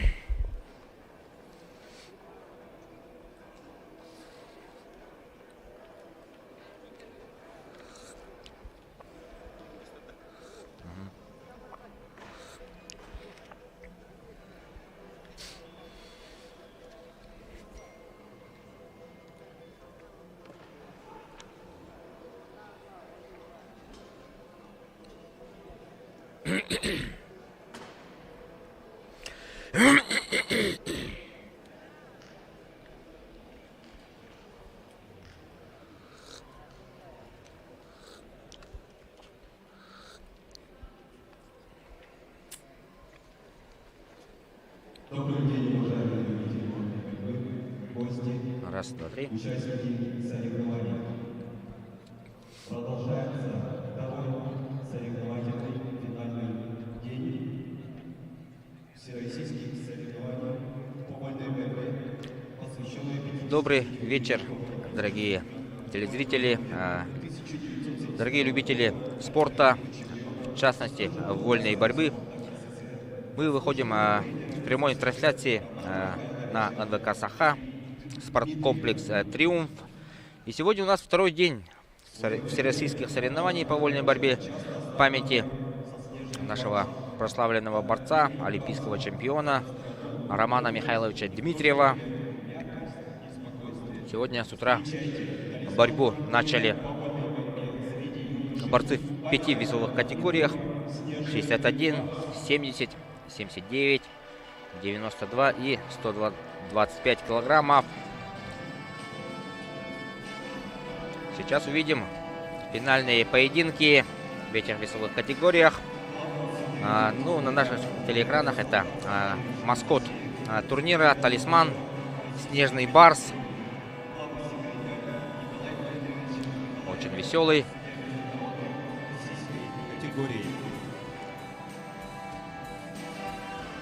Итак, ну, сразу скажем, что по итогам предварительных и полуфинальных поединков в 5 весовых категориях в финалах не будут представлены якутские борцы. К сожалению, в весе до 61 килограммов золото разыграют два бурятских борца: Борис Баршуев из Иркутска и Дамдин Церинджапов из Республики Бурятия. В категории до 70 килограммов за первое место встретятся Заурбек Багулов, Северная Осетия, Алания, и Ростислав Королев из Кемерово. В категории до 79 килограммов за первое место встретятся Арсений Джоев, Осетия, Алания, и Аюр Жикжитов, еще один представитель Республики Бурятия. В категории до 92 килограммов схватку за золотую медаль проведут Ислам Кельчуков из Московской области и Егор Бельских, представитель Воронежа. Да, и, ну, и в самой тяжелой весовой категории здесь боролись всего 4 участника. И там, ну, можно сказать, без 5 минут чемпионом стал уже Никита Горбунов из Воронежа. Шанс на второе место имеет наш Данил Иванов. Да, вот перед нами наши почетные гости. Первый зам министра спорта республики Александр Бугаев, супруга Романа Михайловича Дмитриева Антонина Сафроновна Дмитриева и наш олимпиец, серебряный призер игр в Монреале 1976 года Александр Николаевич Иванов. Да, ну зато якутские борцы поборются за бронзовые награды. Есть шанс у нескольких наших борцов. Одна медаль уже у нас в кармане, скажем так. Вот сейчас выходят борцы категории до 61 килограмма. Айтал Громов и Юлиан Григорьев. Айтал Громов выйдет из красного угла, воспитанник Чурапчинской школы вольной борьбы. И его соперник из Сунтара Юлиан Григорьев, который провел сегодня 4 схватки, в 3 из них победил, проявил такие волевые качества, но, к сожалению, он проиграл полуфинал Дамдину Церенджапову, причем, к сожалению, в сухую проиграл Юлиан Григорьев. Ну, посмотрим данную схватку. Один из них оденет сегодня на грудь бронзовую медаль турнира.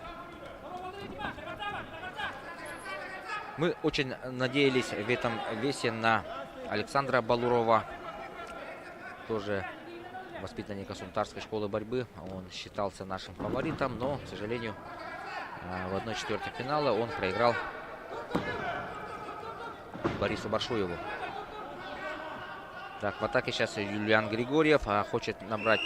Да, здесь будет сколько баллов? 1 балл всего дает арбитр. И, в принципе, мне кажется, он прав. Григорьев начал активно. В предварительной стадии, вот в первых 2 схватках, он проигрывал соперникам со счетом 1-4, потом 0-4. Но во втором периоде раскрывался и доводил до победы.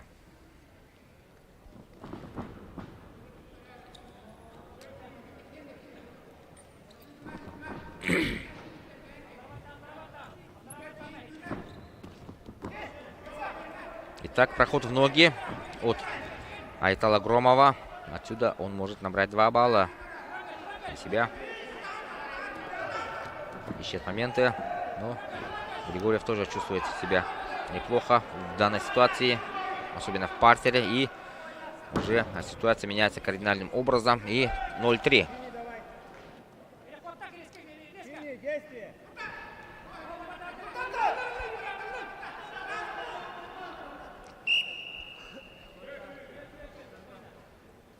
Минута до конца первого периода. Схватку ведет Юлиан Григорьев. Вчера, в первый день соревнований, якутские борцы отметились одной золотой медалью и серебряной медалью. Золото выиграл Лев Павлов в категории до 57 килограммов. Победил он в очень упорной схватке Артема Габаева. А в категории до 61 килограммов Иван Потапов стал серебряным призером.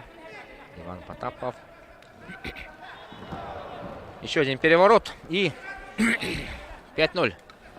5-0. Очень уверенно пока выигрывает. И почти в одном шаге от бронзовой медали.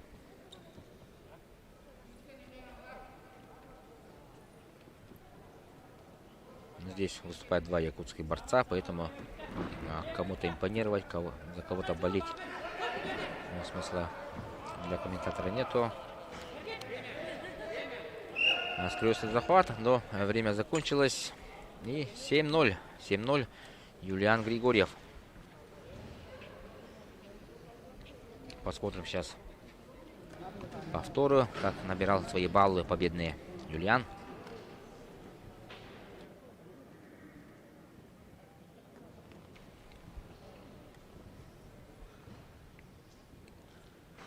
Это первый эпизод.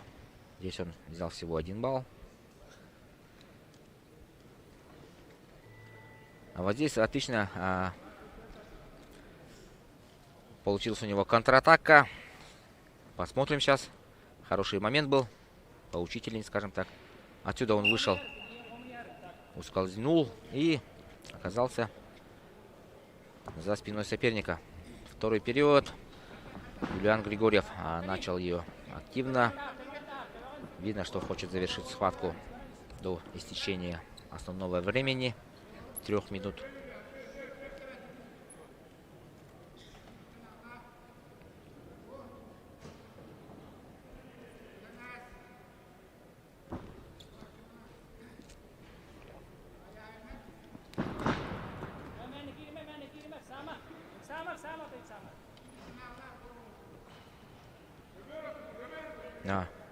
турнира памяти Романа Дмитриева. В этом году участвует порядка 150 борцов. Из них спортсмены из 5 стран зарубежных. К нам в нашем турнире участвуют борцы из Армении, Казахстана, Монголии, Молдовы и Республики Беларусь. Также представлены борцы из субъектов Российской Федерации. Всего 12 команд. Опа! Ничего себе! Айтал Громов бросил Юлиана на 4 балла. И сейчас в шаге от победы держит в положении туше. И, скорее всего, сейчас будет... Ну, посмотрим. Фиксация есть. И туше. Сенсация, я бы сказал. Юлиан Григорьев вел со счетом 7-0. Казалось, что дело все идет к его очень уверенной победе, но не тут-то было. Айтал Громов поймал таки соперника и наказал. Поздравляем молодого борца Айтала Громова.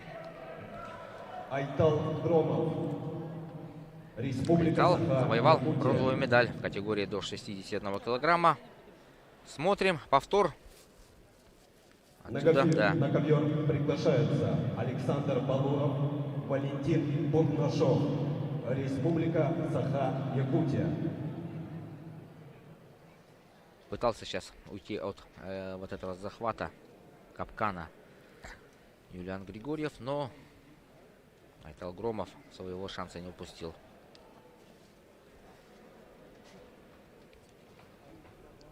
Вторую бронзовую медаль в этой же весовой категории также разыграют воспитанники Якутской школы борьбы. В красном углу Александр Балуров. Также борец, представляющий Сунтарскую школу борьбы. Его соперник Валентин Бурнашов из Амгинского улуса. Представитель. Кстати, Валентина Бурнашова вывел на эту схватку его тренер, личный тренер Герман Степанович Кантоев, чемпион мира 2001 года. А в углу Александра Балурова сидит старший тренер Сунтарского улуса Николай Романович Данилов. Опытный наставник. Да, сунтарские борцы вообще в последние, годы сильно прибавили и показывают стабильно высокие результаты не только среди юниоров, но и взрослых, а также в особенности по юношам тоже сунтарские ребята в лидерах. Кстати, глава улуса Анатолий Григорьев присутствует на нашем турнире. Вот он перед нами был, Николай Данилов. Александр Балуров, да, мы ждали от него финала сегодня. 2 балла сейчас на контратаке взял Валентин Бурнашов. Накрыл соперника, когда тот пытался исполнить коронный прием Германа Устинова. Лампочка.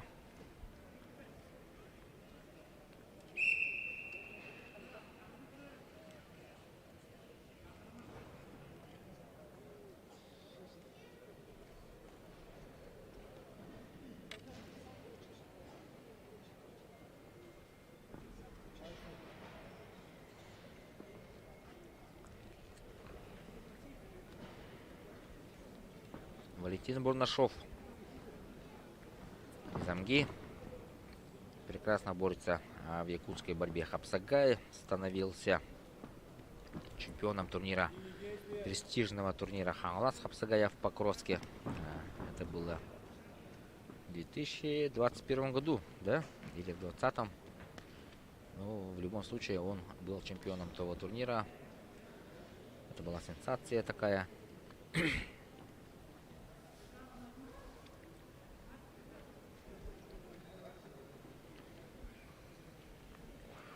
В финале этой весовой категории. После этой схватки сойдутся Борис Баршуев и Дамдин Церенжапов.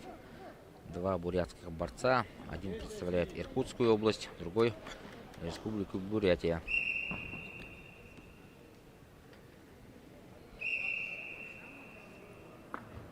Так, ну у нас пока идет закрытая борьба. Вначале показалось, что встреча станет результативной, но борцы успокоились чуть-чуть и ищут. Да. За пассивные действия Бурнашову дается первое предупреждение, замечание устное. А за второе такое предупреждение будут включится секундомер на 30 секунд в пользу Александра Балурова. 0-2. Первый период завершен.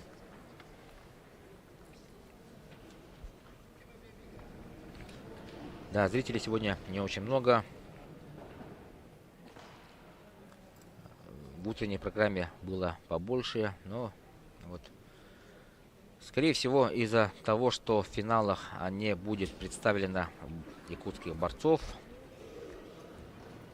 наверняка многие любители борьбы предпочли посмотреть схватки по телевизору.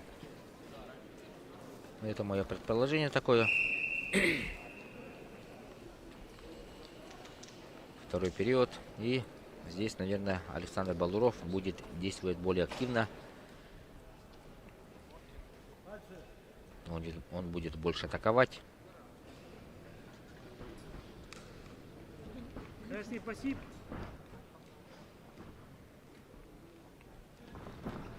Опа. Бурнашов схватил за ногу и теперь имеет возможность. Да, 4-0. Бурнашов повел. Увеличил свой отрыв еще на 2 балла. Работает в партере. Такая иранская ножница. И накатил, да. Ну, и тут и сам едва его спас край ковра. Но, тем не менее, счет у нас 2-6. Отрыв 4 балла сохранился. Вот эти 2 балла, выигранные Балуровым, должны придать чуть-чуть уверенности в действиях. И еще 1 балл сейчас заберем, думаю. Хотя нет, почувствовал сейчас край ковра Валентин Бурнашов. Так, 30 секунд пошло. Или нет? Нет, мы видим на табло, пока еще нету ничего.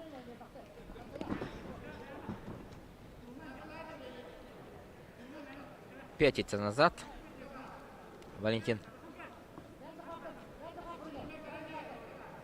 Делать этого не стоит. Будет наказан.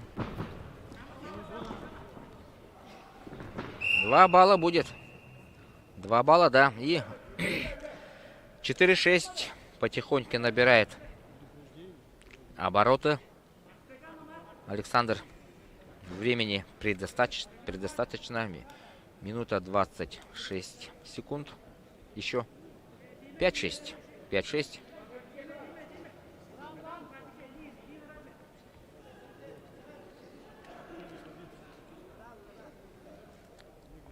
И Валентина ставит в партер.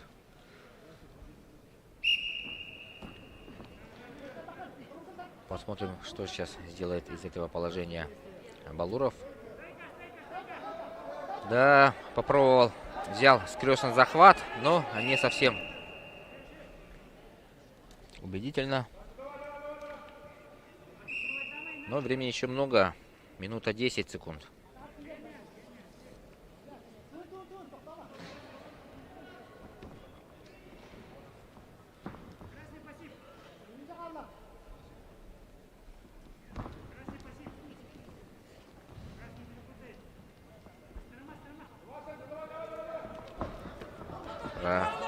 Прошел ноги и заработал 1 балл. Счет 6-6.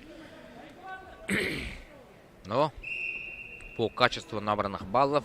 Бурнашов все равно впереди. Ну, Бурнашову сейчас надо лучше идти вперед, атаковать, потому что, как говорится, лучшая защита — это нападение, что он и пока делает.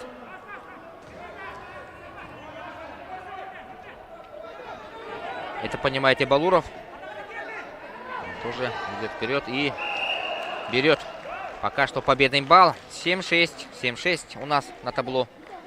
Отыграл проигранные баллы. И еще один балл, да. Еще один балл за уход, преднамеренный уход за ковер. И у нас на табло 8-6 уже. Один балл взял.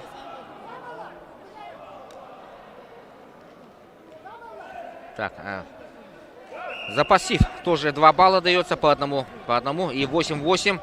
Интересная борьба у нас, результативная. 16 очков борцы набрали.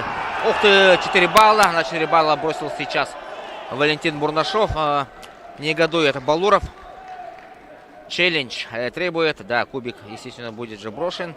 И мы с вами с удовольствием посмотрим на этот бросок в повторе. Благо, бросок был красивый.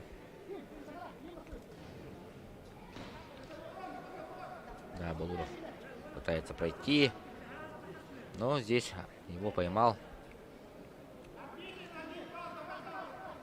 Валентин Бурнашов. А далее вот накат Балурова был за чертой ковра.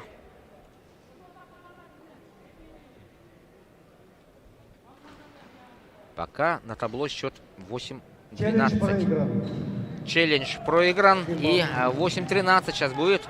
В принципе, все верно. Мне кажется. И Балуров бросается. Но, видимо, все уже поздно. Еще. Ух ты! 2 балла берет Балуров. И не хватило времени, что ли.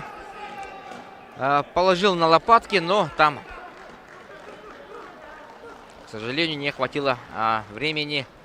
Захват был хороший, крепкий. Ну, виноват в любом случае сам, потому что вот в начале схватки он слишком многое отдал сопернику. И завоевывает тем самым бронзовую медаль.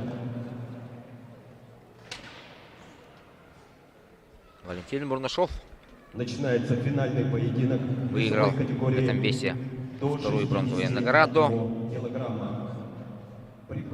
Смотрим Борис Баршуев, Иркутская за область, этой схваткой. Дамдин Церенжапов, В повторе Республика наиболее Бурятия. яркие моменты.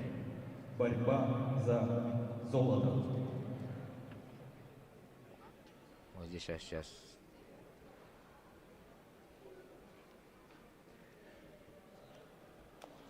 И вот эта кульминация встречи при счете 8-8. Бурнашов бросает соперника на 4 балла. И финал. Бурятский финал. У нас весит до 61 килограммов. Борис Баршуев, Иркутская область, красный угол, и его соперник Дамдин Церенжапов. Ну, судя по предварительным и полуфинальным схваткам, мое предпочтение, наверное, будет отдаваться Церенжапову, который выглядел уж больно ярко. Все свои схватки выиграл со счетом 10-0.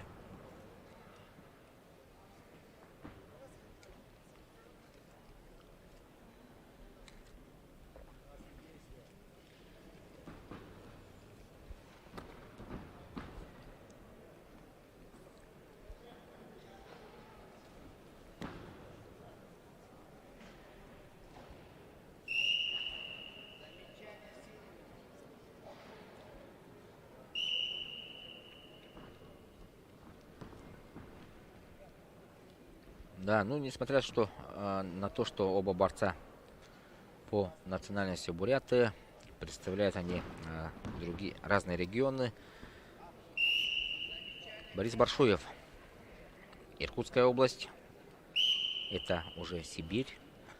А Дамдин Церенджапов представляет Республику Бурятию. Это у нас Дальний Восток. Так что спортсмены могут и, возможно, для них это первая очная встреча между собой. Но это возможно.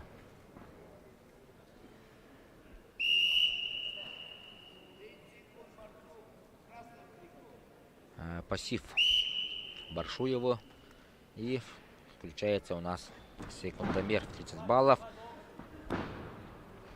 Баршуев, кстати, очень хорошо проходит в ноги. Цепляется за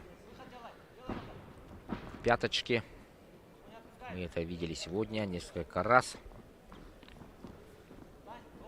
А Церенджапов буквально своей мощью давит своих соперников.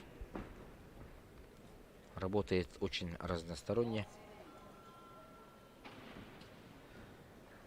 0-1. Дамдин повел в счете.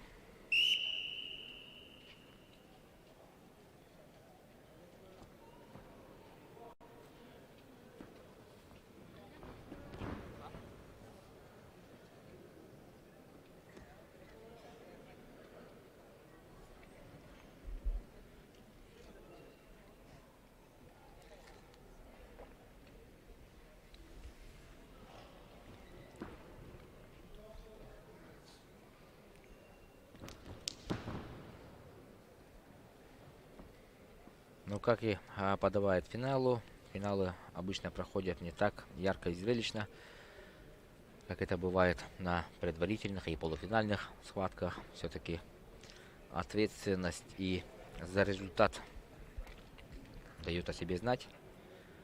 Тут важно не допустить ошибку. На кону золото всероссийского турнира.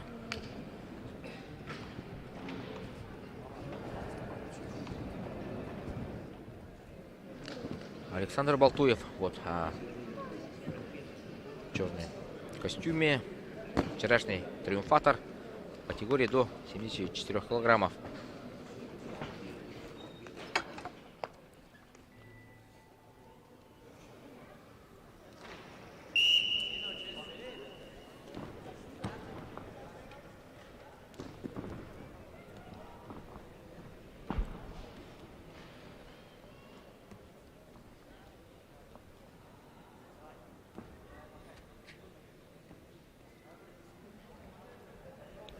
Начался у нас второй период финала.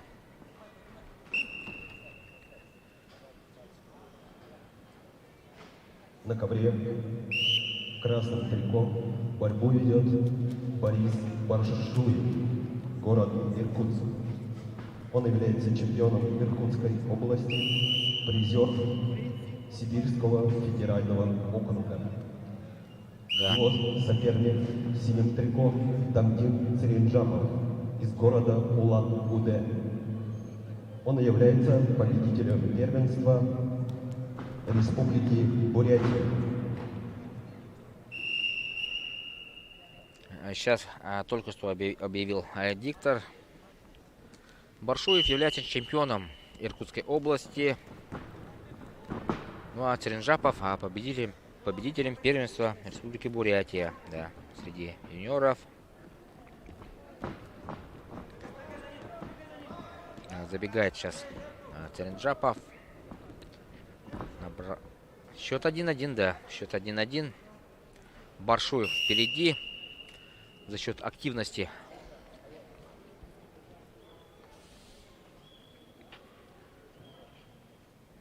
Интересная борьба.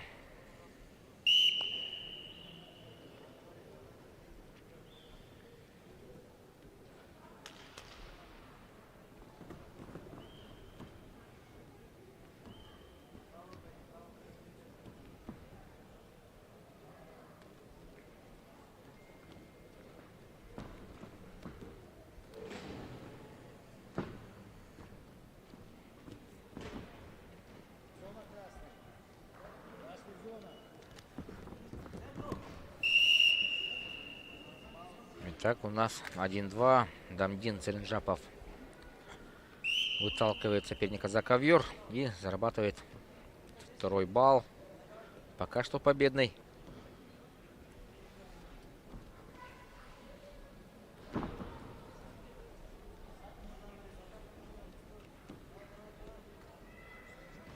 Последняя минута пошла.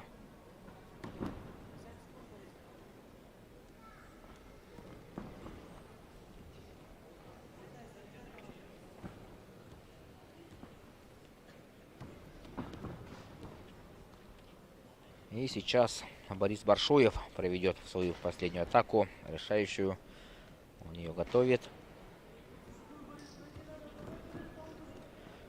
Ну а задача Церенджапова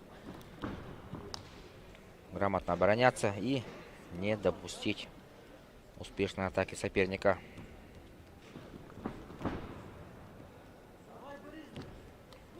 Посмотрел на секундомер сейчас Баршуев и пытается провести, хотя, да, вот такой смертельный захват его.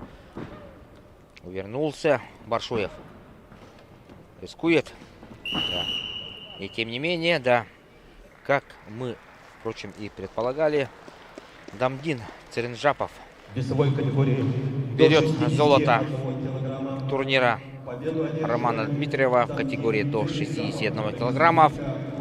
Поздравляем бурятского борца. В принципе, да, он это заслужил. Сегодня он был лучше всех. Начинаются финальные поединки в весовой категории до 70 килограммов. Приглашаются Олег Фомин, Республика Саха-Якутия, Генрик Аветисян, Республика Армения. Итак, мы идем дальше. Следующая весовая категория до 70 килограммов. Медаль. Схватка за бронзовую медаль. С красного угла стоит Олег Фомин, представитель Чураптинской школы борьбы. Его соперник Генрик Аветисян, такой крепко сбитый, физически очень мощный и сильный борец из Армении. В утешительной схватке Фомин также победил другого армянского борца. И вот за один день, буквально за пару часов, его соперник тоже армянин. Так, ну, несмотря на габариты соперника, Фомин выиграл первый свой. Так, ничего не было. Ну, пока наш активен, да. Да, все-таки арбитр углядел, что нога Аветисяна была за ковром. И 1 балл Олегу.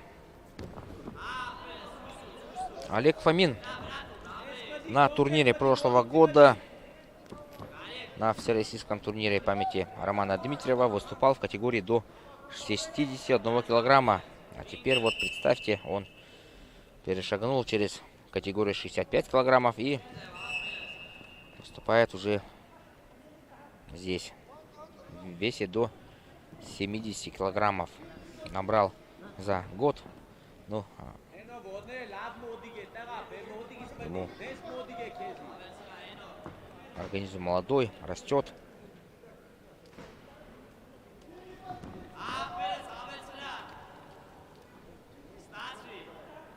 Даже при счете. Ух ты, неплохо забежал за спину Олег и выиграл еще один. Еще 2 балла, 3-0. Олег Фомин ведет. Работает в партере. Пытается забрать скрестный захват. Вроде бы взял, да, и закрутил. Еще 2. Еще и еще. Красавчик Олег Фомин завершает эту встречу яркой победой. И немногочисленные, да, трибуны взорвались от радости победы земляка Изволь Олег категории Фомин. 70 Вот он во килограммов. всей красе. Победу одержал Олег Фомин. Да, поздравляем Олега. Показал красивую борьбу.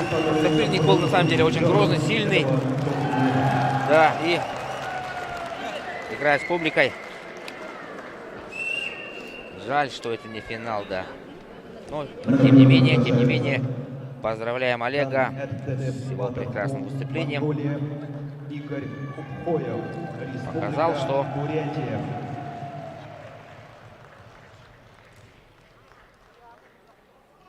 Борьба может, да. за бронзовую медаль.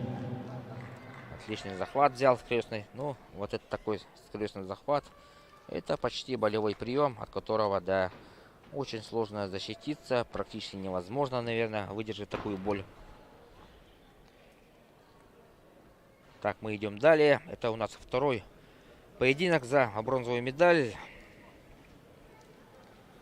Монгольский борец из красного угла Абатарху, его соперник Игорь Упхоев. Игорь Упхоев, кстати, сотворил главную сенсацию на турнире в этом весе. Он убрал с пути, да, победителя первенства России, призера юношеских европейских игр, чеченского борца Магомедамина Альтимирова.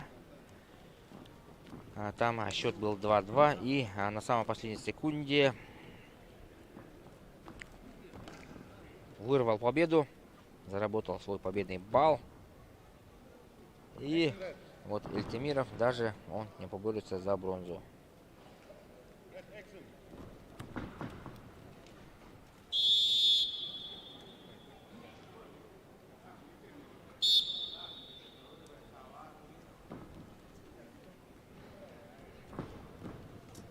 Ну а в финале этой категории мы ожидаем схватку Заурбека Бугулова и Ростислава Королева. Если бы, да, недосадная травма на сборах у Станислава Свинобоева, то наверняка бы тут ситуация была бы кардинально изменилась бы. И, скорее всего, в финале мы бы увидели нашего лидера Станислава. В этом я не сомневаюсь.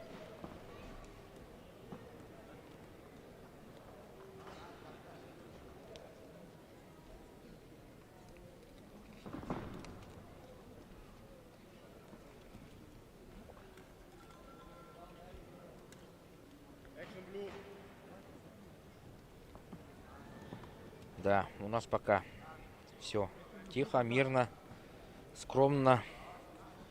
2 минуты почти позади, но нет. Фиксации не было.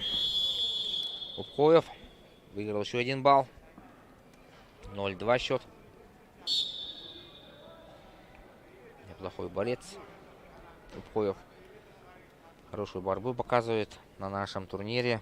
И пока что он к этому времени заслуживает бронзовую медаль. Едва не заработал еще 2 балла.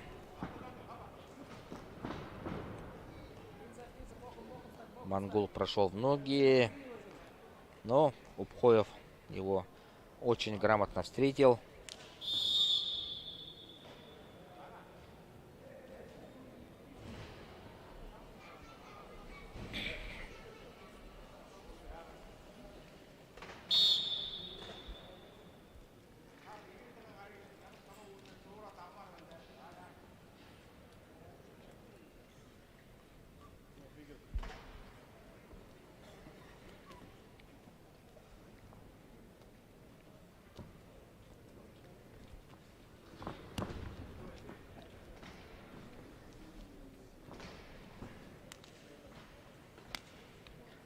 Да, близится к завершению первый период. 0-2 пока.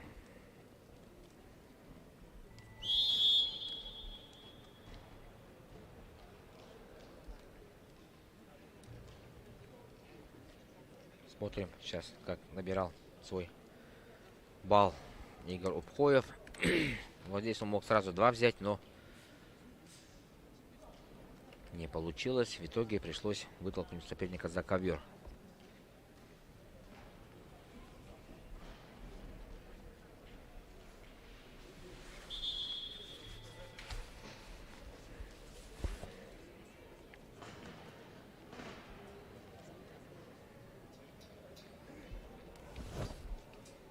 Второй период.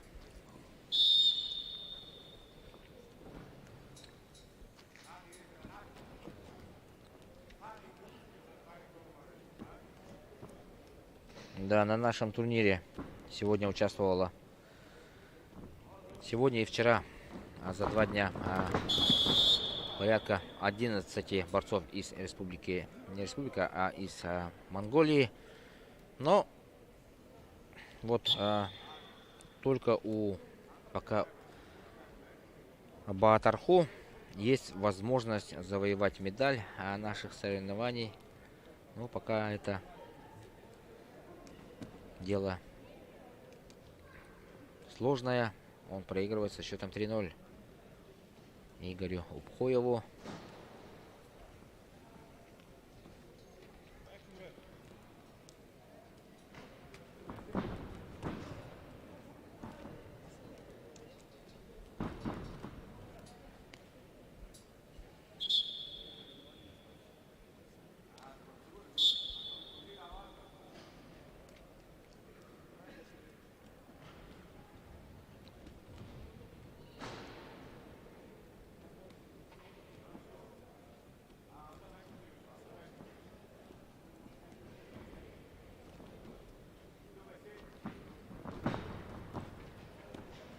Хороший проход в ноги. И отсюда сколько баллов возьмет? 4 будут, дадут. Да, именно 4. И Игорь Упхоев оформляет уже 7-0 в свою пользу на табло. Пошел ва-банк сейчас монгольский борец Баатарху. Но чересчур открыто было. Зато вот. Да, и 9-0. 2 балла еще накрыл. На 2 балла накрыл Упхоев. 9-0. И совсем печально для монгольского борца. Будет накат, переворот. И 11-0. Игорь Упхоев становится вторым бронзовым медалистом нашего турнира.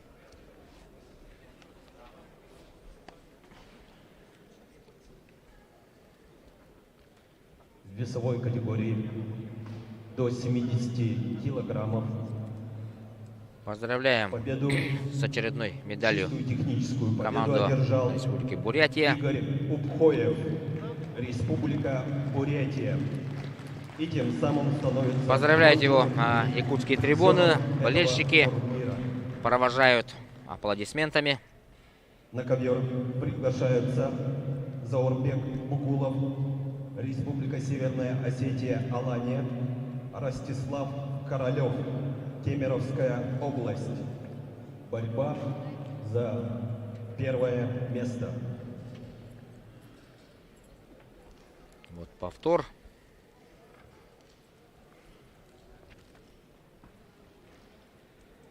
Итак, у нас сейчас финал. Весовая категория до 70 килограммов. А с красного угла стоит Заурбек Бугулов, Республика Северная Осетия, Алания. Его соперник Ростислав Королев из Кемерово.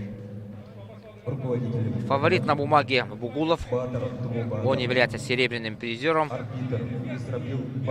первенства России. Как раз в финале того первенства он проиграл нашему Станиславу Свинобоеву.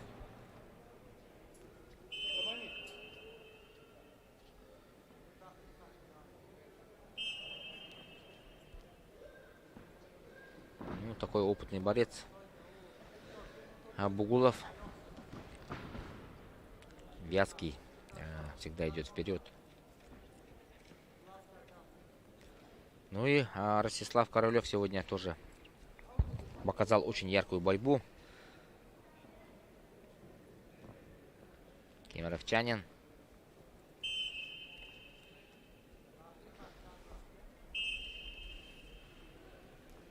Ростик, свое на шаг. Свое на шаг.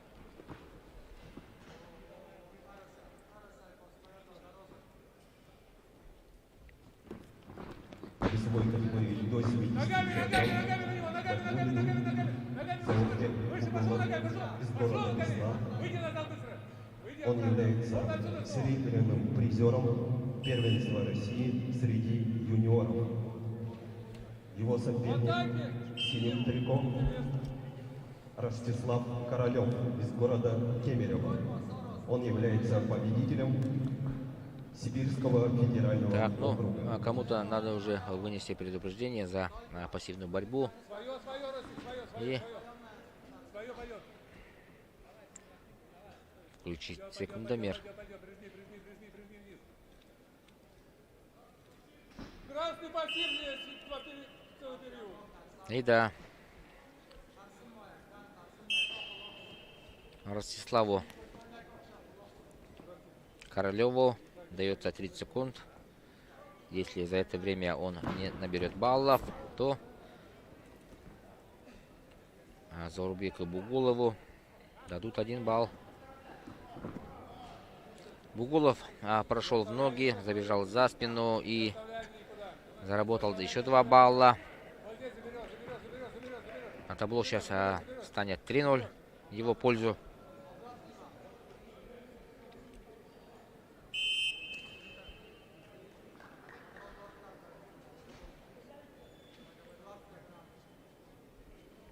Ну да, в отсутствии нашего Станислава Свинобоева лидер в стране это Заурбек Бугулов.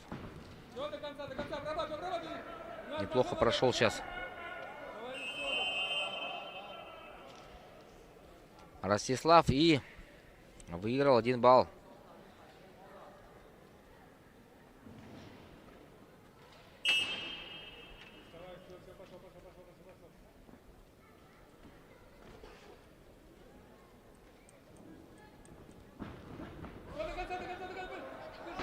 Ух ты! Ну это был обратный прием на 4 балла. Чистый обратный. Да, хотя сейчас летит на ковер челлендж. Синий кубик. Ну а мы с вами посмотрим повтор вот этого броска и попытаемся разобраться, было ли там 4 балла или все-таки это был бросок со стороны Королева. Да, это был обратный прием, потому что как такового захвата у Королева и не было же. Да?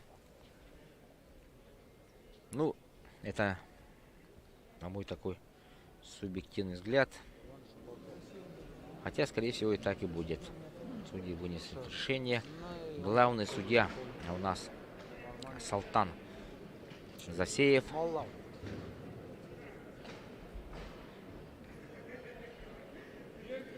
Бессменный главный судья соревнований памяти Дмитрия Коркина, которые проводятся регулярно в Якутске.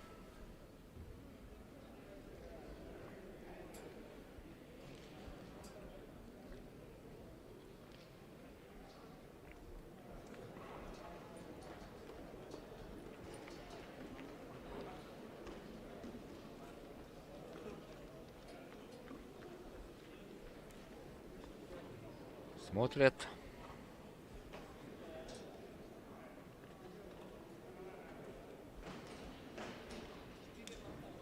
Вот он, Заурбек Бугулов. Фамилия такая якутская, да, Бугулов.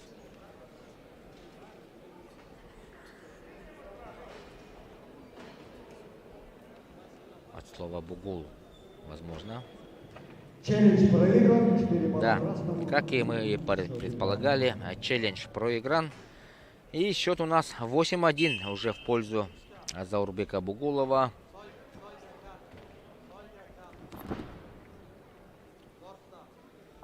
Да, Бугулов не торопится. Но, хотя, скорее всего, после перерыва он завершит этот финал технической победой.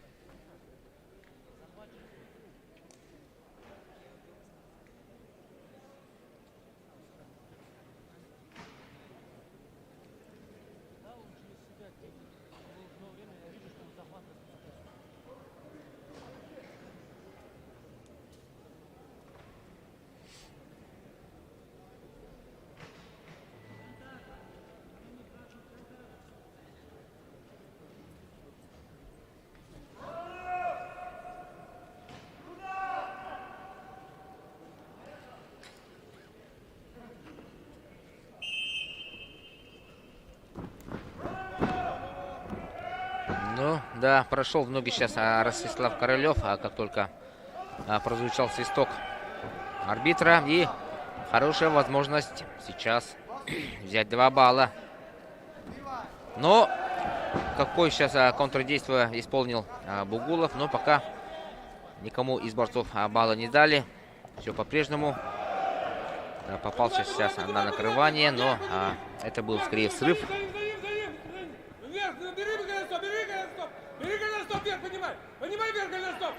Дали 2 балла еще Бугулову. Еще 1 балл, и потом будет явная победа. Победа за явным преимуществом. Вроде бы Ростислав Королев старается, да, проходит, атакует. Но все время наверху оказывается Бугулов. Вот он активен, да. Ростислав Королев все время ищет. Не вставай, не вставай, не вставай, не вставай, не вставай, не вставай.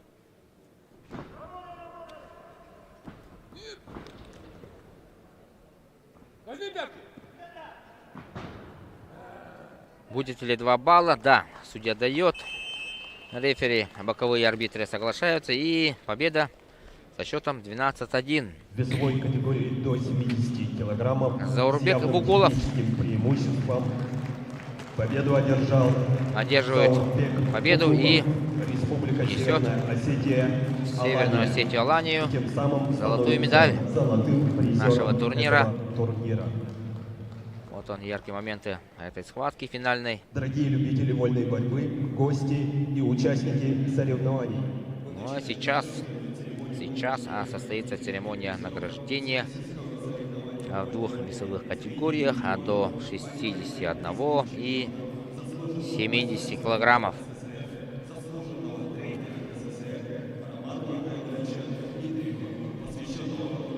Летию триумфа в Олимпийских играх в городе Мюнхен в 1972 году.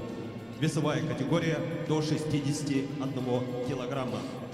Награждение медалями, дипломами и денежными сертификатами победителя и призеров, а также тренеру чемпиона производит серебряный призер Олимпийских игр, призер Кубка мира, призер чемпионатов Европы, неоднократный чемпион и призер чемпионатов СССР, заслуженный мастер спорта СССР, заслуженный тренер Якутской АССР Александр Николаевич Иванов. Так, ну награждение сейчас проведет Бронзовой медалью Александр награждается Иванов, Айтал Громов, Республика серебряный Саха, призер Якутия. Олимпийских игр. В этом весе у нас 2 бронзы у Айтала Громова и Валентина Бурнашова. Бронзовой медалью награждается Валентин Бурнашов, Республика Саха, Якутия.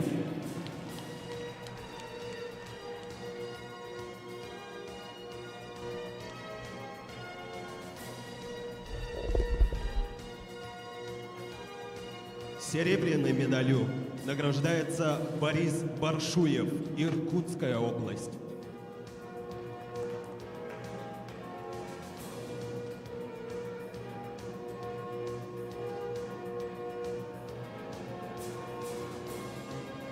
И, наконец, за первое место золотой медалью награждается Дамдин Циринджапов, Республика Бурятия. Его тренером является Базаров Вандан Сытин Дамбаевич. Также награждается за 3-е место сертификатом.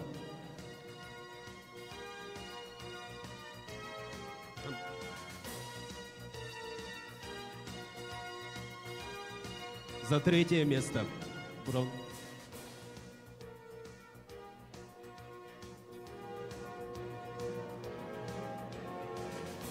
Также сертификат вручается серебряному призеру Борису Баршуеву.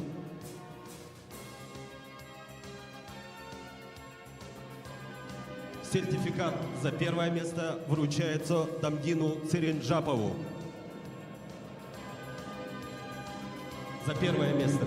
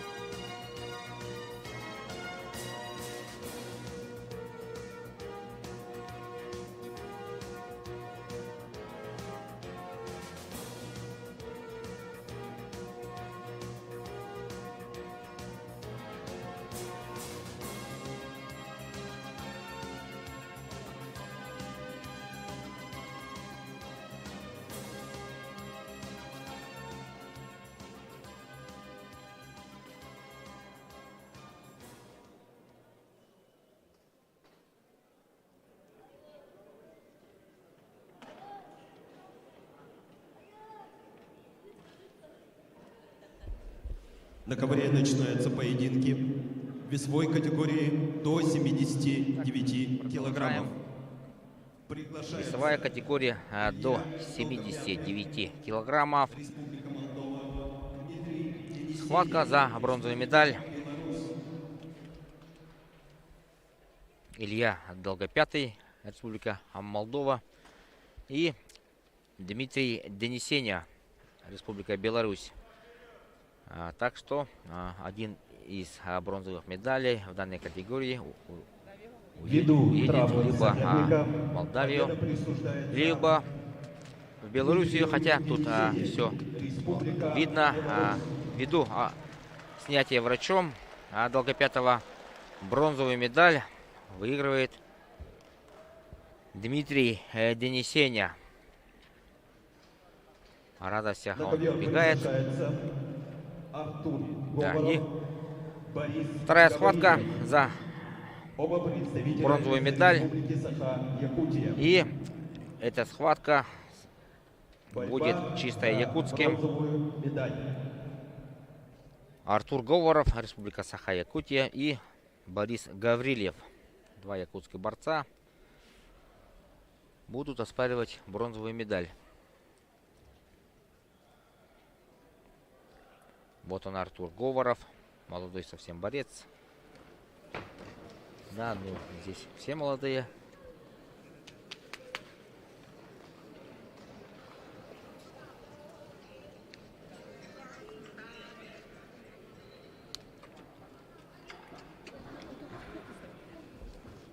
Артур Говоров и Борис Гаврилев.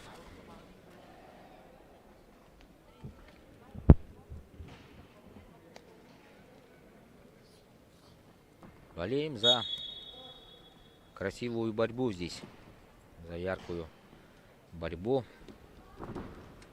Будем надеяться, что борцы подарят хорошую борьбу, зрелищную, результативную.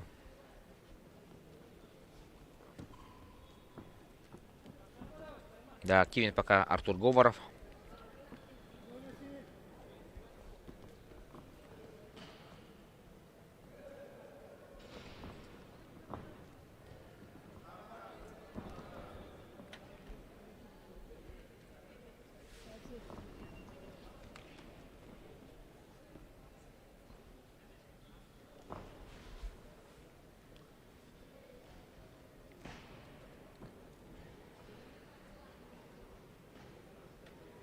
Артур Говоров все время находится в центре ковра. И сейчас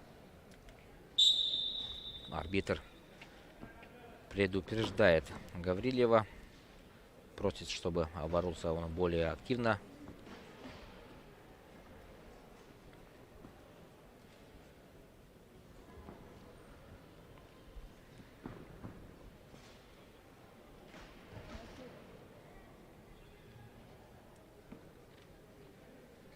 Да, и пассив дается Артуру Говорову. Ну да, борцы получили по одному устному предупреждению за следующие замечания.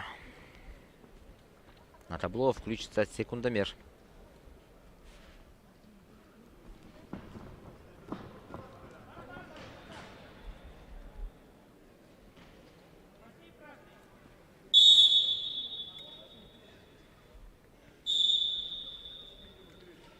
экватор в финальных схватах у нас пройден.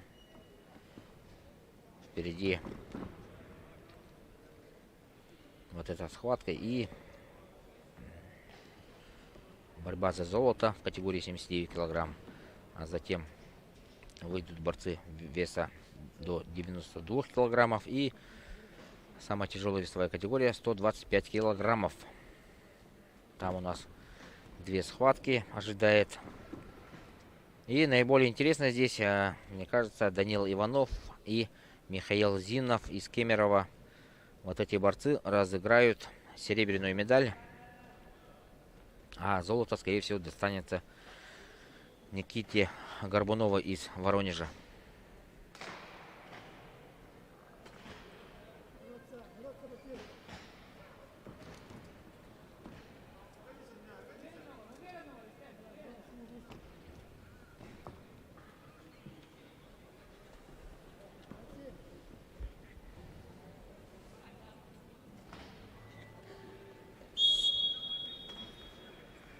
Итак, первый период завершен. 1-0 в пользу Артура Говорова. Его секундирует старший брат, старший товарищ, известный борец наш Андриан Ленский.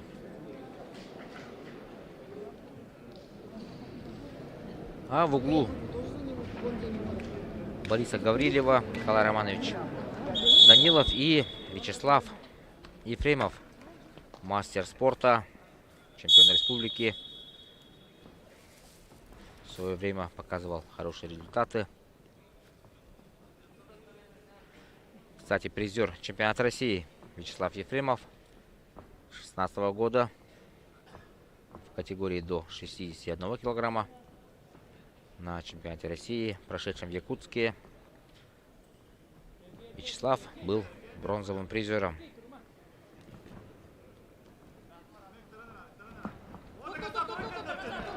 Итак, Борис Гаврилев прошел в ноги и сейчас может выиграть 2 балла. Да, берет 2 балла. И там опасное положение скрестного захвата. Кстати, хотя, скорее всего, будет стойка. Пока не очень активен Борис. Судья дает им работать. Да, стойка. И Борис Гаврилев уже повел в счете 1-2.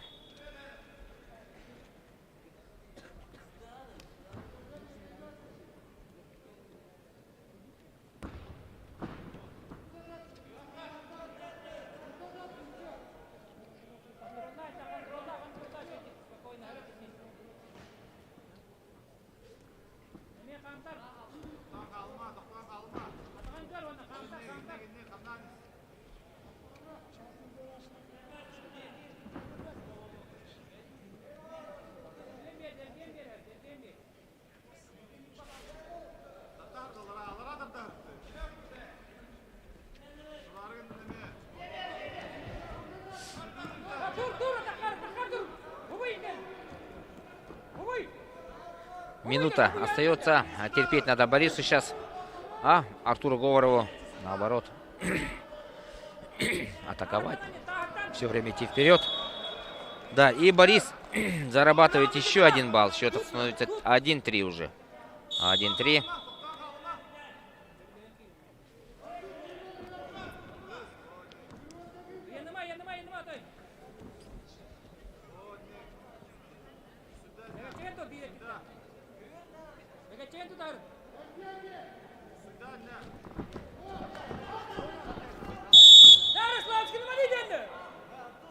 Один балл отыгрывает Артур Говоров.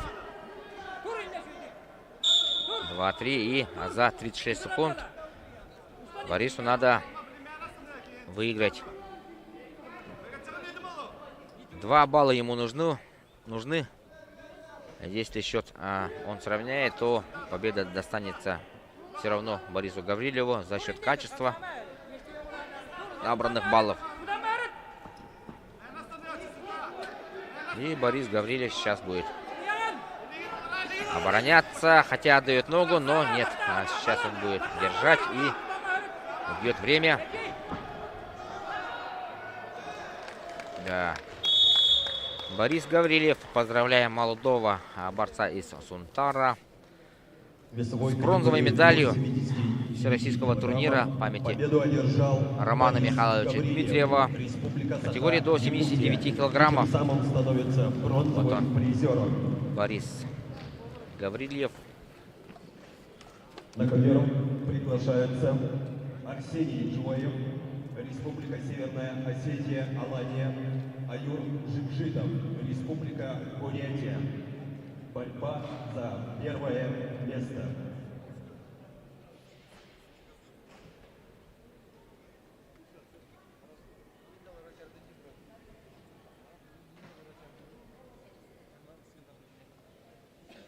Судейскую бригаду на ковре представляют руководитель ковра Андрей Подсевальников, арбитр Юрий Даричев, боковой судья Абакар Абиев. Итак, у нас финал. Категория 79 килограммов. На ковер синего угла вышел Аюр Жикжитов, очередной представитель Республики Бурятия. Ему будет противостоять борец Арсений Джоев, Республика Северная Осетия, Алания.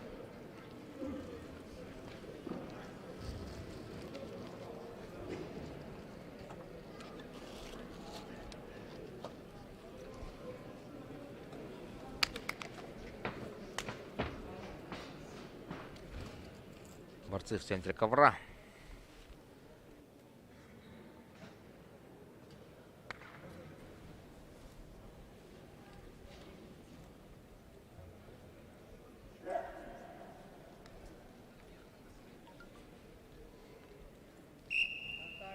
Итак, финал.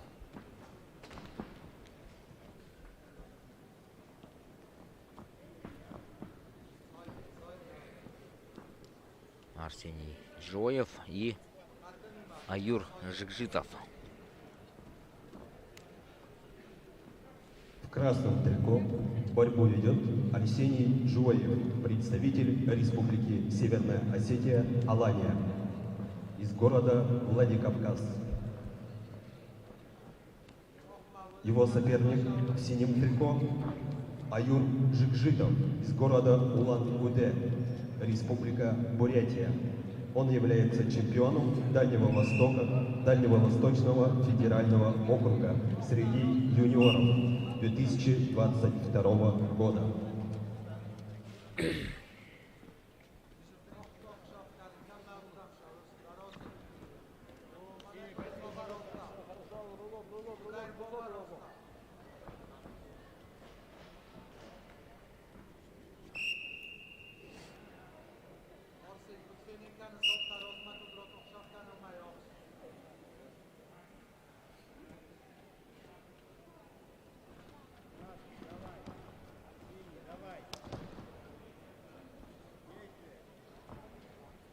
Пока 0-0.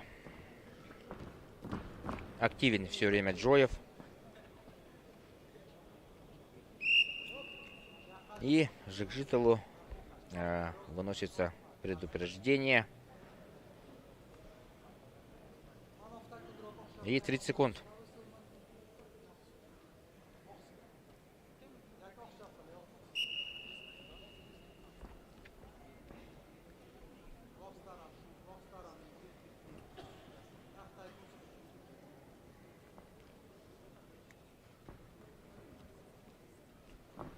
После этой встречи у нас останутся еще два веса, 92 килограммов и 125.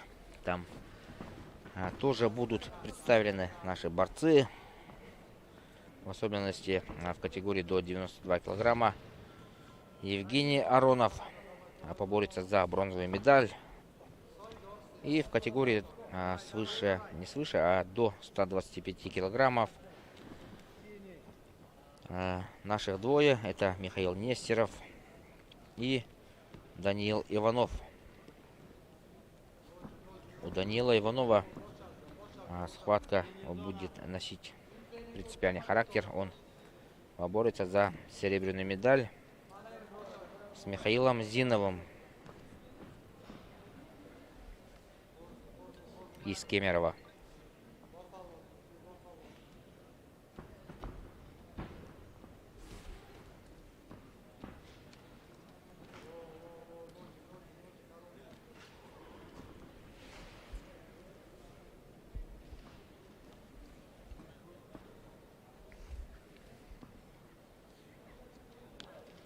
Да, честно признаться, немного скучный финал.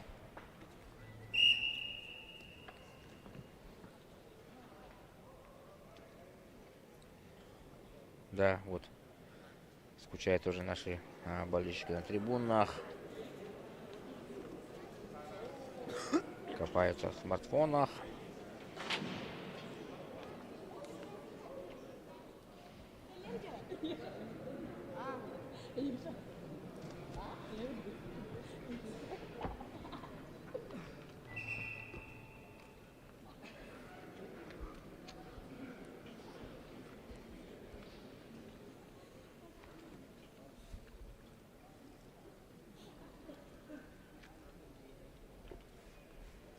Второй период схватки. Арсений Джоев представляет Владикавказ. И его соперник Аюр Джигжитов из города Улан-Удэ.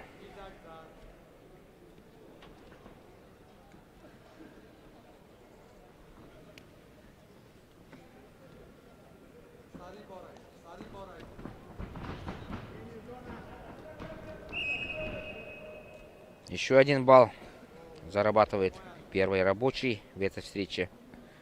2-0 в пользу Арсения.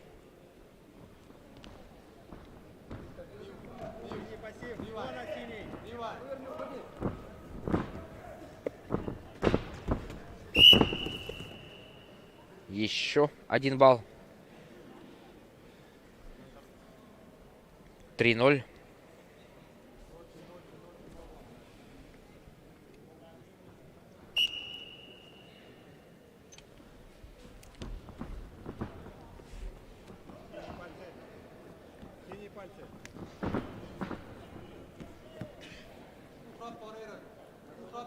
Да, по одному сейчас решил набрать Арсений Джоев баллы. Хотя арбитр за это действие баллов не дал. Нет, не дал.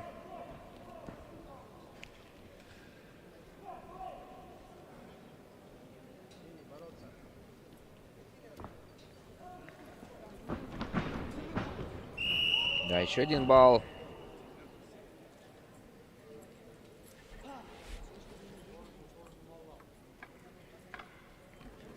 Четыре 0.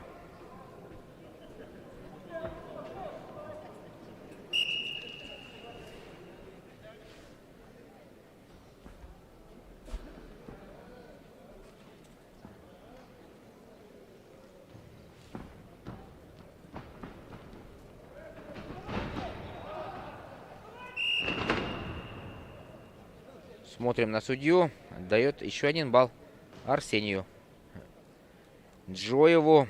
Вот эти все его 5 баллов он набирал раз за разом.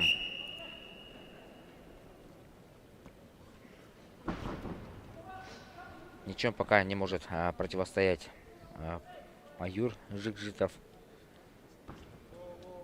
Все его атаки, все его попытки блокируются.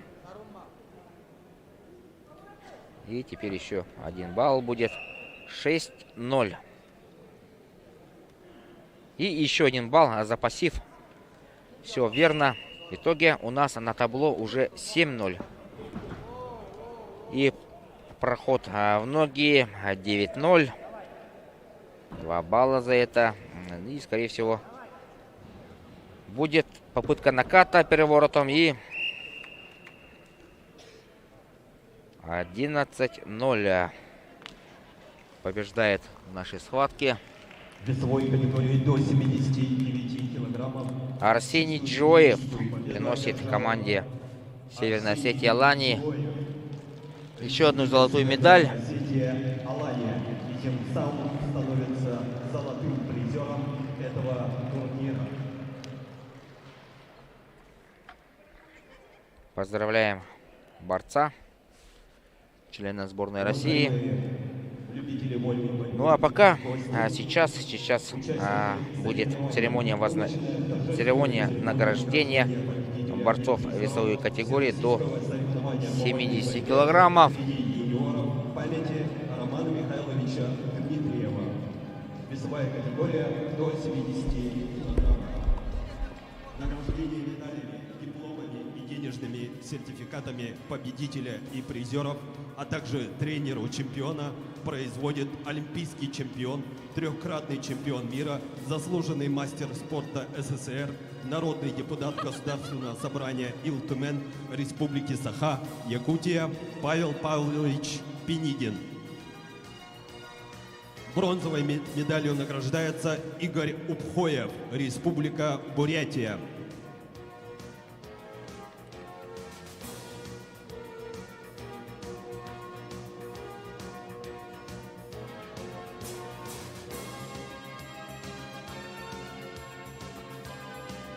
Бронзовой медалью награждается Олег Фомин, Республика Саха, Якутия.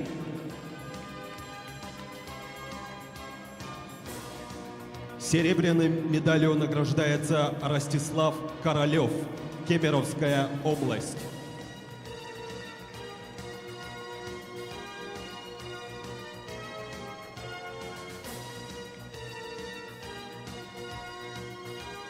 Золотую медаль получает Заурбек Бугулов, Республика Северная Осетия, Алания.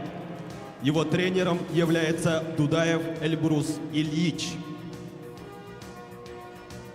Также участников и победителей и призеров награждают сертификатами. Третье место Игорь Упхоев, Олег Фомин. За второе место Ростислав Королев. За первое место Заурбек Бугулов.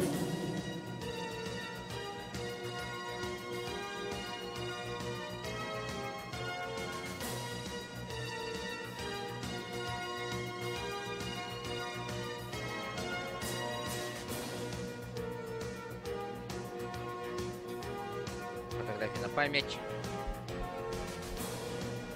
Олег Фомин завоевал бронзовую медаль в этой категории. Наградил лауреатов турнира олимпийский чемпион Павел Павлович Пинигин.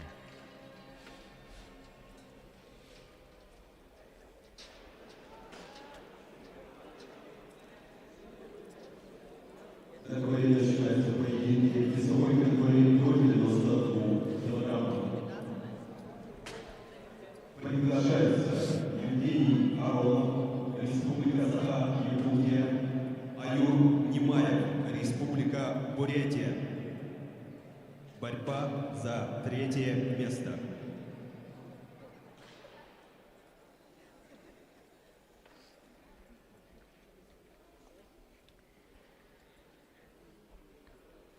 Итак, на ковер приглашается очередная пара борцов. Весовая категория до 92 килограммов. Схватка за бронзовую медаль. В красном углу Евгений Аронов. И его соперником станет Аюр Немаев. Тоже очередной представитель Республики Бурятия. Евгений Аронов, наш спортсмен, родом из Мирнинского района.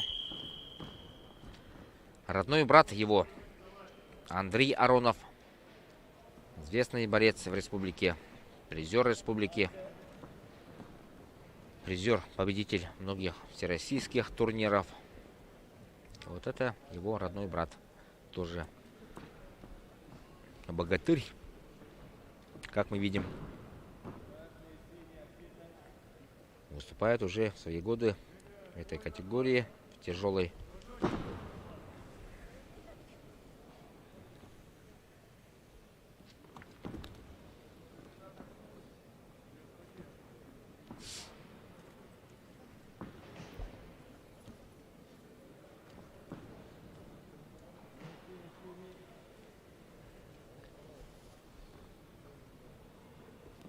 Да, ну пока идет борьба за позиции. Пассив. Первый. Устное замечание дается Аюру Немаеву.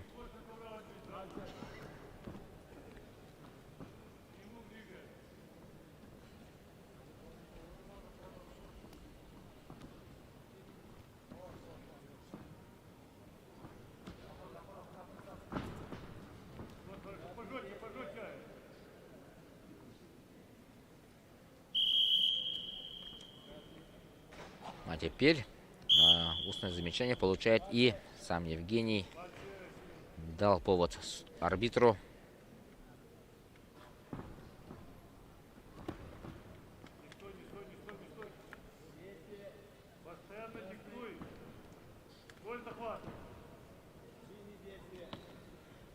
Борьба за центр. Так, пассив. Очередной выносится бурятскому борцу и включен у нас на табло секундомер. Ух ты, получился бросок на 4 балла или на 2, на 4, да, оценили судьи. Попался Евгений Аронов. Ух ты, еще накатил 6-0. Да, и положение у Евгения сейчас совсем тяжелое. 0-8 он горит.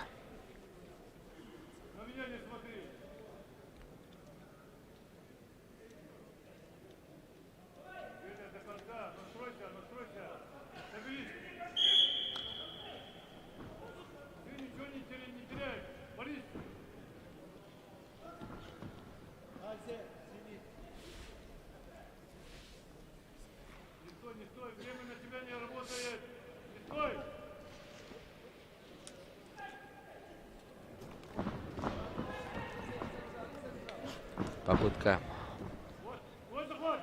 набежать за спину. Да, ну и у Аронова сейчас была тоже возможность заработать свой первый балл в этой схватке, но не хватило чуть-чуть.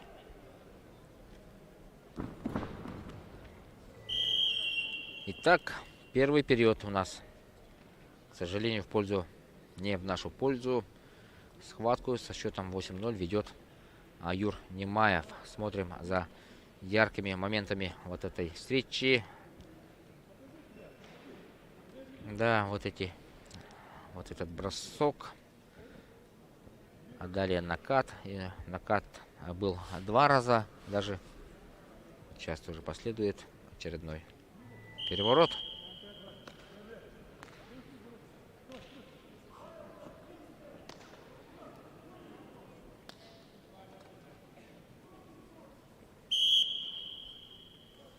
Надо научиться бороться, двигайся.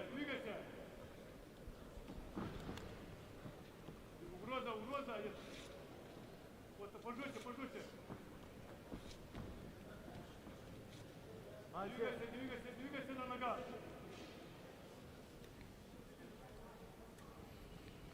Стои. Вот так.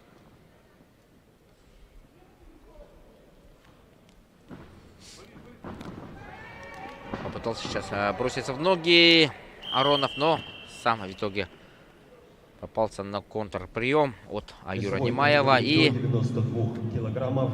победа одержал Аюр Немаев. чисто технически. Республика Бурятия. 10-0. И тем самым становится Бурятский бронзовым призером баттер этого турнира. Аюр Немаев увезет домой На ковер Улан-Удэ приглашается бронзовую медаль в категории до 92 килограммов. Алан Плиев, Республика Северная Осетия, Алания. Борьба за третье место.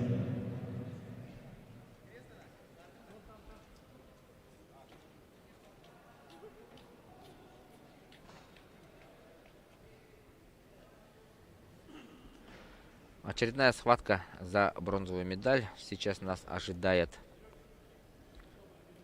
та же весовая категория, 92 килограмма. И на ковер выйдут Павел Дятлов, команда Белоруссии. Вот он, Павел Дятлов. Его соперник Алан Плиев, Республика Северная Осетия, Алания. Плиев, кстати, представлял сборную России на этом турнире, является призером первенства России. Но его в полуфинале очень уверенно одолел воронежский борец Егор Бельских, который сегодня выступит, кстати, в финале. Мы посмотрим. Там интересная пара. Ислам Кильчуков, Москва, и Егор Бельских, Воронеж.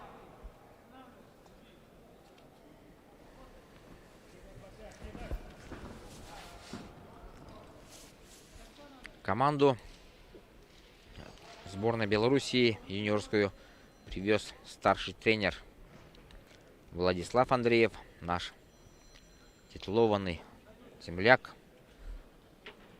В прошлом году состоялись проводы Владислава Андреева из большого спорта. Мероприятие с широким размахом прошло в городе Нюрба.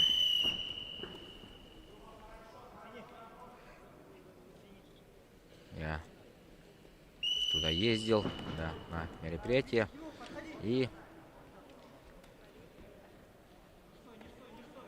было много интересных событий. Одним из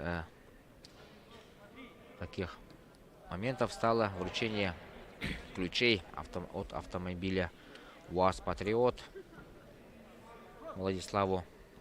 Вот так его любят и ценят земляки из Нюрбинского района. Живет Владислав сейчас в Минске. Работает тренером старшим среди юниоров. И вот эту команду. А пока у белорусов 2 медали. Даже 3. А вот, кстати, Дмитрий Денисеня выиграл медаль без схватки. Соперник не вышел. И сейчас Павел Дятлов может привести команде 4-ю медаль. Посмотрим.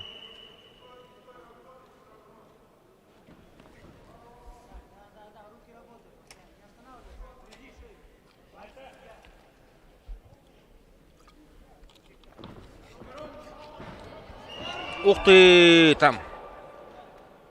Главное, чтобы травму не получили борцы.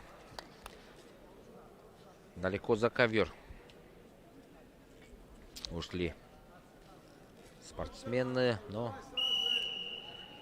видимо, все нормально. Мог там легко получить травму.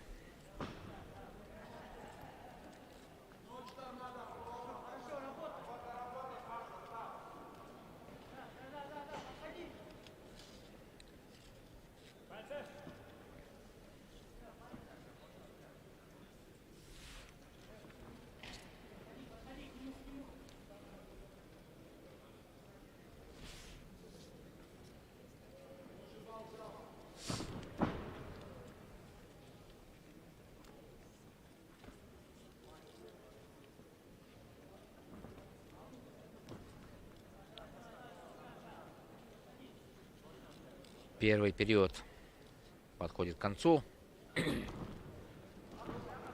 Надо выстоять. Да, и запоздал с этой атакой Алан Плиев.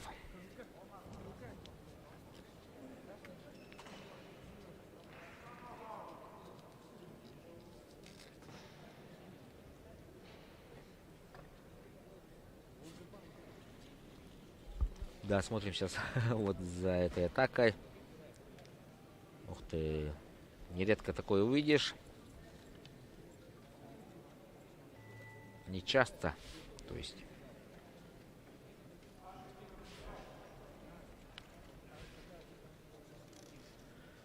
И Павел Дятлов уже готов к продолжению поединка.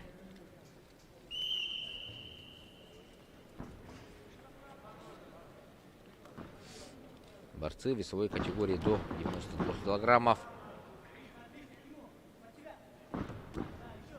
Серьезный вес.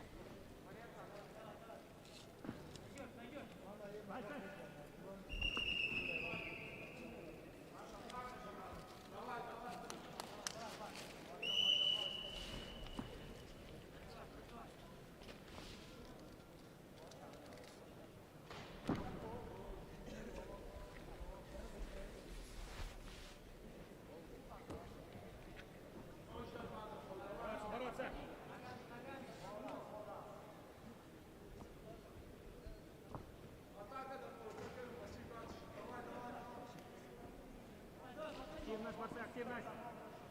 Пальцы, синий пальцы.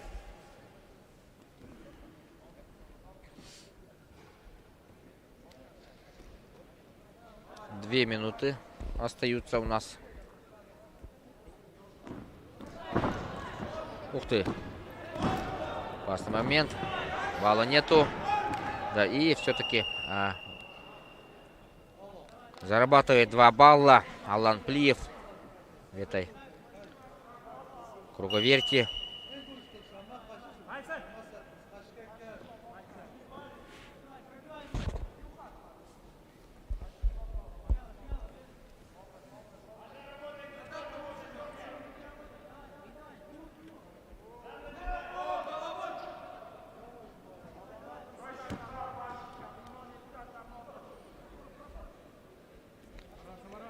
Минута 20 остается Павлу Дятлову. Надо что-то сделать. Попытка прохода тоже не увенчалась успехом.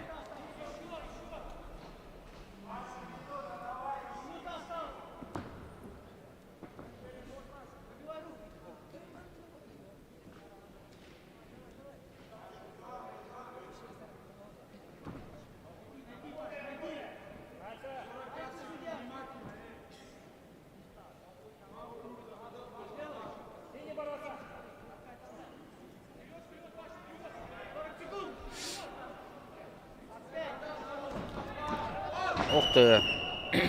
Да, там всего 1 балл. Скорее всего, будет засчитан как вынос за ковер. И нет, все-таки 2 балла дали. 5-0 у нас на табло.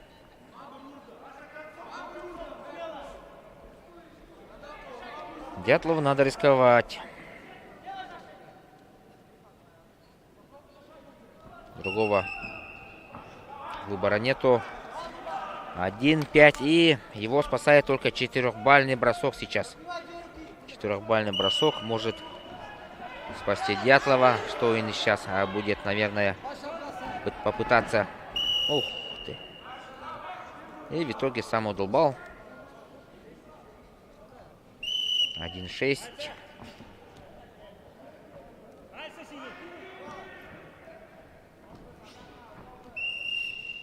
Еще 1 балл. 2-6. Но уже поздно. Поздно спохватился. Хотя нет. 2 балла еще взял. 4-6. 4-6. Но. Время уже истекло. Победу все равно одержит в этой схватке. И уже одержал Алан Плиев.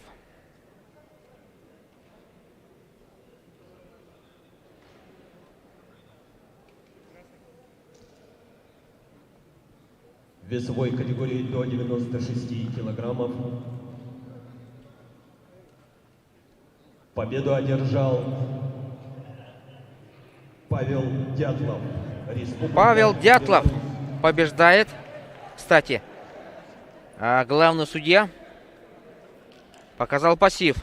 Победу одержал Вот за его последние действия и Республика Северная Осетия. Интересный момент. Бронзу везет Павел Дятлов, который провел прием на самой последней секунде. И Алан Плиев поплатился. На ковер приглашается. Вроде бы вел со счетом 6-1, но проиграл. Итак, финал у нас. Финал. 92 килограммов. Ислам Акильчуков, Москва. Красный угол. И Егор Бельских, Воронеж. Егор Бельских мне очень понравился. В предварительных схватках победил он, кстати, вот Алана Плиева. По кругу разворачивайся, давайте выталкивай его. Судейскую бригаду представляют руководитель ковра Александр Донзаленко, арбитр Сергей Семенов, боковой судья Максар Жанчев. 1-0. Ну-ка свою работу давай делай. Ислам Кильчуков. Вот уже сзади уже надо было быть.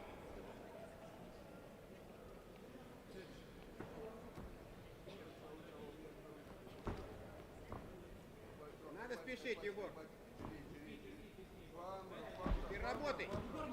Переработай, что руку надо? Развернись.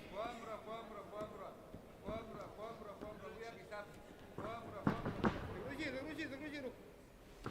Разверни ногу вынь оттуда. Вот, развернись, Егор. Стойка. Егор. Баллов здесь нет. Сам руками работай активно, Егор.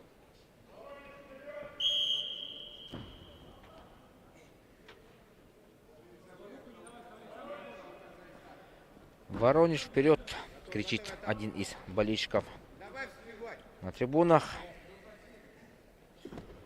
Еще. Раздергивай. Вниз, назад. Дальше. Молодец. Да, и вот это Молодец, Егор. он услышал крики его болельщиков. И счет у нас становится 1-1 в пользу Воронежа. Егора Бельских. Города Москва. Он является чемпионом Европы среди юниоров, двухкратный серебряный призер России. Его соперник в синем трико Егор Бельских из города Воронежа. Он является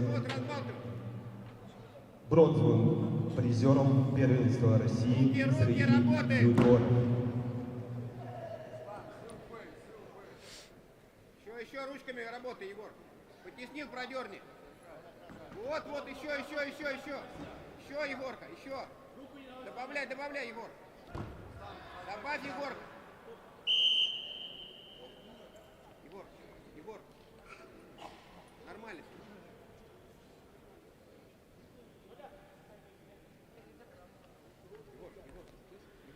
Там небольшие технические неполадки с табло. Сейчас быстренько устранят, и мы продолжим соревнования.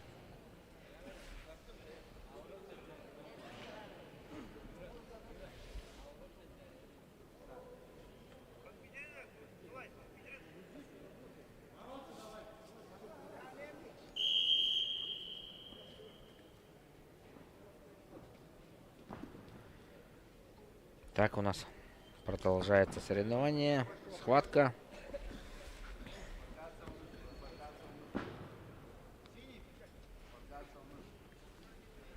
Поддавливай, только не проваливайся.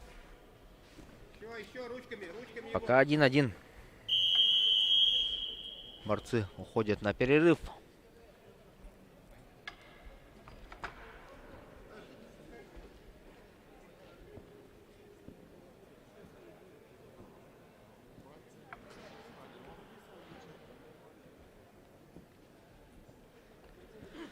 Это у нас финал, весовая категория 92 килограммов. После этого финала состоится церемония награждения лауреатов категории до 79 килограммов. А потом и останутся еще две схватки в весовой категории до 125 килограммов. А в этих схватках будут бороться наши якутские борцы. Так что далеко не уходите. Сам цель занимай.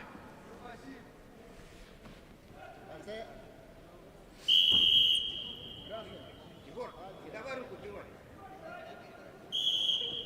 Так надо было. Пойдет. Дальше, давай, бежи. Так, Бежи, Бельских туда, Егор бежи. проходит ноги. И 4 балла. Бросок есть чистый. Если не 5, ну 4. Точно. Еще один переворот. Гори. Красиво было. Гори, 7-1. В гори, мгновение давай. ока счет стал. Назад один. Еще. Назад. Кати. Еще один накат. Да, вот это Работай. золото. Ух ты, тут и еще и накрывание может быть. Опасное положение. Счет у нас такой. Сейчас 3-9. 2 минуты до конца встречи. Егор. Я пустил, здесь прижми. Давай руку здесь вставляй. Понял? Егор. Отсадить надо сейчас. 3-9. Покрова разворачивай. Разворачивай, сказал, не пяться. Все, центр контролируй, Егор. Центр контролируй, не давай руку бивать снизу. Не надо, не лезь, захват. Взял захват сейчас Ислам Клельчуков. Будет, наверное, попытаться исполнить бросок. Не надо, Егор, лезь туда. Надо ему вот это.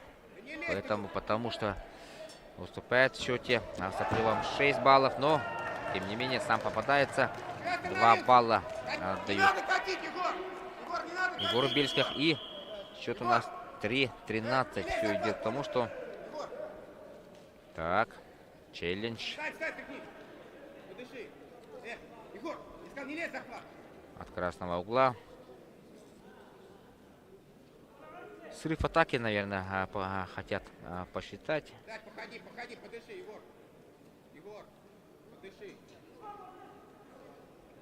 Возможно, они будут и правы. Не надо экспериментировать, не надо лезть, захват. Слышишь, нет?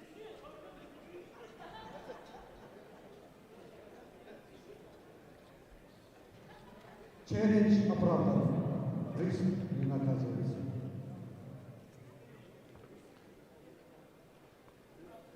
Челлендж выигран. Это был срыв атаки. И счет у нас станет 3-9.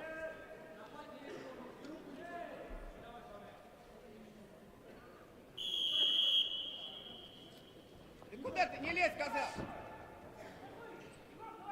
Не лезь. Вот, выходи оттуда. Выходи оттуда. Молодец, вот так. Не лезь, захват. Не лезь, захват. Не лезь, сказал. Все, правильно стоишь. Правильно, Егор, стоишь. Вот так.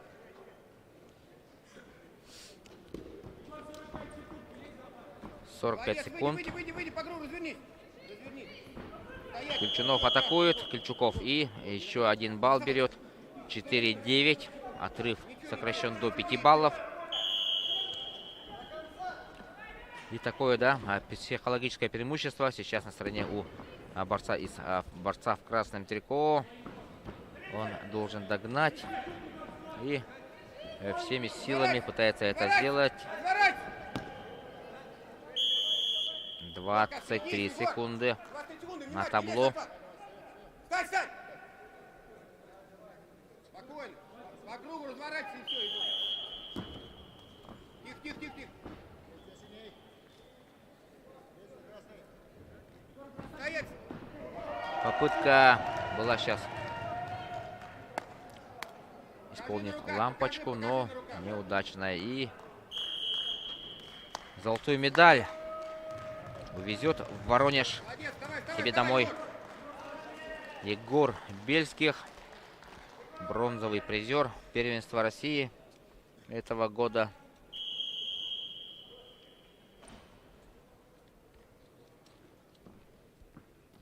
И, к Кстати, представители Воронежа увезут 2 золотые медали нашего турнира. Еще одну золотую медаль, я в этом уверен, завоюет на 99,9% Никита Горбунов в категории до 125 килограммов. Поздравляем Егора Бельских. Да, русский богатырь. Уважаемые любители вольной борьбы. Ну а сейчас состоится церемония награждения борцов. И участники соревнований.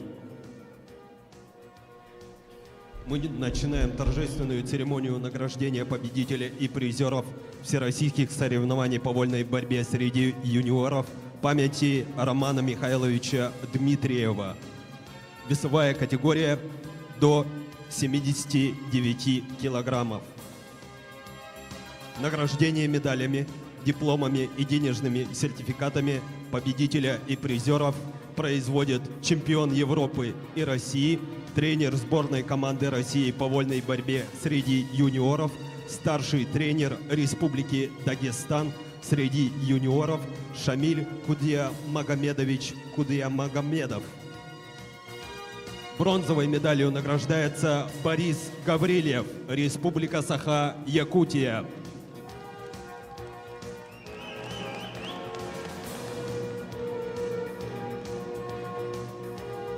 Бронзовой медалью и дипломом награждается Дмитрий Денисеня, Республика Беларусь.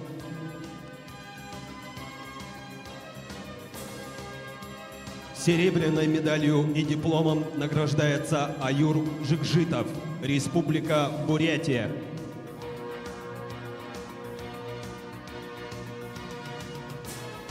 И, наконец, золотой медалью награждается Арсений Джуоев, Республика Северная Осетия, Алания.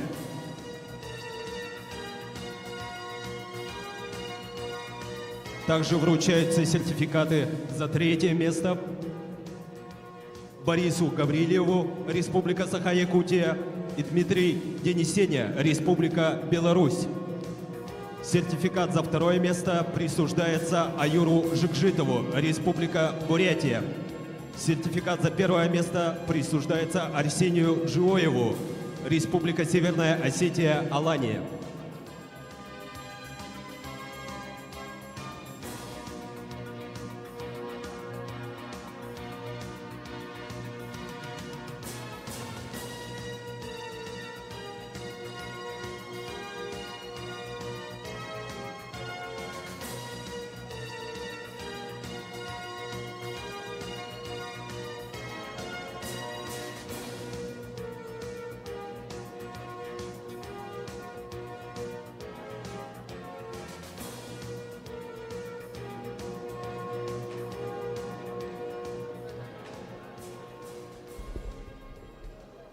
Начинаются поединки в весовой категории до 125 килограммов.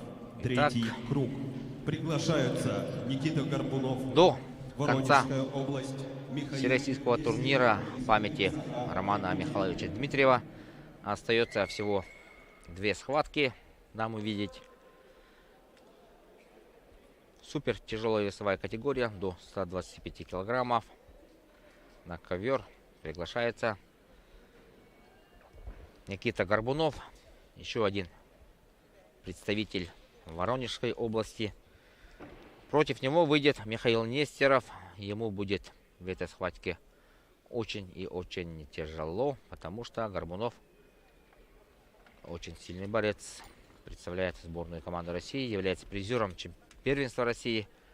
Никита выиграл 2 предыдущие схватки у Данила Иванова и Михаила Зинова.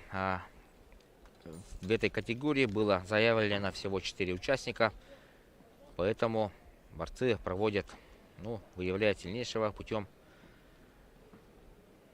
по круговой системе. Каждый с каждым борется. И пока у Михаила Нестерова 2 поражения было, а у Никиты Горбунова 2 победы. Лампочка. Прием. Увидел сейчас, пересчитал лампочки на спорткомплексе. Михаил Нестеров.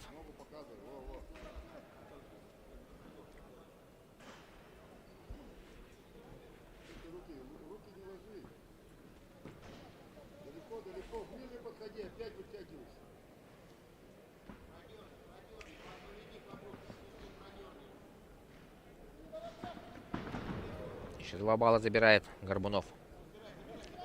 4-0. И сейчас постарается провести. Нет.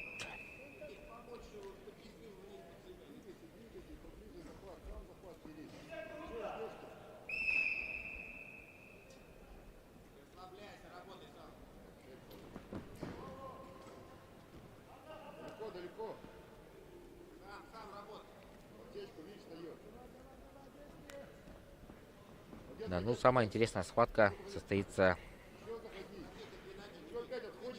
последним.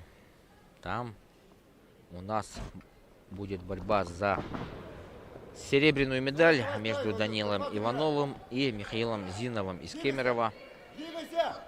Горбунов идет на накат. Еще раз накат. И 10-0 за минуту 50 секунд. Весовой категории до 125 килограммов. Никита Горбунов уверенно становится победителем нашего турнира, посвященного 50-летию Романа Михайловича Дмитриева, его победе на Олимпийских играх в Мюнхене. Даниил Иванов, Республика Саха-Якутия. Михаил Зинов, Кемеровская область. Вот лампочка.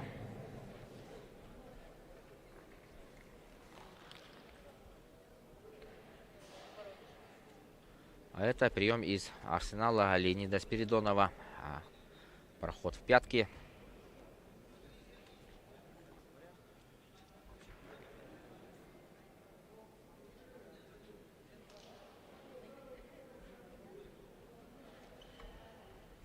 Итак, последняя схватка, завершающая наш турнир.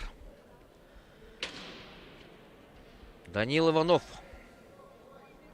Вчера во время торжественного открытия ему вручили знак мастера спорта Российской Федерации по спортивной борьбе. Данил Иванов, борец из Хангаласского Луса, является абсолютным чемпионом игр Манчары прошлого года по борьбе Хапсагай. Является призером первенства России среди юношей, а также неоднократным победителем первенств Дальнего Востока. Данил Иванов. В прошлом году он был триумфатором на турнире Романа Дмитриева. Опа! Нашеребало вообще. Вообще, да. Вот это поймал Данил Иванов соперника. И вот этот бросок должен пойти на всевозможные хайлайты. Красивый бросок. Чистый. Причем исполнение было. И пока мы ведем схватку 4-0. Но соперник серьезный, да. Михаил Зинов уступил вот победителю Никите Горбунову всего в 1 балл. Там еще челлендж был в их схватке. Физически очень сильный, мощный, настоящий русский богатырь Михаил Зинов.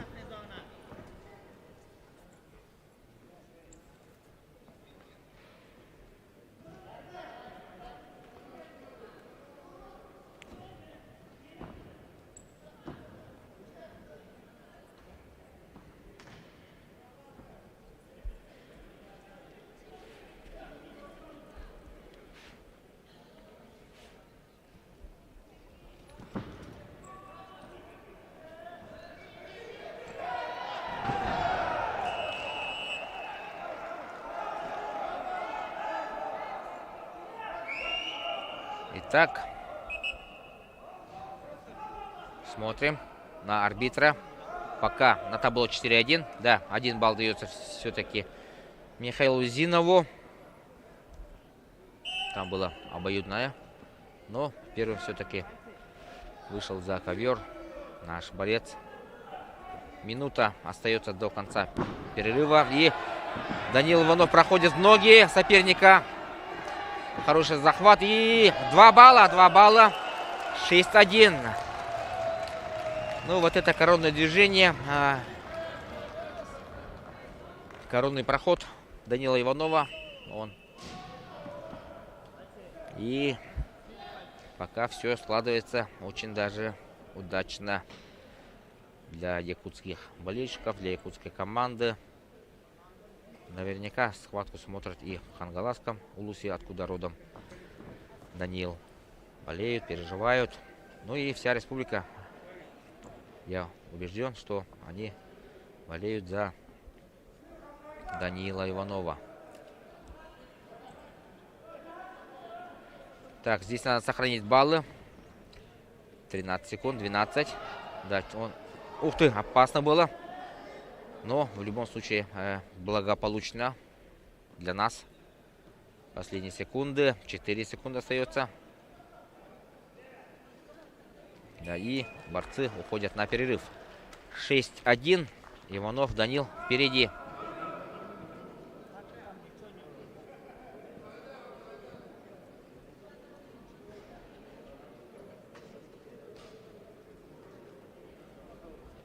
Вот он, его 4-бальный бросок. Украшение завершающего дня соревнований памяти олимпийского чемпиона Романа Михайловича Дмитриева.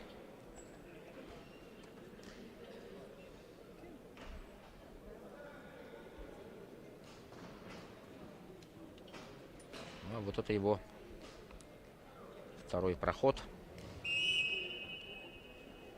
Ведем 6-1, отрыв 5 баллов. Надо стараться их сохранить и при случае еще и прибавить в баллах. Тогда серебро у нас в кармане будет. Михаил Зинов из Кемерово. Вышел заряжен на второй период. Все время идет вперед.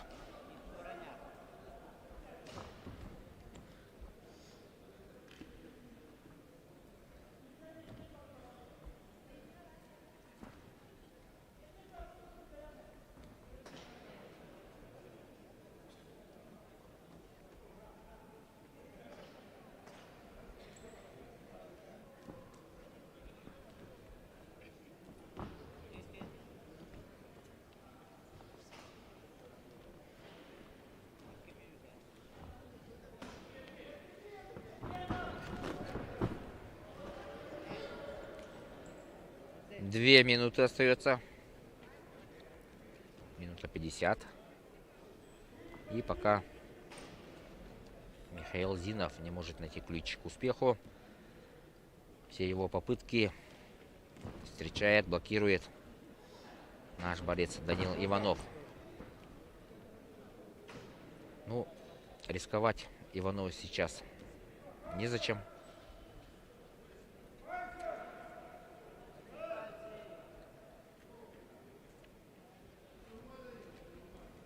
Время идет, играет в пользу Иванова. Минута 10. И чуть-чуть подустали оба борца. Это видно.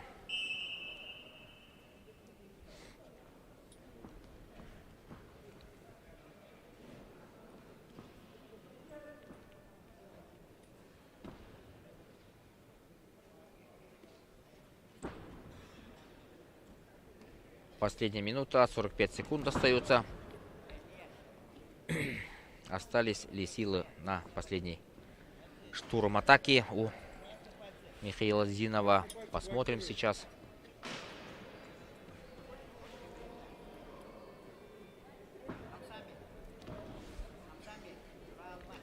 25 секунд.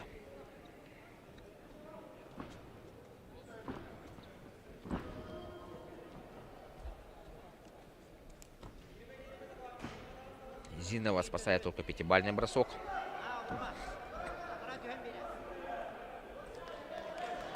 И Даниил Иванов становится обладателем серебряной награды. Он обменял прошлогоднее золото на серебро. Тем не менее, вот этот результат мы будем считать, что хорошим результатом, высоким достижением нашего молодого борца. Поздравляем Даниила Иванова. Ну а теперь состоится церемония награждения в весовой категории до 92 килограммов, а затем и 125 килограммов. На этом наш турнир завершается.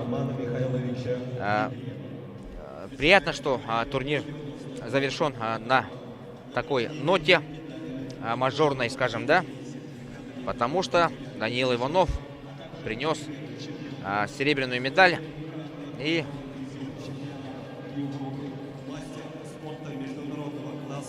тренер молодежной сборной команды России по вольной борьбе, старший тренер Республики Северной Осетии Алании среди якутские юниоров борцы всего завоевали 1 золотую, 2 серебряные медали. Золото у Льва Павлова, 2 серебра у Ивана Потапова и Данила Иванова. Также бронзовые медали у нескольких наших борцов. Это и Валентин Бурнашов, и Олег Фомин. Бронзовой медалью награждается Аюр Немаев, Республика Бурятия.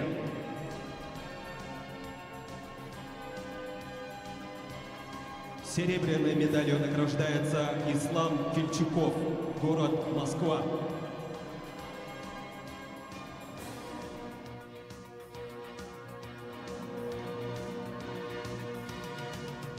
И, наконец, золотой медалью награждается Егор Бельских, Воронежская область.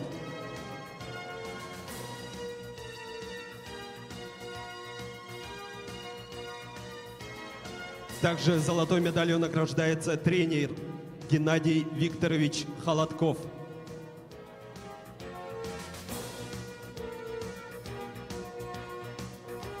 Награждаются сертификатами бронзовые призеры Алан Плиев, Республика Северная Осетия Алания, Аюр Немаев, Республика Бурятия. Сертификат за 2 место получает Ислам Кильчуков, город Москва. Сертификат за 1 место получает Егор Бельских, Воронежская область, а также его тренер Геннадий Викторович Холодков.